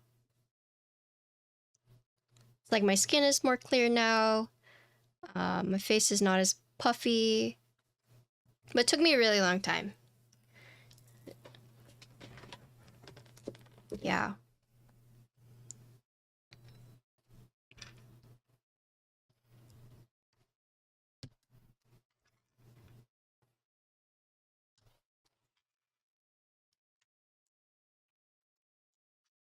Like I was going to the gym. I was working out. I was trying to eat healthy. And it was just like no progress. But the thing is like I could feel my body composition kind of changing, but it wasn't like anything where I could be like, oh, that's like a lot of progress, you know. And sometimes it is hard to stay motivated when you don't see progress, right?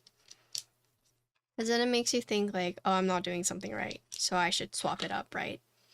When in return, it's like, no, keep doing what you're doing. It just takes time. But that's always like a hard thing to like keep going, you know? It's like if it's not working, then something needs to change, right?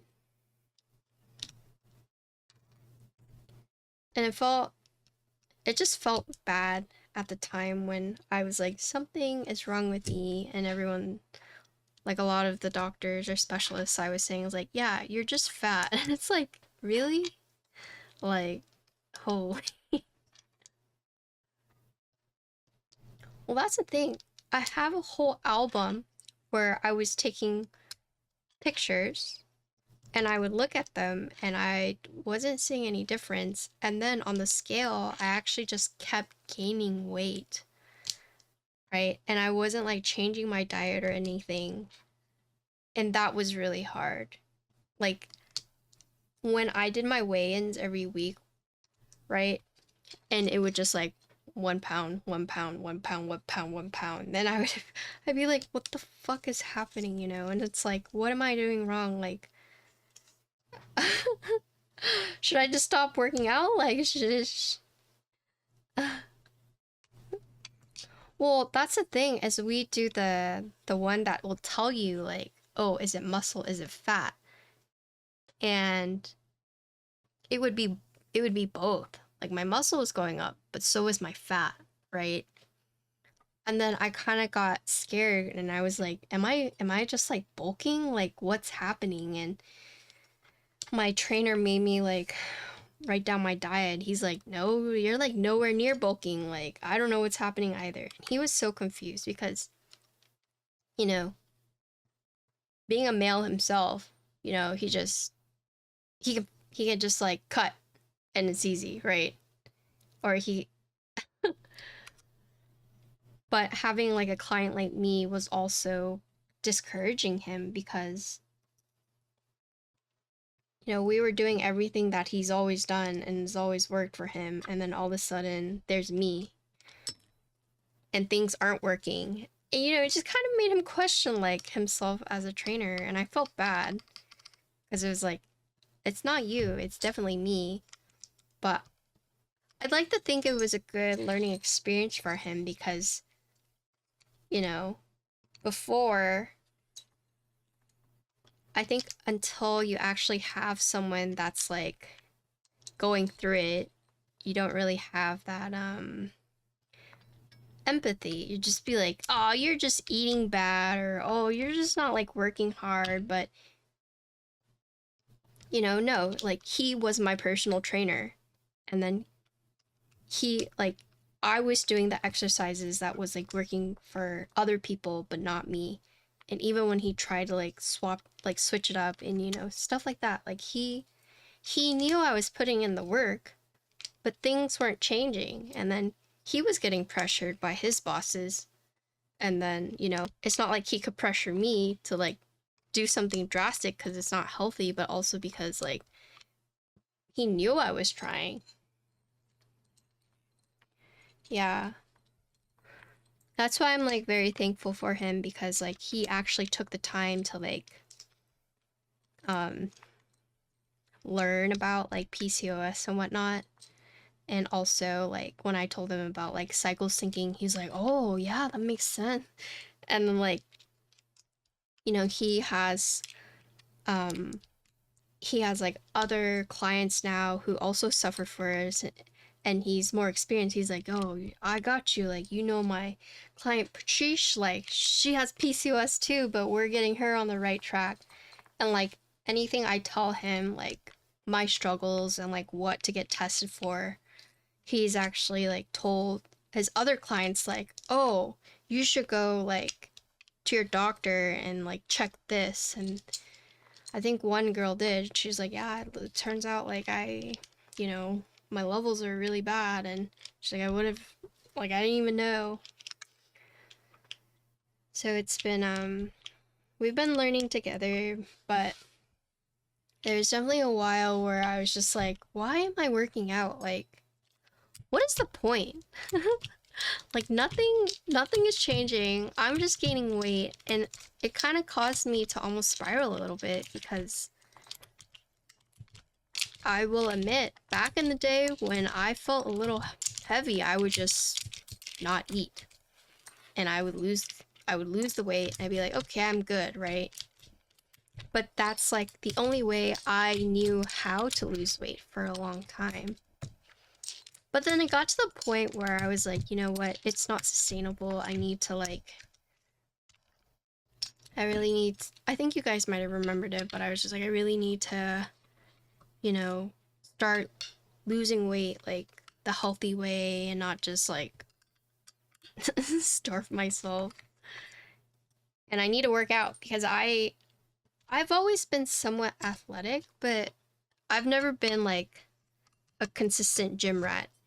And I don't know if you guys noticed, but it took me a good like almost like year to finally be like, okay, I can't just go once a week. Like, it doesn't do shit. I need to go twice a week, you know? At least twice a week. But it definitely took me a long time to like muster up the courage to go twice a week. But you know what? I knew that had I tried to force myself to go like gung-ho at the start and go like 3-4 times a week, I would have burned out so fast. Like I needed to make it into a routine, right? I didn't need it to be a fad. I really needed to bake it into my system, you know? Just like make it a routine of going to the gym instead of just like going gung-ho and then not going for months and then like repeating that pattern. Yeah, the lifestyle change.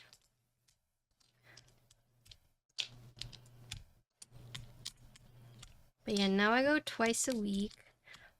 My trainer's been trying to get me to like go on my off days.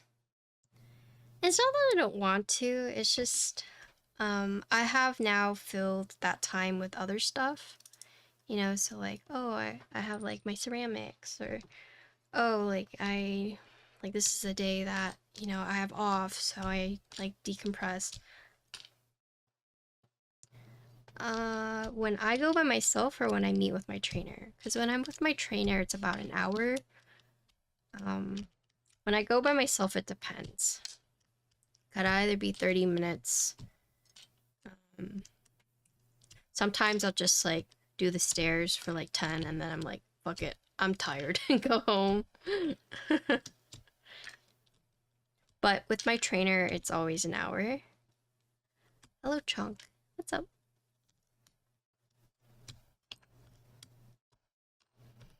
Also, I used to believe that, you know, I need to just run.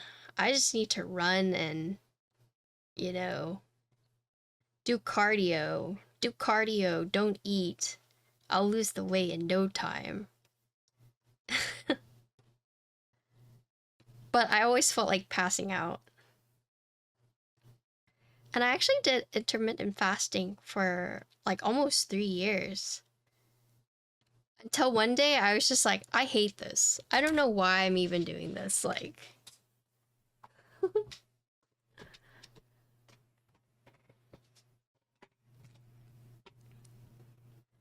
the fasting era, that's actually so bad.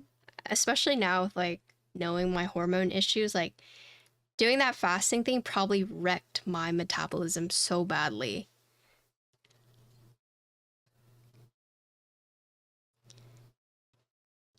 I don't like cardio at the gym.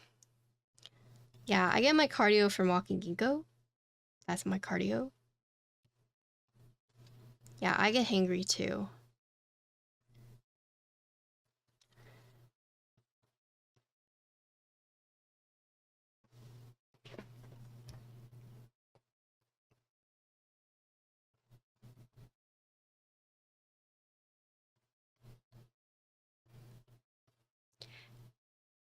Yeah, the gym has been really good for me.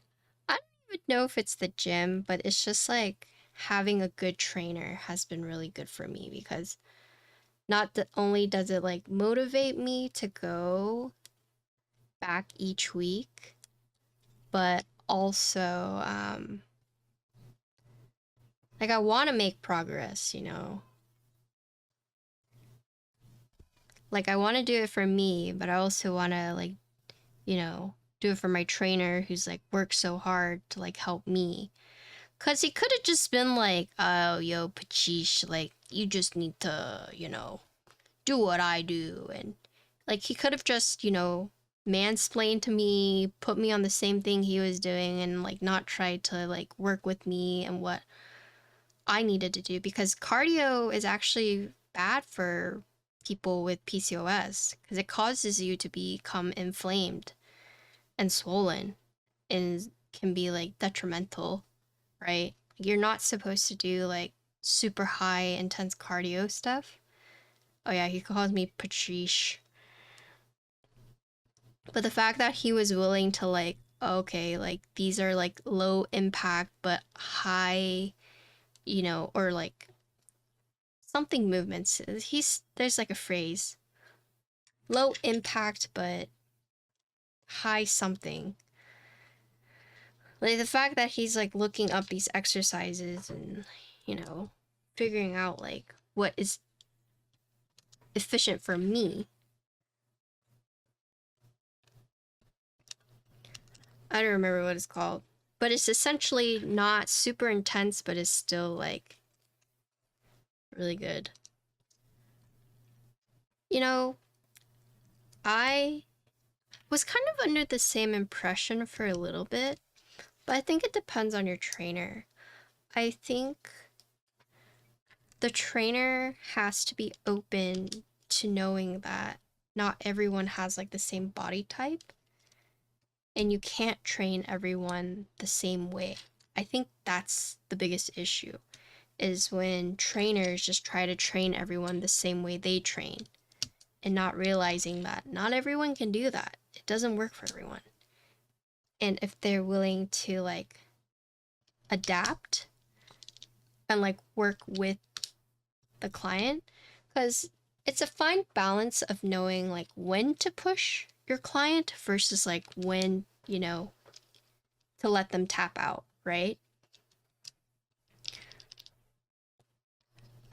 So like he definitely pushes me, but it's not to the point where like, you know, I'm like, no, I can't, I really can't, you know, and just like, yeah, becoming discouraged.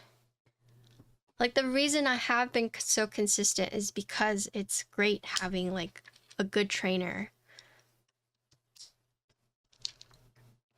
And even if they don't know everything, it's like, are they willing to learn? Are they willing to adapt? You know?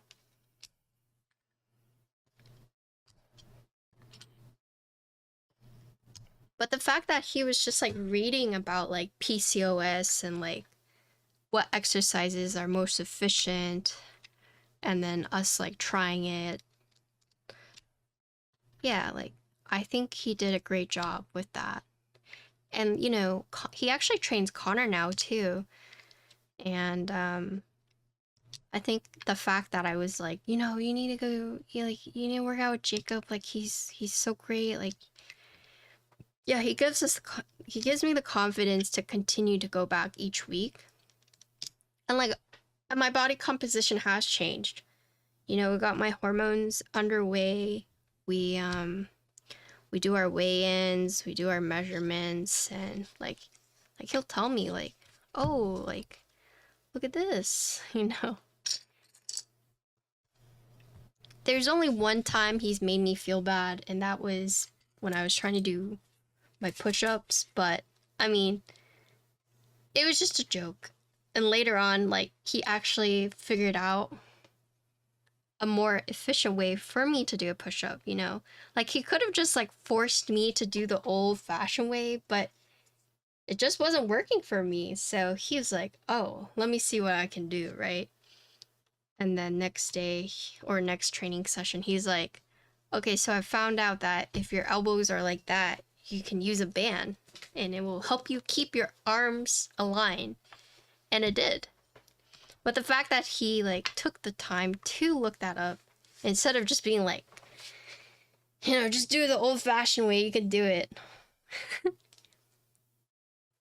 And like I have double jointed elbows, so there are some like overhead arm movements that I can't do, or I can do them, but it looks very dangerous. Like it doesn't hurt me, but if anything were to happen, like it's like a fast way to like, he always says like, I'm afraid you're gonna snap your arm off, you're not even gonna realize it. But like because he knows my arms, my elbows fold in a weird way, like there's just certain exercises like he won't make me do. It's just like stuff like that, you know, that I'm like, wow, so considerate. Sometimes I hate him, but it's never in the way of like, I'm never freaking coming back here ever again, like, you know.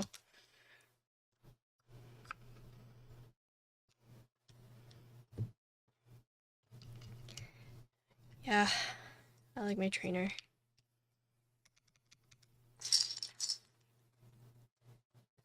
Well, there's a long time where I wanted to get it. The only reason I got a trainer in the first place was because I wanted to start doing weightlifting, but I was scared because I would see all these videos or hear about like all my friends getting injured because like not proper form, and I just knew like, all right, would I rather go to the gym, learn it myself, or get approached by strangers, Or would I rather just go to the gym with the trainer and they'll train me and then I'll be good, I'll know the basics, I'll be good, right?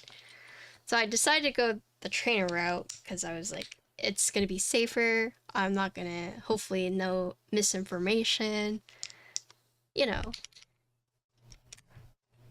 And it's been really good.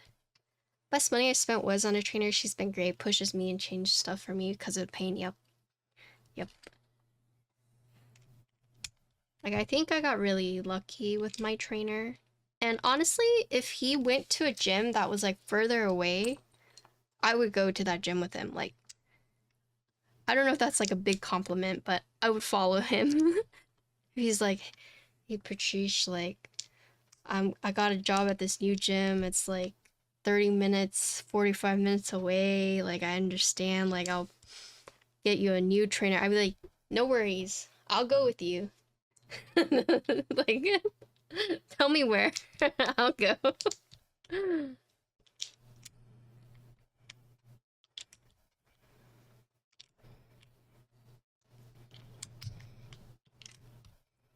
It's like once you find your people, you know, stick with your people, in my opinion.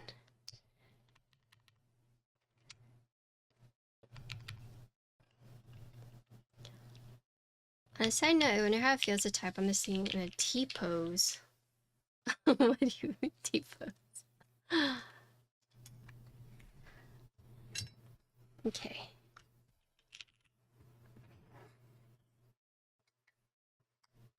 Huh? Like this? Good question. I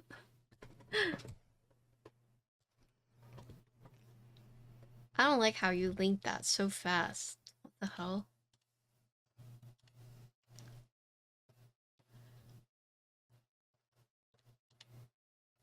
Okay, so this next one is a PC plate, and then here is the build.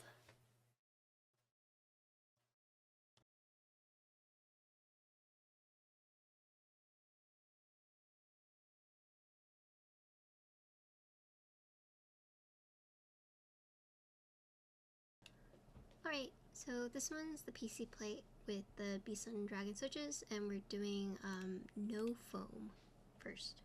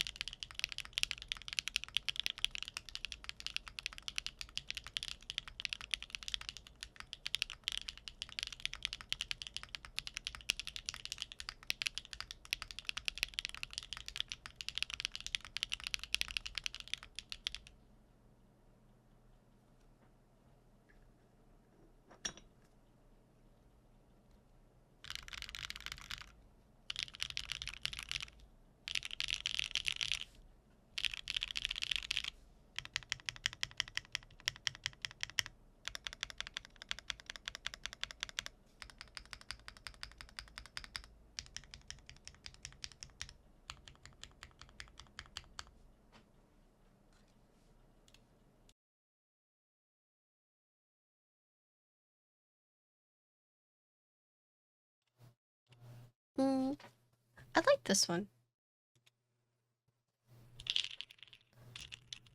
Yeah, I liked this one a lot. Okay, so last one we're gonna do foam. And then... do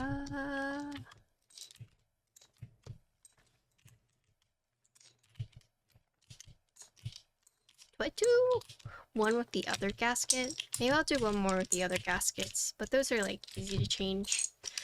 I'm just curious, so I'll be able to tell like, oh yeah, that's a big difference, or yeah, there's like no difference. So I think it would be good. Arms extended all the way. You probably could, but I don't know how far this receiver can go.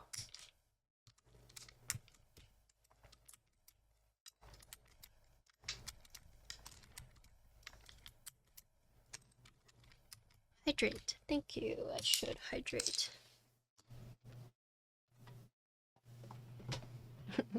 Yeah, I know, right?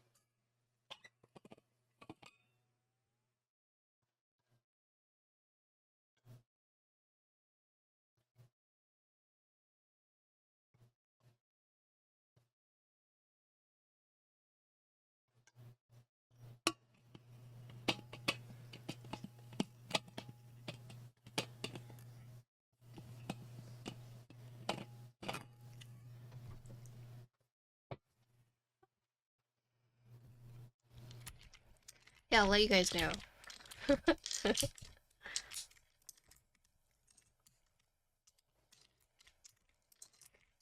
I should just do like the Steam games on my TV, have the connector as my keyboard, or plug in the receiver and use this in bed, see if it works.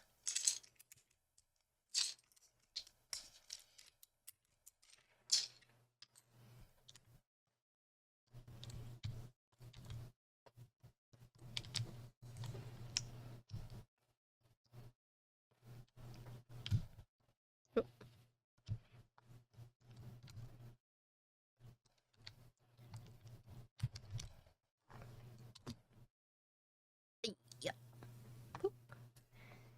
Okay.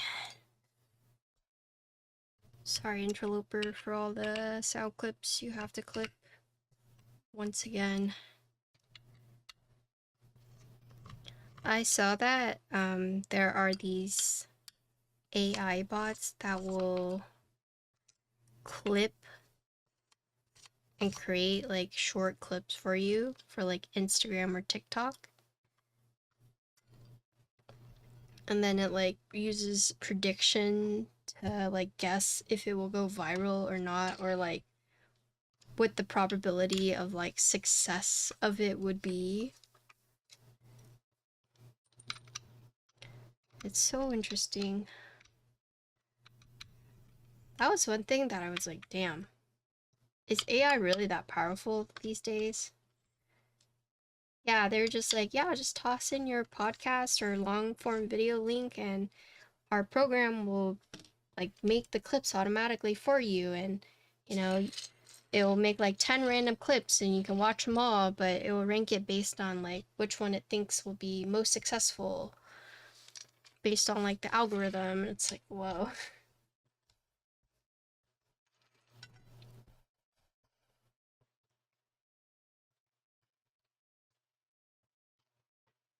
Yep, exactly.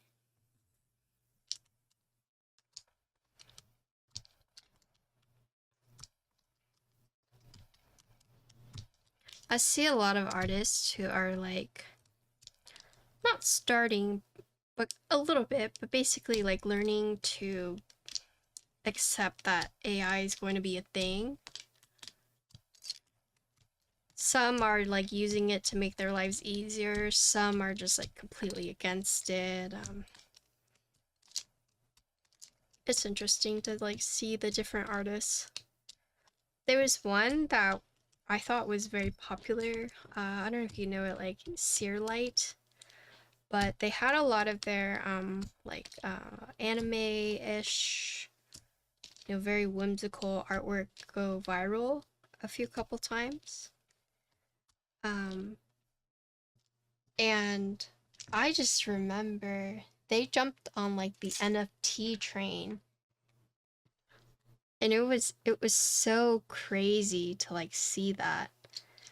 But I remember seeing a post saying like, you know, someone else is going to do it to my art anyway, so like why shouldn't it be me who just does it first, right?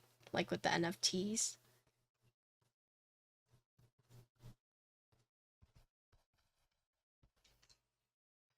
So it makes me wonder like,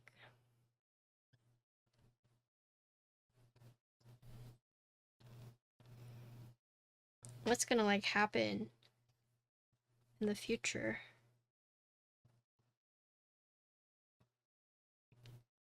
I'm against generative.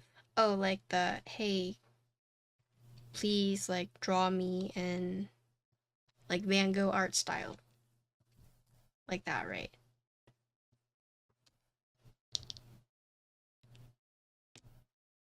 Yeah.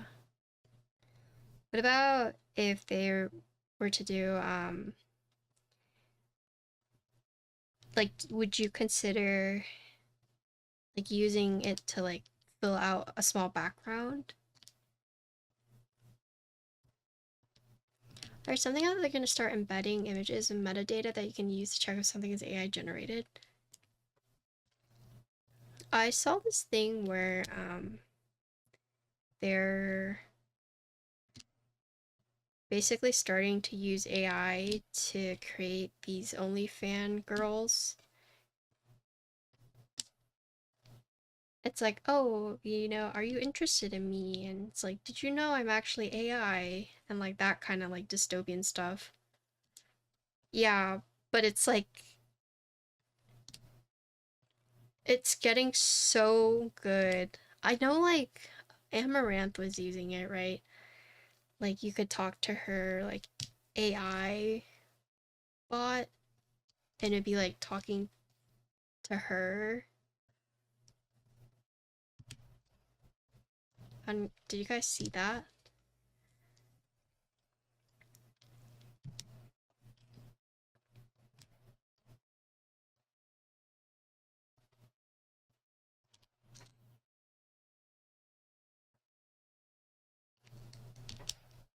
Oh, were they really?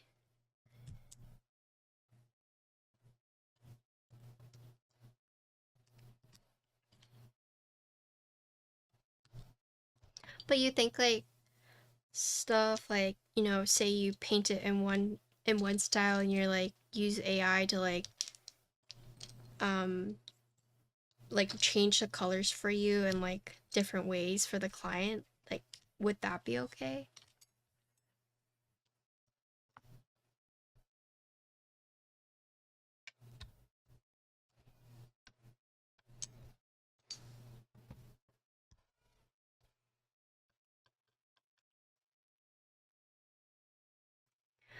I mean, but why do they need traffic to their website? For advertisements?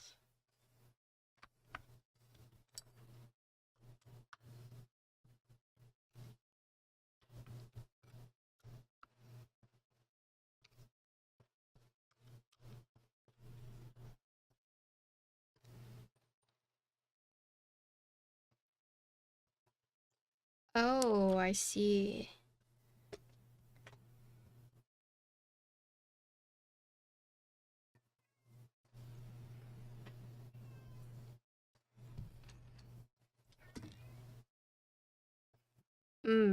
I see, I see.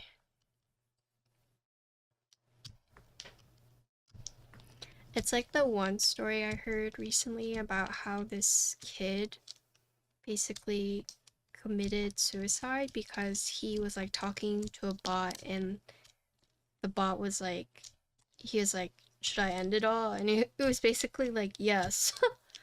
And he did. What the heck?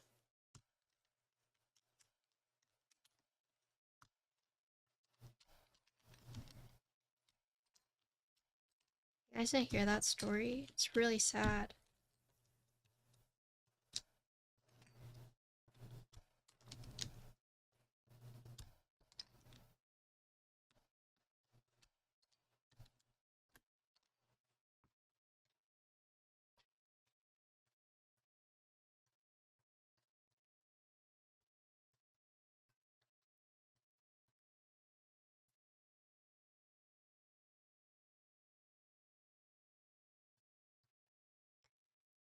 I saw recently someone saying, thinking OpenAI asked ChatGPT who he was on a whim.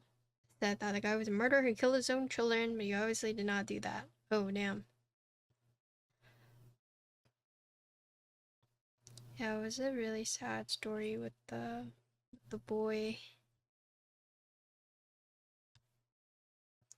I wonder why or how ChatGTP came to that conclusion.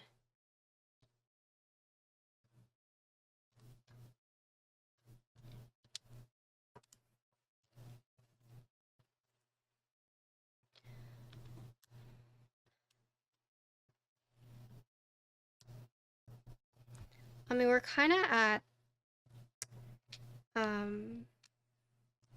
like there's no regulations or anything for it yet, right?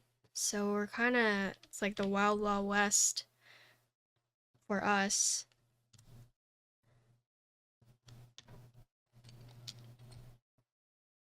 Hello, Meep.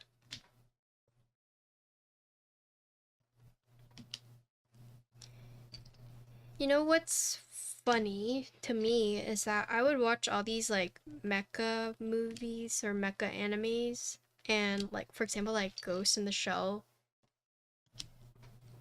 or like Battle Angel, whatever the name was. And you know, I as a young kid I was like, well, we don't have that now, and you know, this will probably happen like years after I'm like already dead. Like surely I won't be in this era where like robots are like highly intelligent and you know they could pass off as humans, and you know there's like robot war because it's like the animatrix and we're confused and the robots are confused, and now I feel like we're hitting the precipice of that. It kind of freaks me out a little bit. It's a little freaky to think about. I mean, for people who are just like, hell yeah, mecha, I'm ready, like they're probably super excited, but like for me, it's like I was glad to not be in that world because it seems so scary.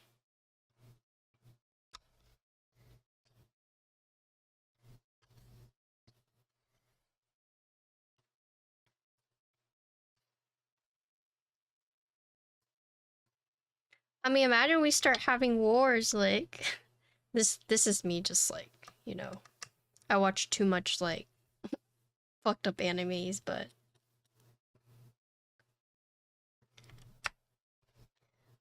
there's always the conclusion that humans are too emotional and robots can make like the more rational decisions, and like robots are going to be better when it comes to like warfare.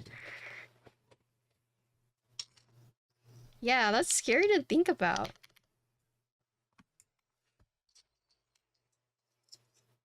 I thought I would be dead by then.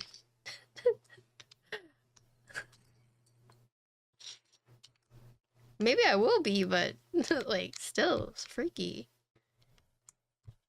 Forever winter. I've not.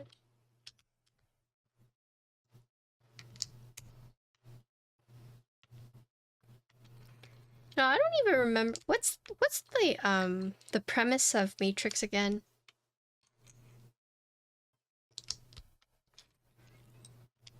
We're all living in a simulation because of the robots, right?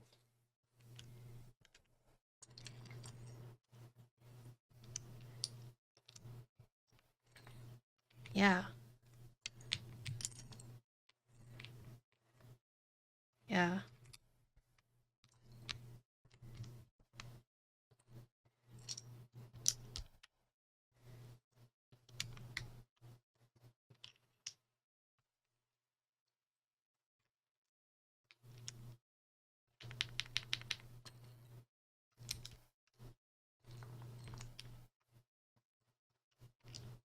You know, the only like futuristic robot show I enjoyed because it was like maybe because it was a cartoon was Futurama. Like that's the only like futuristic show I liked. Everything else just like kind of freaked me out. Like I felt very uncomfortable watching the newest like cyberpunk anime.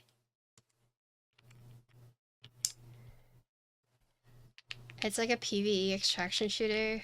Oh, is it? Said that far future AI have taken over the control of like major continents. They all just wage war on each other. Automated, they destroyed. Jeez. Meep. What the? That reminds me of one of the games that just got banned off Steam.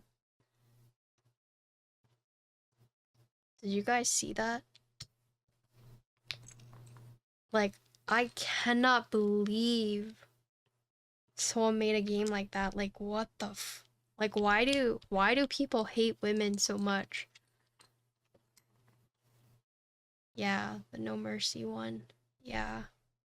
That one is disgusting. It's basically a game people made where you can just like rape anyone, including your own mom in the game. Like, it allows you to live out that fantasy. It's bad. There was like, I don't know how it was allowed on Steam and etc.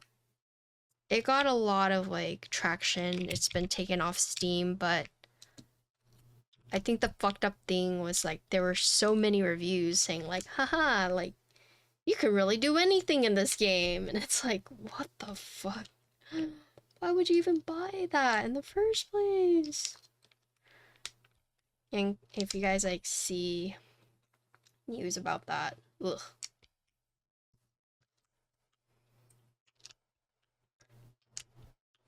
Like, who woke up in the morning and was like, yeah, let me just make a game about doing all that? Like, what the frick? Okay, also I did this wrong. I know, right? I mean, thankfully it got like taken down, but it also scares me because it got so much attention. You know? Like, it's one thing if it was just like a game no one really knew about, but now it's gotten so much attention that for sure people are gonna seek it out and stuff. It's kind of like, what is it, like a catch-22, right? Oh, frick. You guys, I didn't put the case foam. Yeah, so if you guys see the news about that, there was a game recently banned because it was just like so vile.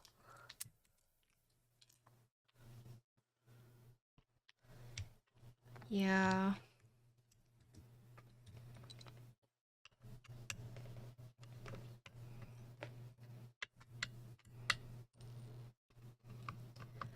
This is the PC plate. We've done the 2 other plates with and without foam. I don't have the clips yet, but I have done all the plates with and without foam, so that's why it's a 5-hour stream. We are almost done. I just have this configuration and one more.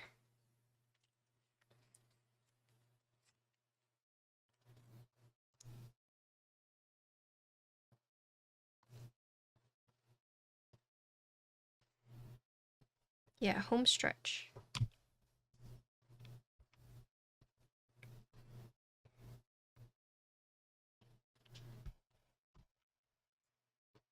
Hi Suzu, which switches are you trying? Oh, silent switches? Mm-hmm.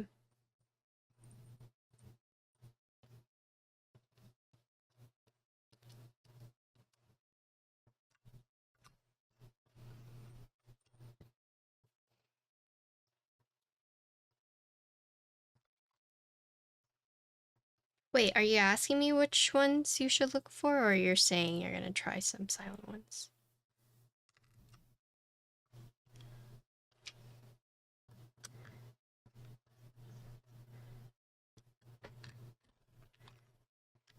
Yeah.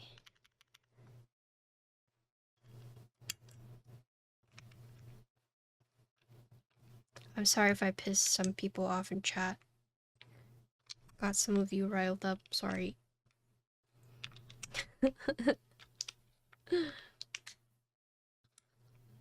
I mean, I know you guys aren't like mad, but I was just reading. It's disgusting, right?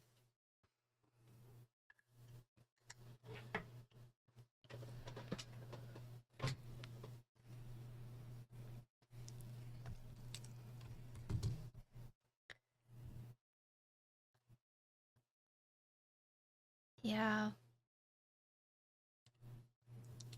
I only saw it because I follow a lot of gaming TikToks and they were calling for people to ban it, but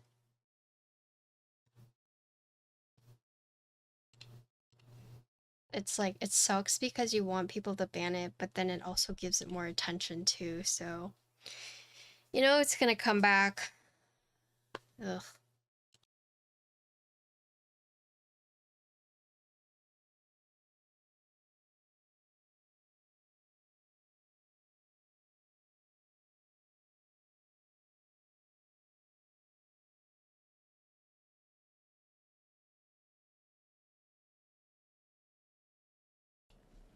Alright guys, so this is the PC plate with foam.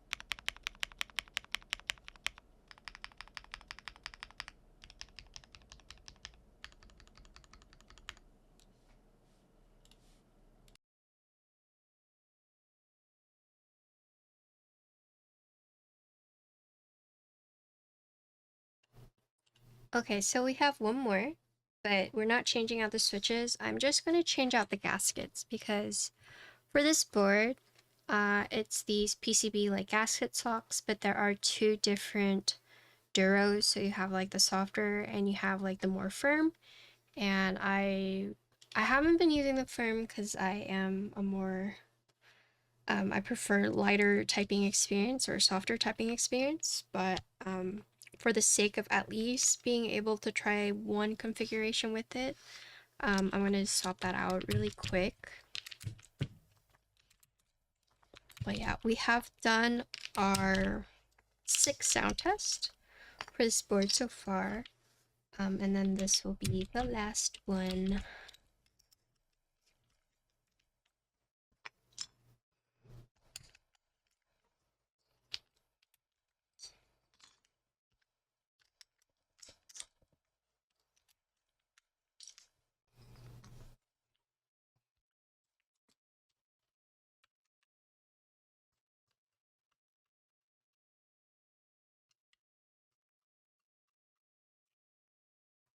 Can I zoom in? I can bring it up. So this is the spray coated.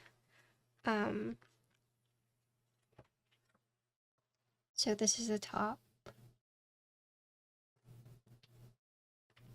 So there are different pieces here, right? So you have top part, you have the middle piece, you have this, I've been calling this the skeleton piece.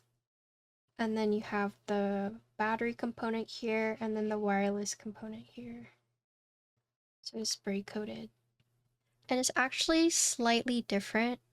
So you can see it more clearly up here, but like these two, the top and the mid, it's a slightly different color from this part. I've been calling it the skeleton, but this is where the tint comes from. So if you guys haven't seen it, watch. Yo, the tint right here. There is this hinge mechanism that will kind of like pop into place. And I wouldn't recommend doing it like halfway because I don't know how sturdy it is like this, but as long as you lift it to the full amount, it does kind of like snap in place, right? If you want to do the tint, but I actually tried typing with the tint and I didn't like it at all. I thought it was it didn't feel comfortable for me. But once I went back to the 0, it was pretty comfy. That's just personal preference.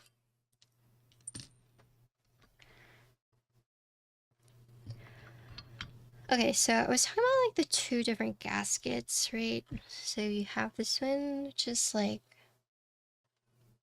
softer, but then you have like this one, more firm. And then for these, there are the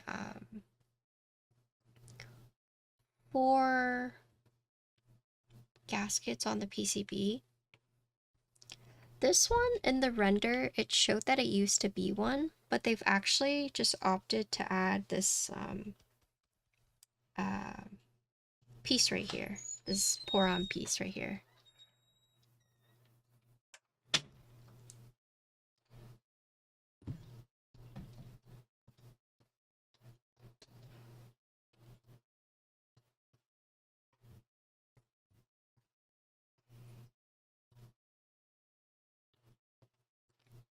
So let's see if this makes any major difference, but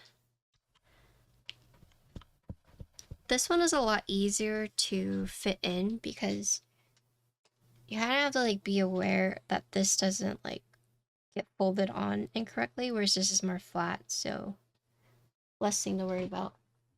Well,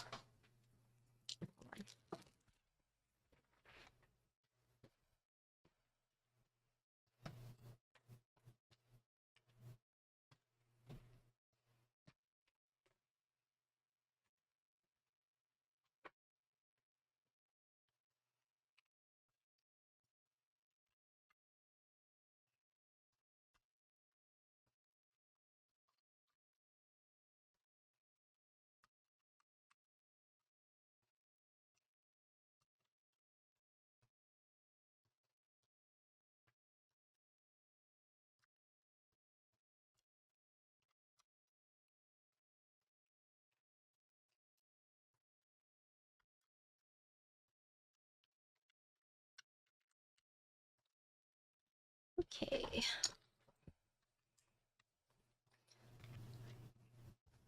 So I think in terms of sound, this is not gonna do much. It's gonna be more of typing feel, but let's see.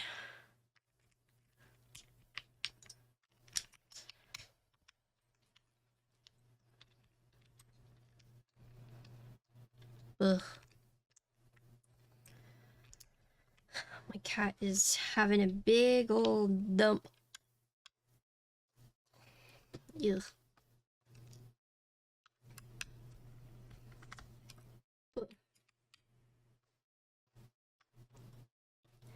Yeah, as a cat owner, it's one of those things where I never know the appropriate place to put the litter box. I know a lot of people will put it in like their bathroom, but I don't like doing that because then it's like steamy, and then if like they get litter on the ground and you accidentally like step on it, then that's just like ugh. And then if you put it in your bedroom, then it's like the same thing. If you put it in the kitchen, then you smell it. you're putting like it's just. I know, like I know a lot of people who put it in their bathroom, but I mean, I guess it makes logical sense, you know, because that's where you take a. Ouch. Ow. Ouch. Whew.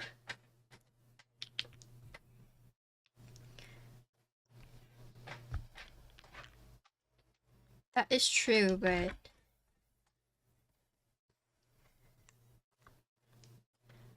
what do you do when, like, you don't have a bathroom like that, huh? Then what?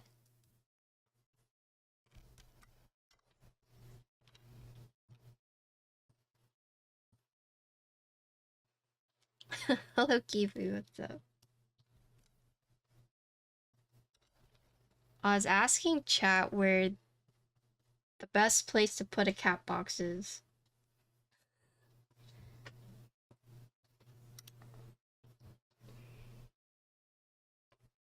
And there is no right answer, because it's all bad.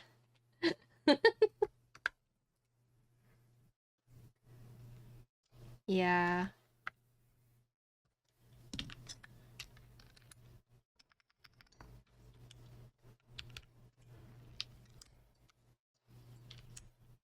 It's just all bad.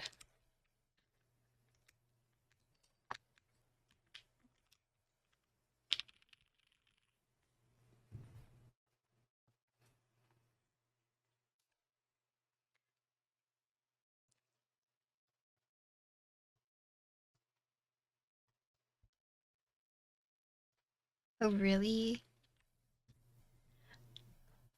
Wait, so what if you're just like in bed and your cat just like takes a dump and then you smell it? Then what? You're like nice and cozy in bed, your cat takes a big dump and then it's like boom, you have to smell it. First thing. Yeah, right? Oh my goodness. Okay, so this one is a PC plate with foam, and this is with our gasket. No, this is...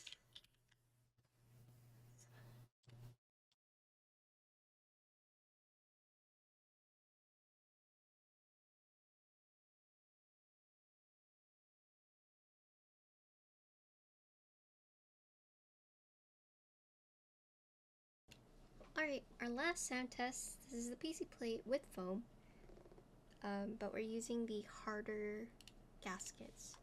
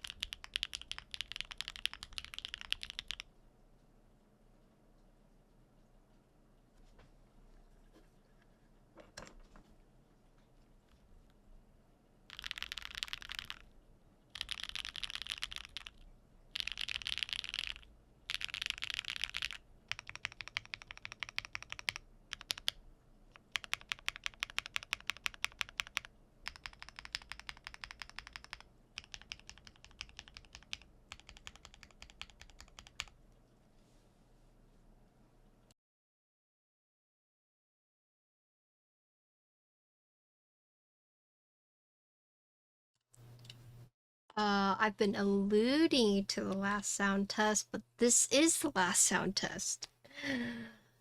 Whew, okay, let's talk about it. We have a lot to talk about, so let's just get into it.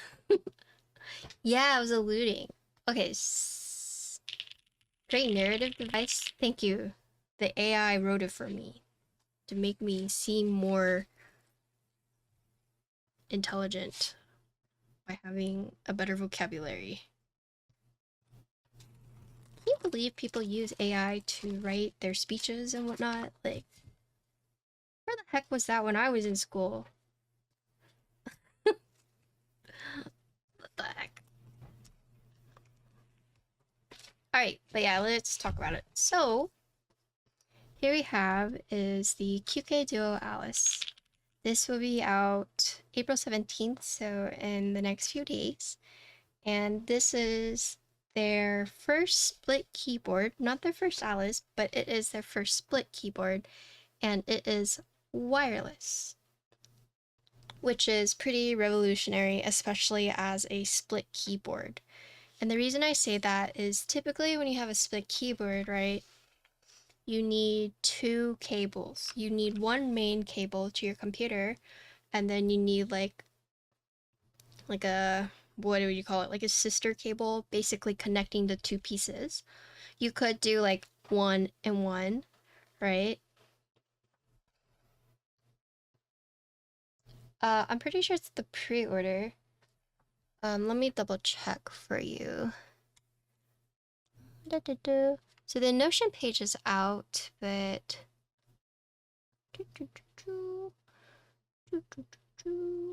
orders will be fulfilled within 8 weeks of placement. So it looks like this is the pre-order, and then after a certain time, it will then be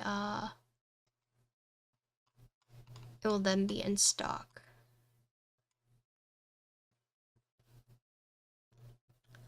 Is it 2.4 or is it Bluetooth? So it's interesting, right? It uses 2.4, but it also supports the USB-C with this one, so not Bluetooth. So this is the connector for those who are curious. So these two are separate, but it's not like these connect to like your computer. They connect to this, which is connected to your computer. Does that make sense? Right? So basically with split keyboards, right, typically you'll need two cables because you need one to the main computer and then you typically have one connecting the other two. And the reason why splits are so nice is because you can position it however you type. So if you happen to like type like this for whatever reason, or if you're like this kind of typer, right? Oh shit. It's nice because you can basically pick the angle you want, right? There's no set angle in that sense. But the only issue with doing like extreme angles like that is in the past you would need a cable connecting the two pieces, or at least two cables going out. But now that they've made this wireless, you can position how you want as long as your receiver is somewhat like nearby, right?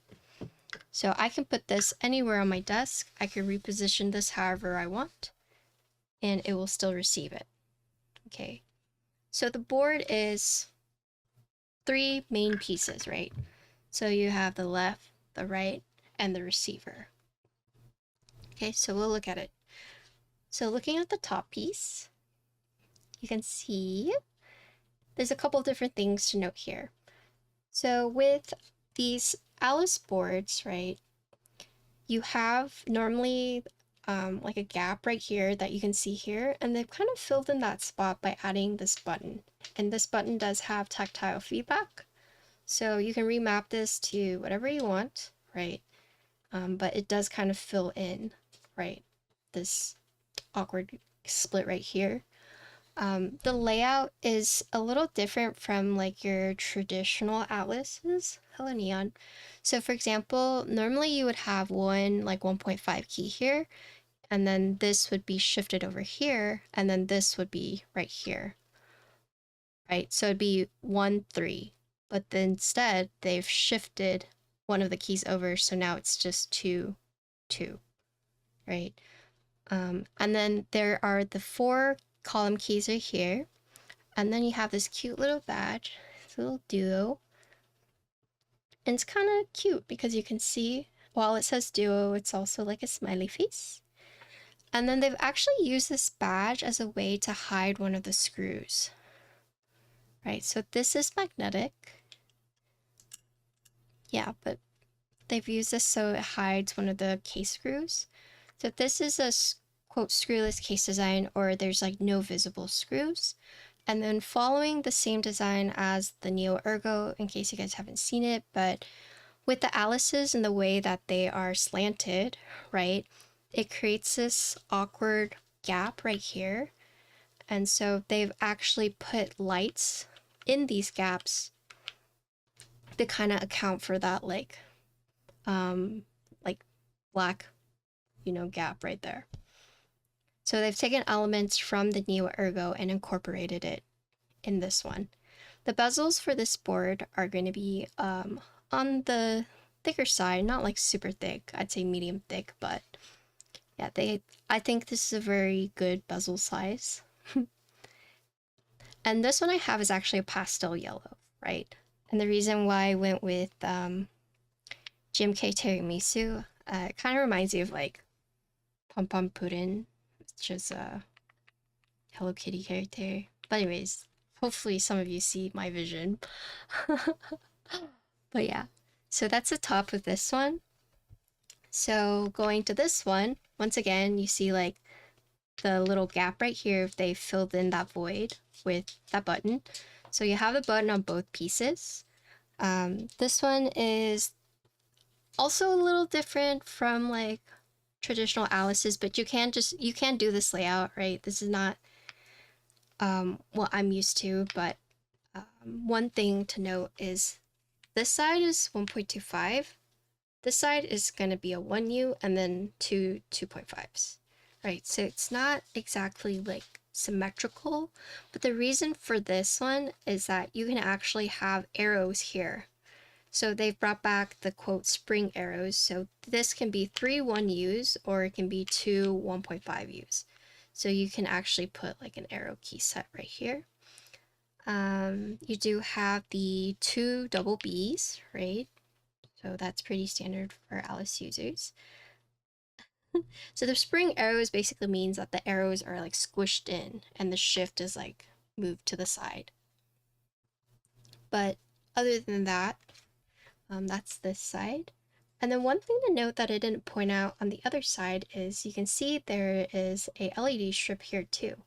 So not only have they filled this gap where the keys start to slant with LEDs, but they've also put a similar strip right here as well.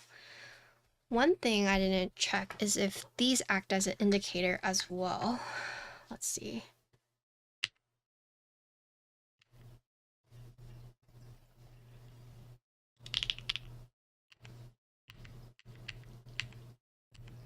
So check this out. The indicator's right here. I don't know if you guys can see it. This is caps lock is on. Caps lock is off. On, off. It's kind of subtle because it's like a little dark, but do you see how the light is changing? So while these aren't indicators, your indicator is going to be right here. Okay. So that's neat. I think the receiver is the coolest part, and I'll go more into detail about why I think it's so cool. But yeah, so that's the top part of this board. So you do have a more unique Alice layout. You do have the 2 longer LED diffusers right here, and then you also have the LED diffusers in the gaps where the keys start to slant. You have the 4 keys on the side. You don't have any keys on this side, And then you have these two buttons that have tactile feedback that you can press and remap. So looking at the side, right? So this is the side profile. This is on the outside, and this is on the inside. And it's worth noting this part right here, because this is actually what you use to pull out to get the tent in it. So there's a few selling points for this board. Not only is it wireless, not only is it a split Alice, but also you can tint it, right? So they've incorporated a lot of things into this board. So you will receive a tool, but if you're too lazy to use the tool, you can actually just like pull it out like this. And that's the tinting mechanism. So now you can see it's actually tinted. It's higher above, right? You can either do flat, which is 0 degrees, or you can raise it up, which is 5 degrees. But here is the side profile for that. And if you're like, well, you know, how do we know that will stay in place when I'm typing? So based on this like hinge mechanism, right? It locks itself in place, or it secures itself in place whenever you lift it all the way up. So if you get this unit and when you pull it out, you'll feel it kind of like pop into place, right? And that makes it like super secure. I was saying that you could technically put it halfway, but there's nothing to secure it, so it probably would fall over time. But the way that they've designed this, right, it will stay up unless you put like an absorbent amount of force. But if you're just typing, it should be okay, right? So this is the side profile once it's open, and then here is the side right here. So to tell which piece is like left or right, you really have to look at like where this part is. This part will always be inside like this. Okay. And then you can see the hinge right here, but I'll just push it back down. So here is the back of the board. So there's also a lot going on here. So first of all is that we finally see the branding, right? QWERTY keys. And this is actually a battery cover, but it's magnetic. So you should be able to just like lift it off like that. The battery is visible from right here. However, they have incorporated this like PC part right here, this PC tab right here that's screwed in by 2 screws to really hold it in place. And we took apart the board earlier. I'm not going to take it apart now, but to kind of give you guys some insight of how many pieces this is, you have the top part, right? You have this mid piece, or it's more like the tray, right? You have this part, which I've been calling like the skeleton part, but it's actually the tint mechanism. You have the battery compartment, weight. So this piece itself is like separate. And then you have this piece, which is where, you know, the receiver is connected to the battery, which is also its own little piece. So it's a pretty intricate case design when you think about it. There's a lot of moving parts. Talking about the feet, you do have the, you know, adhesive feet, right? And then I think it's really good that they actually added this like little plastic tab to really keep it in place, right? Music got loud. Might just be the song. But yeah. So that will help it keep it in place, but then this also is like very strong magnets. And then you can see the two-toned right here as well. So you can see this one is going to be like a slightly darker yellow, and then this one is going to be a lighter yellow. But this part that you see right here is actually like its own separate piece, right? But that's the back, and it's the same thing on the other one. And then here's the USB port side. So from here you can see the two duo-toned again, so the lighter and then the darker. And here is where you can see the receiver. This part is actually plastic or PC, and I'm assuming they did that so there wasn't like metal case contact, especially with the wireless, to reduce like any interference for that. But not only is this where the receiver would be, but this is also where you would plug in your cables in case you needed to charge this or use this as wired for whatever reason. But yeah, that is the USB, or I say USB port side because there's normally USB, but that's the connector side, I should say. And then here's the front lip. You can see the lip doesn't like fully go over the bottom. You can still see a sliver of the hinge part. And then I'll show you what it looks like. So this is what it would look like. The front lip part. But yeah, so it's the same thing on this side. But let's talk about the receiver. So I agree with Oxy. I think the receiver is actually the coolest part. You have two PCBs. You have the 1.2, which is going to be flex cut, and then you have the 1.6, which is non-flex cut. So I have the 1.6, which is no flex cuts. So you have two options. But yeah, so I think this is definitely the bread and butter of the board, right? So few things to note here. You have this knob that works and you can remap it. I say works as in like it's functional for, you know, you can rebind it to whatever key you want. It's not just for the keyboard specifically, but you can also press it down. So that's, you know, you can do volume up, volume down, or you can press it to mute it. And then you can also remap it. Once again, you see the QWERTY keys branding right here. I don't know if I can take this off. Seems a little hard to do, but almost looks like it might be removable. But either way, the branding's right here. You do have this LED strip. And we found out that this is actually where the indicators were. So the board has like these LED strips right here, but they're not indicators. Instead, the indicator is going to be right here.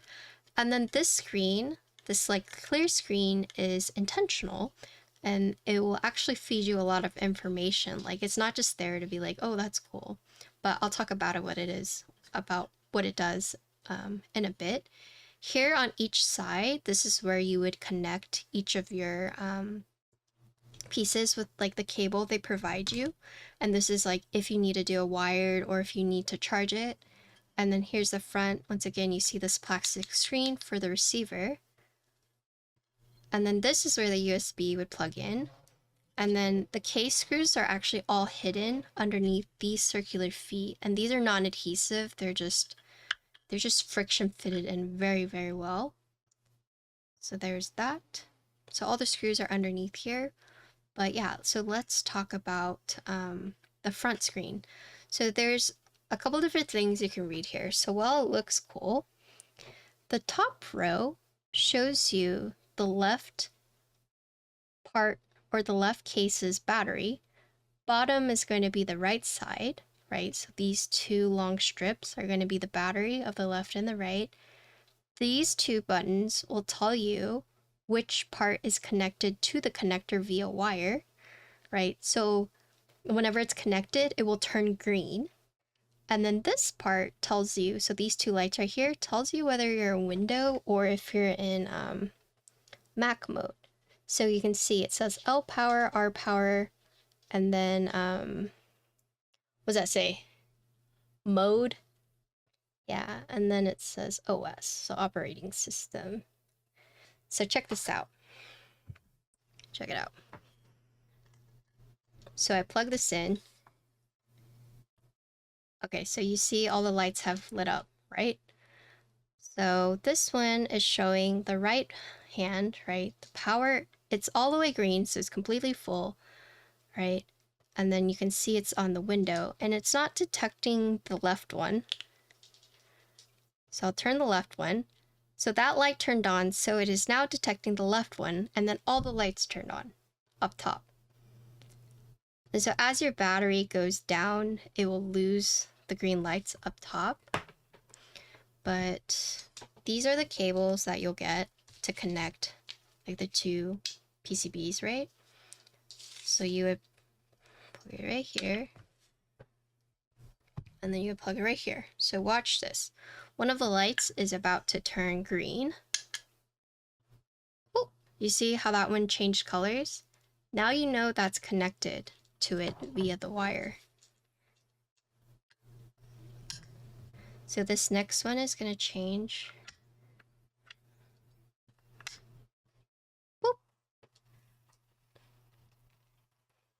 Is that cool? So now this is telling me my left and my right have full battery. Both are connected via the wire. And then you can actually just like type like this too. So not only can you do wireless, but you can also type with it wired if you want to.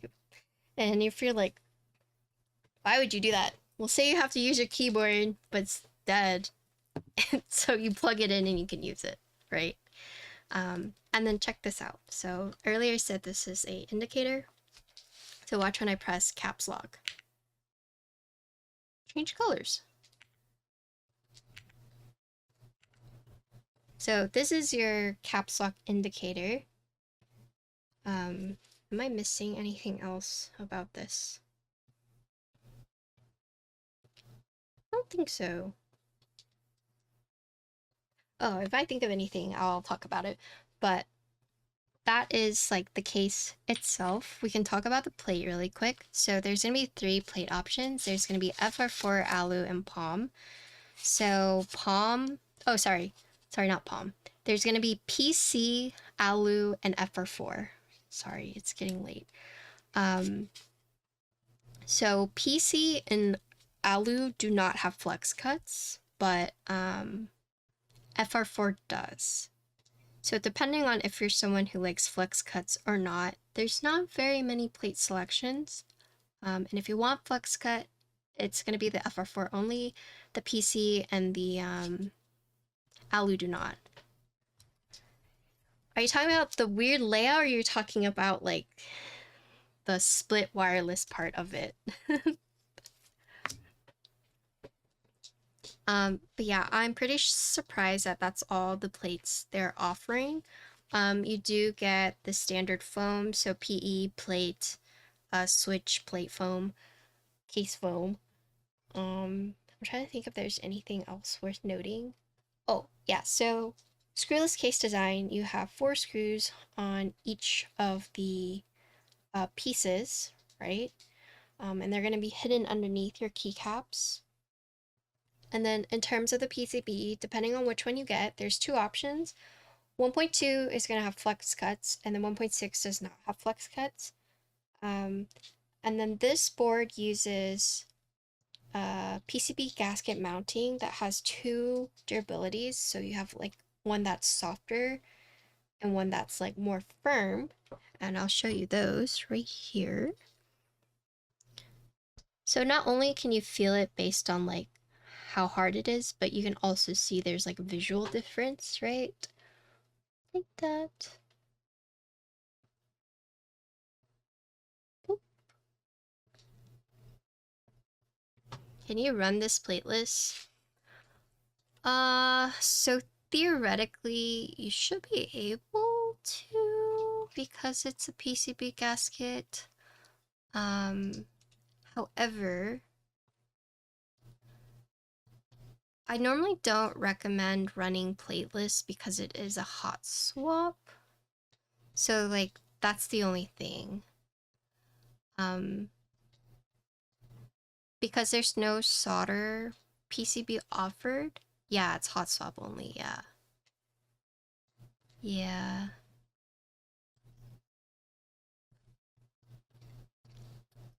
I think maybe that's why they don't really mention too much about like running plateless, but in theory, you could. In theory, but I haven't tested it because it is hot swap. That's like something I would maybe ask the Discord just to be sure. Because technically, theoretically, you're able to, but it could be designed so that you're not supposed to. Does that make sense? Like, unless it's something they like actively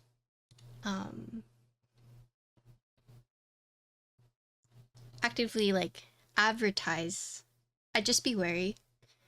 But I can ask in the Discord because I think there was like a few questions people wanted to ask.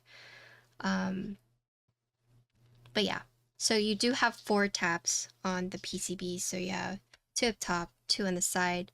This one right here for the buttons used to be one, but they got rid of it, right? And now they just put like pour on right there, like a pour on strip. But yeah. So let me tell you guys my thoughts. So I would say this is I thought the Neo Ergo was like innovative, but I do feel like the Neo Ergo was a little overshadowed by the fact that, you know, there was Type K, in my opinion. It's still a very good board and it's still crazy, like especially at the price point. And then innovative in the sense of, you know, adding the diffusers right here in the gaps of the Alice. I always thought that was really cool. So for this one, they've taken a few aspects from that and then incorporated it into this. And I want to say this is their most innovative board, right? I'd say aside from like the Neo Ergo and like aside from like, you know, the QK MK2, I'd say this one is very, very cool. And I think this one is something that I don't say they took like risks for, but it's definitely like more risky than some of the stuff I've seen them release. Like, because QK, I've always seen them as like a very solid brand. They're always like consistent and they'll try new things here and there to kind of like get feedback, but you never see anything like really like, whoa, you know, like there's a lot of new right here.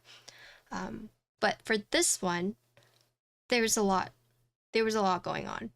And yeah, I don't want to say it's their most riskiest board, but it's something that usually I feel like QK plays it very safe, but this one they were just like like let's go all out, right? This might be like the most creative entry they put out yet. Yeah. Yeah. So that's kind of what I'm saying is that from all the QK boards, they've always played it, in my opinion, like on the safer side. But then this one, they're just like, we have all these ideas. Let's just go out with it. Like, and they did.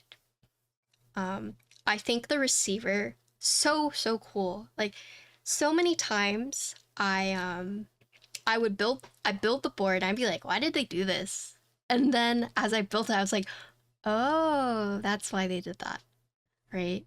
Because I went into this like somewhat blind. I've known about the sport for a while, but I really wanted to just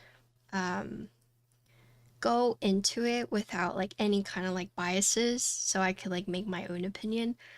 And as I was like building it, there were things where I was like, oh, that makes sense. Like I do think, for example, like if we look at the back, like they've continued with like the really like intricate back pieces, but this time it makes sense because it's functional, right?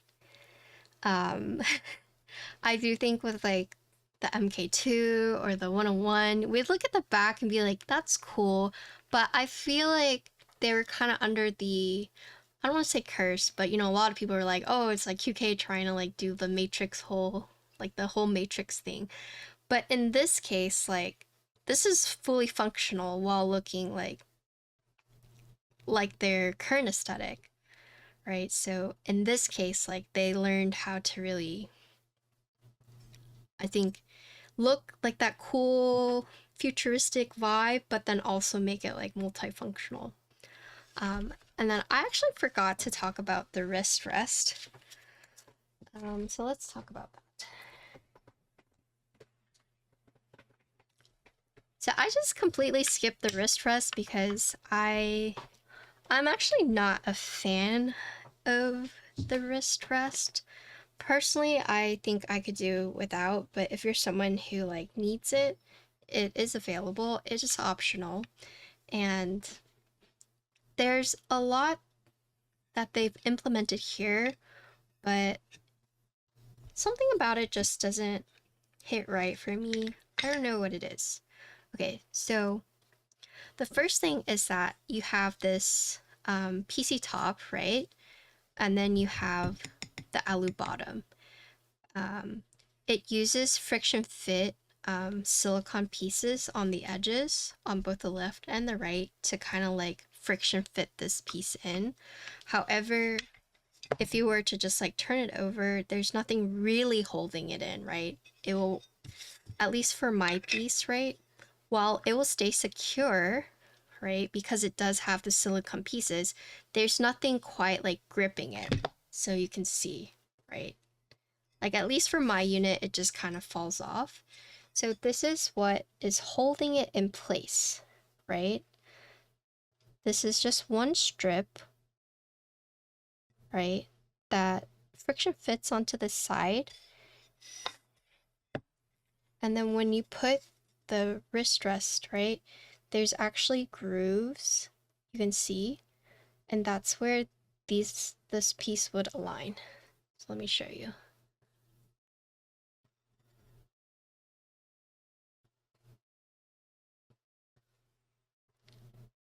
So you can see, you see how the circle part aligns with the grooves on the PC, right? But unfortunately, there's nothing like really holding it in place. This is kind of like a light, like friction fit, but it's not very secure, right? It does prevent it from moving, which is good because you don't have that like weird, you know, the weird sounds from the top and the bottom piece moving.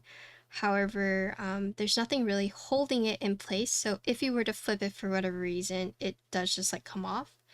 But that's just me being like nitpicky about that. But yeah, there's nothing securing these pieces down either. So that's another thing.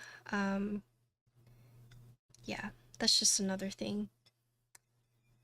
So whenever I was first building it, right, I was a little confused on how to do the tinting, but it's actually in this part. So so I thought that there was like the option for the left and right for whatever reason, but Oxy pointed out it might be just because to make everything the same, so you don't have like a left version and a right version, that they're all the same. So you can use whatever one for whatever version. And that actually makes more sense to me. But basically how it works is you can have this peg, right? And depending on what you're trying to do, there is an orientation. So you have the magnets on the bottom to keep it in place, which is nice. And then you also have the different size tabs to also keep it in place. So not only do you have anchor points, but you have magnets to really hold it. So for example, like if I decide, oh, I don't want any angle, I just need to find the matching. So magnets on the bottom, and then you can see the rectangles and rectangles. So put it here and it will stay in place because of the magnets and you don't have like that weird pinging. If you decide like, oh, I want to tint it, right, you then take it off, you would find two things, right? So you'd find the circles and the magnets, and then you would know circle and magnets, so it would go down right here. However, there is this anchor point right here for the top piece, and it would go like right here depending on what you're trying to do.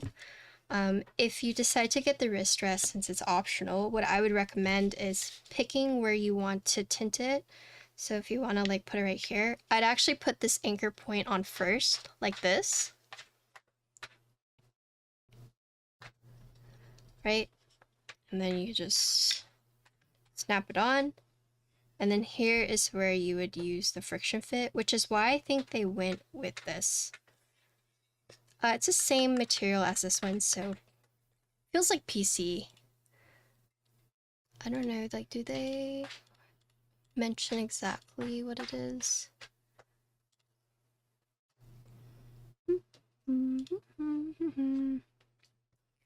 Wrist rest. Do they talk about the wrist rest? I'm just looking at their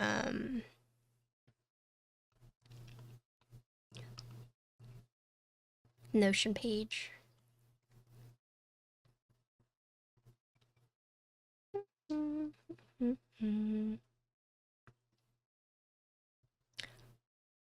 It's been a while. So they don't say exactly, but it's the same PC. Or it's the same material, I should say. But I think the reason why they opted to go with like the silicone fit is while it's flat like this, it's not very secure, right? But whenever you have it more at the angle, check this out, it is more secure. You see how it stays on? So if that's any like reassurance for you guys, hopefully it is, but it is more, you know, secure once it's like angled, but when it's flat, it's not. And I think the reason they did that was to account for like the slope, right? So this is more sloped, so there's more pressure, and there's also it's also being held on by this piece right here. You could theoretically turn it onto the other side like this if you wanted to, but I think what chat said earlier, that's probably because it makes it so there's no need to distinguish between the left and the right. So if you decide to get the wrist rest, just anchor your point piece right here. So there's no actual threads on the PC part, right? Which is nice. It starts at 290, right? And then I would put the magnet down like this, and then push this piece down. 290.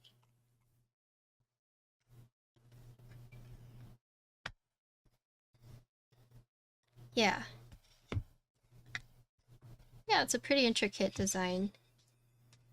There's a lot going on.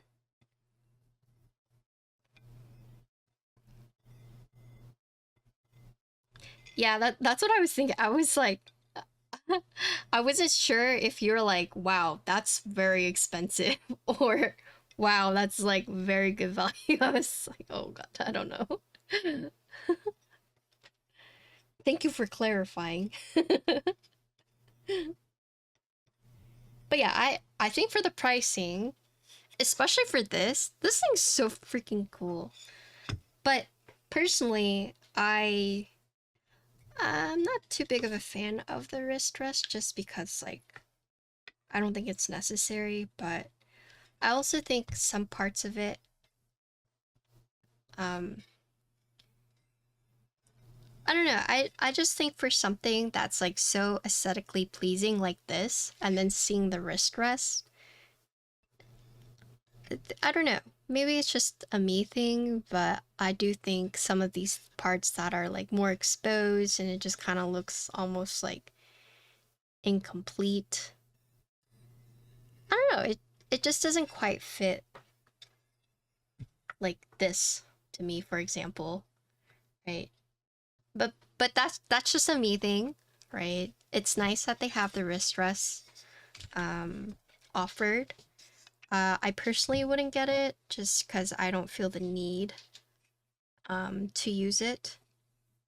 But if you're someone who is not used to like hover typing, like having the wrist rest, especially if you want to use the tint, could be very helpful. But I just think like aesthetically, it doesn't quite go with the board. And I think it actually looks a lot better just like this.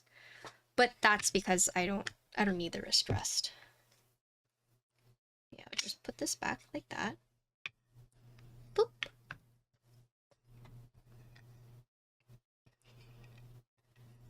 What's a US thing? Oh, also here is the back of the wrist rest.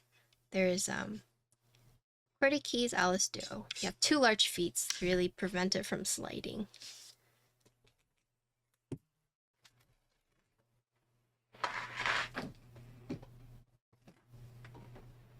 But yeah, so going back to my thoughts, this is a very cool board in my opinion.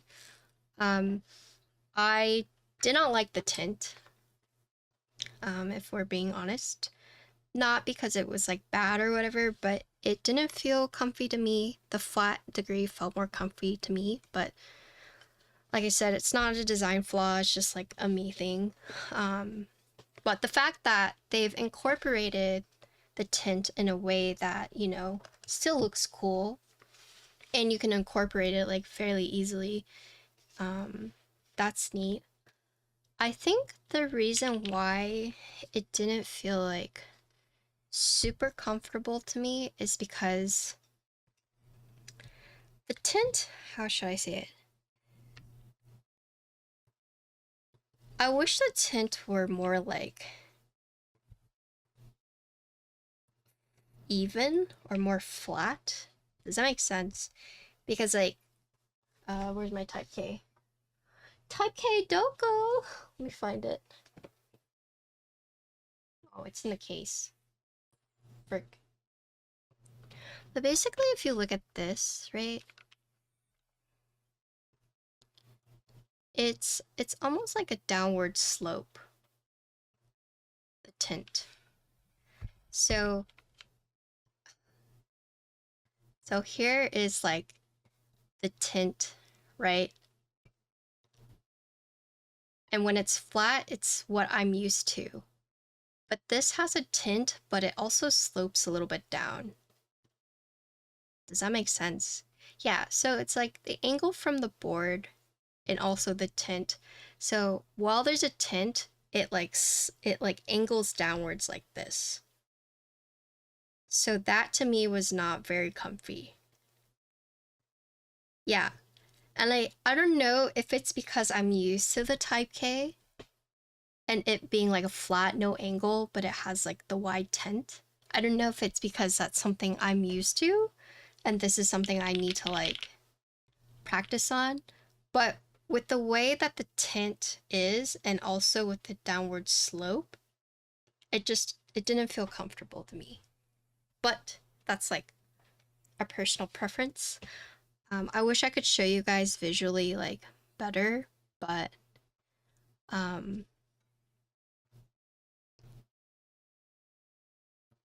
like this is kind of how it is. Like there's a tint, but then it like slants downwards like this. Is like the best visual I can give to you. If you talk to ergo people, they go with 0 degrees or even negative angle. Yeah, I don't know. I typed with it with the tint and I just didn't feel comfy to me. But I don't know if that's because of what all the things I said. But typing with it without the tint was fine. I was fine doing so. The Type K is very comfortable to me. That's also like what I type on a lot, so it could just be muscle memory. But the good thing is that they made the tent optional. So if you're the same as me and you're like, yeah, that tent's not comfy, you can always just push it down, right? So you're not locked into it. Because if you look at the board, so to kind of explain it, if you look at the board, it already has like an angle, but then when you add the tent to it, now it has the tent and the angle, right? So that's kind of what I'm talking about. Otherwise, do I have like any more critiques? I'd just say if you're building this, what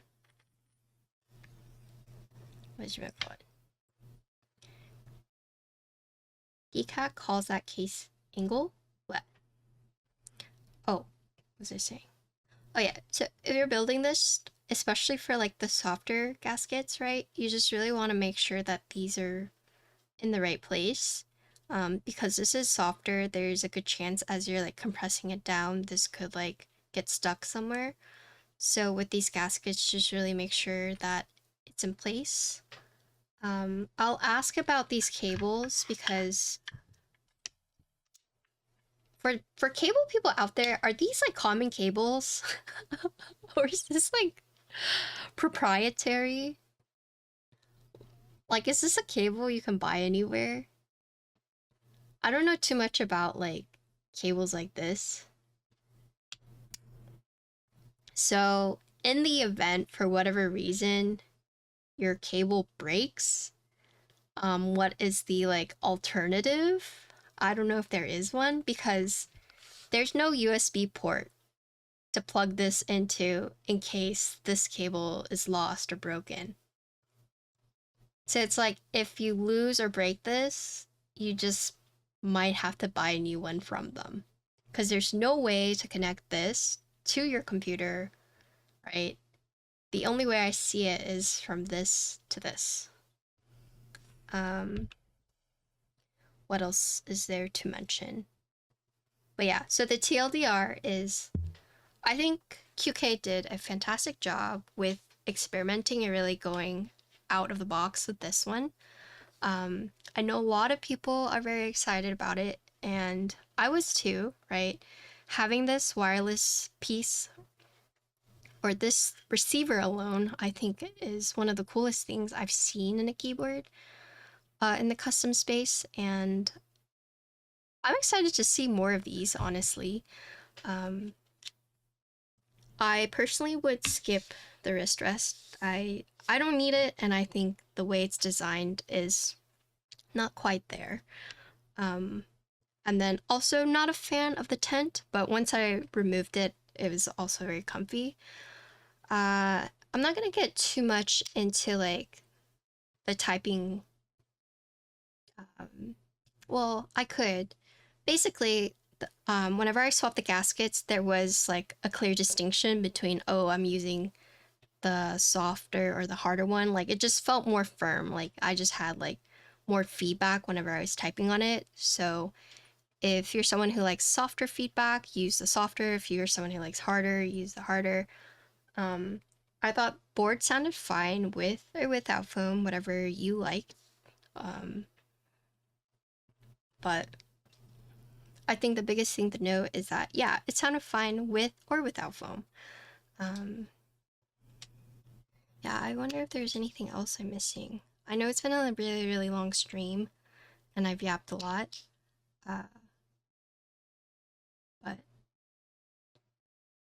yeah, I can't think of anything else. I do think it's interesting. There's a lot of indicators, or there's a lot of LED RGB strips. So you have one here, you have this one here, and then you have this one here. But I think only this one has been the indicator so far. These turned off, so I can turn them back on. So let me just check this for you guys to see if these middle strips are or these LED strips are indicators. Because I know for the Neo they were, but it could be they changed it because now we have this as an indicator. Lighting. Oh. Custom. Okay.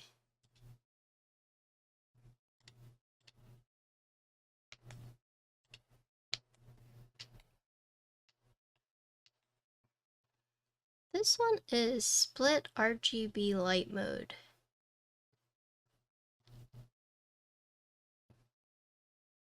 This one is...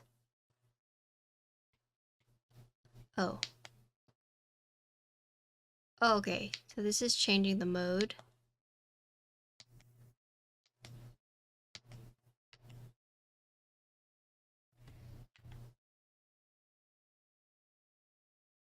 Okay, so it looks like only this is the indicator. They've changed these so that they're no longer indicators.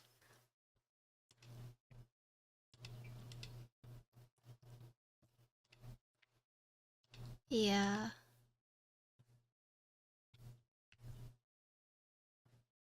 Yeah, so these don't indicate, this don't indicate, this does. And it looks like you can change it too. So this is like the brightness, and then so for example, you can change it to like the solid color, and then here, oh wait, okay, yeah. So it looks like this is the only indicator.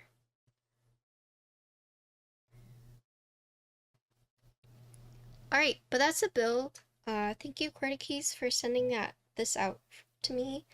Thank you all for making through this 6.5 hour stream. I know we talked a lot, but there was a lot to go into. If you're just joining in, or if you joined in halfway, I will have a condensed VOD that my editor will edit soon, and we'll have it out before the group buy, hopefully. If you decide to buy this board, please consider using my affiliate link. I am affiliated with them, with Keys. I will link my link. Please consider using it. Helps me out a lot. Shameless shill, sorry. Every affiliate sales one extra treat from a doggo. But yeah, if you decide to buy the build, or if you learn something from it and you don't have a creator you're already using a code for, please consider using mine. But that's the build. Fun board. Yeah, thanks for watching. That's it.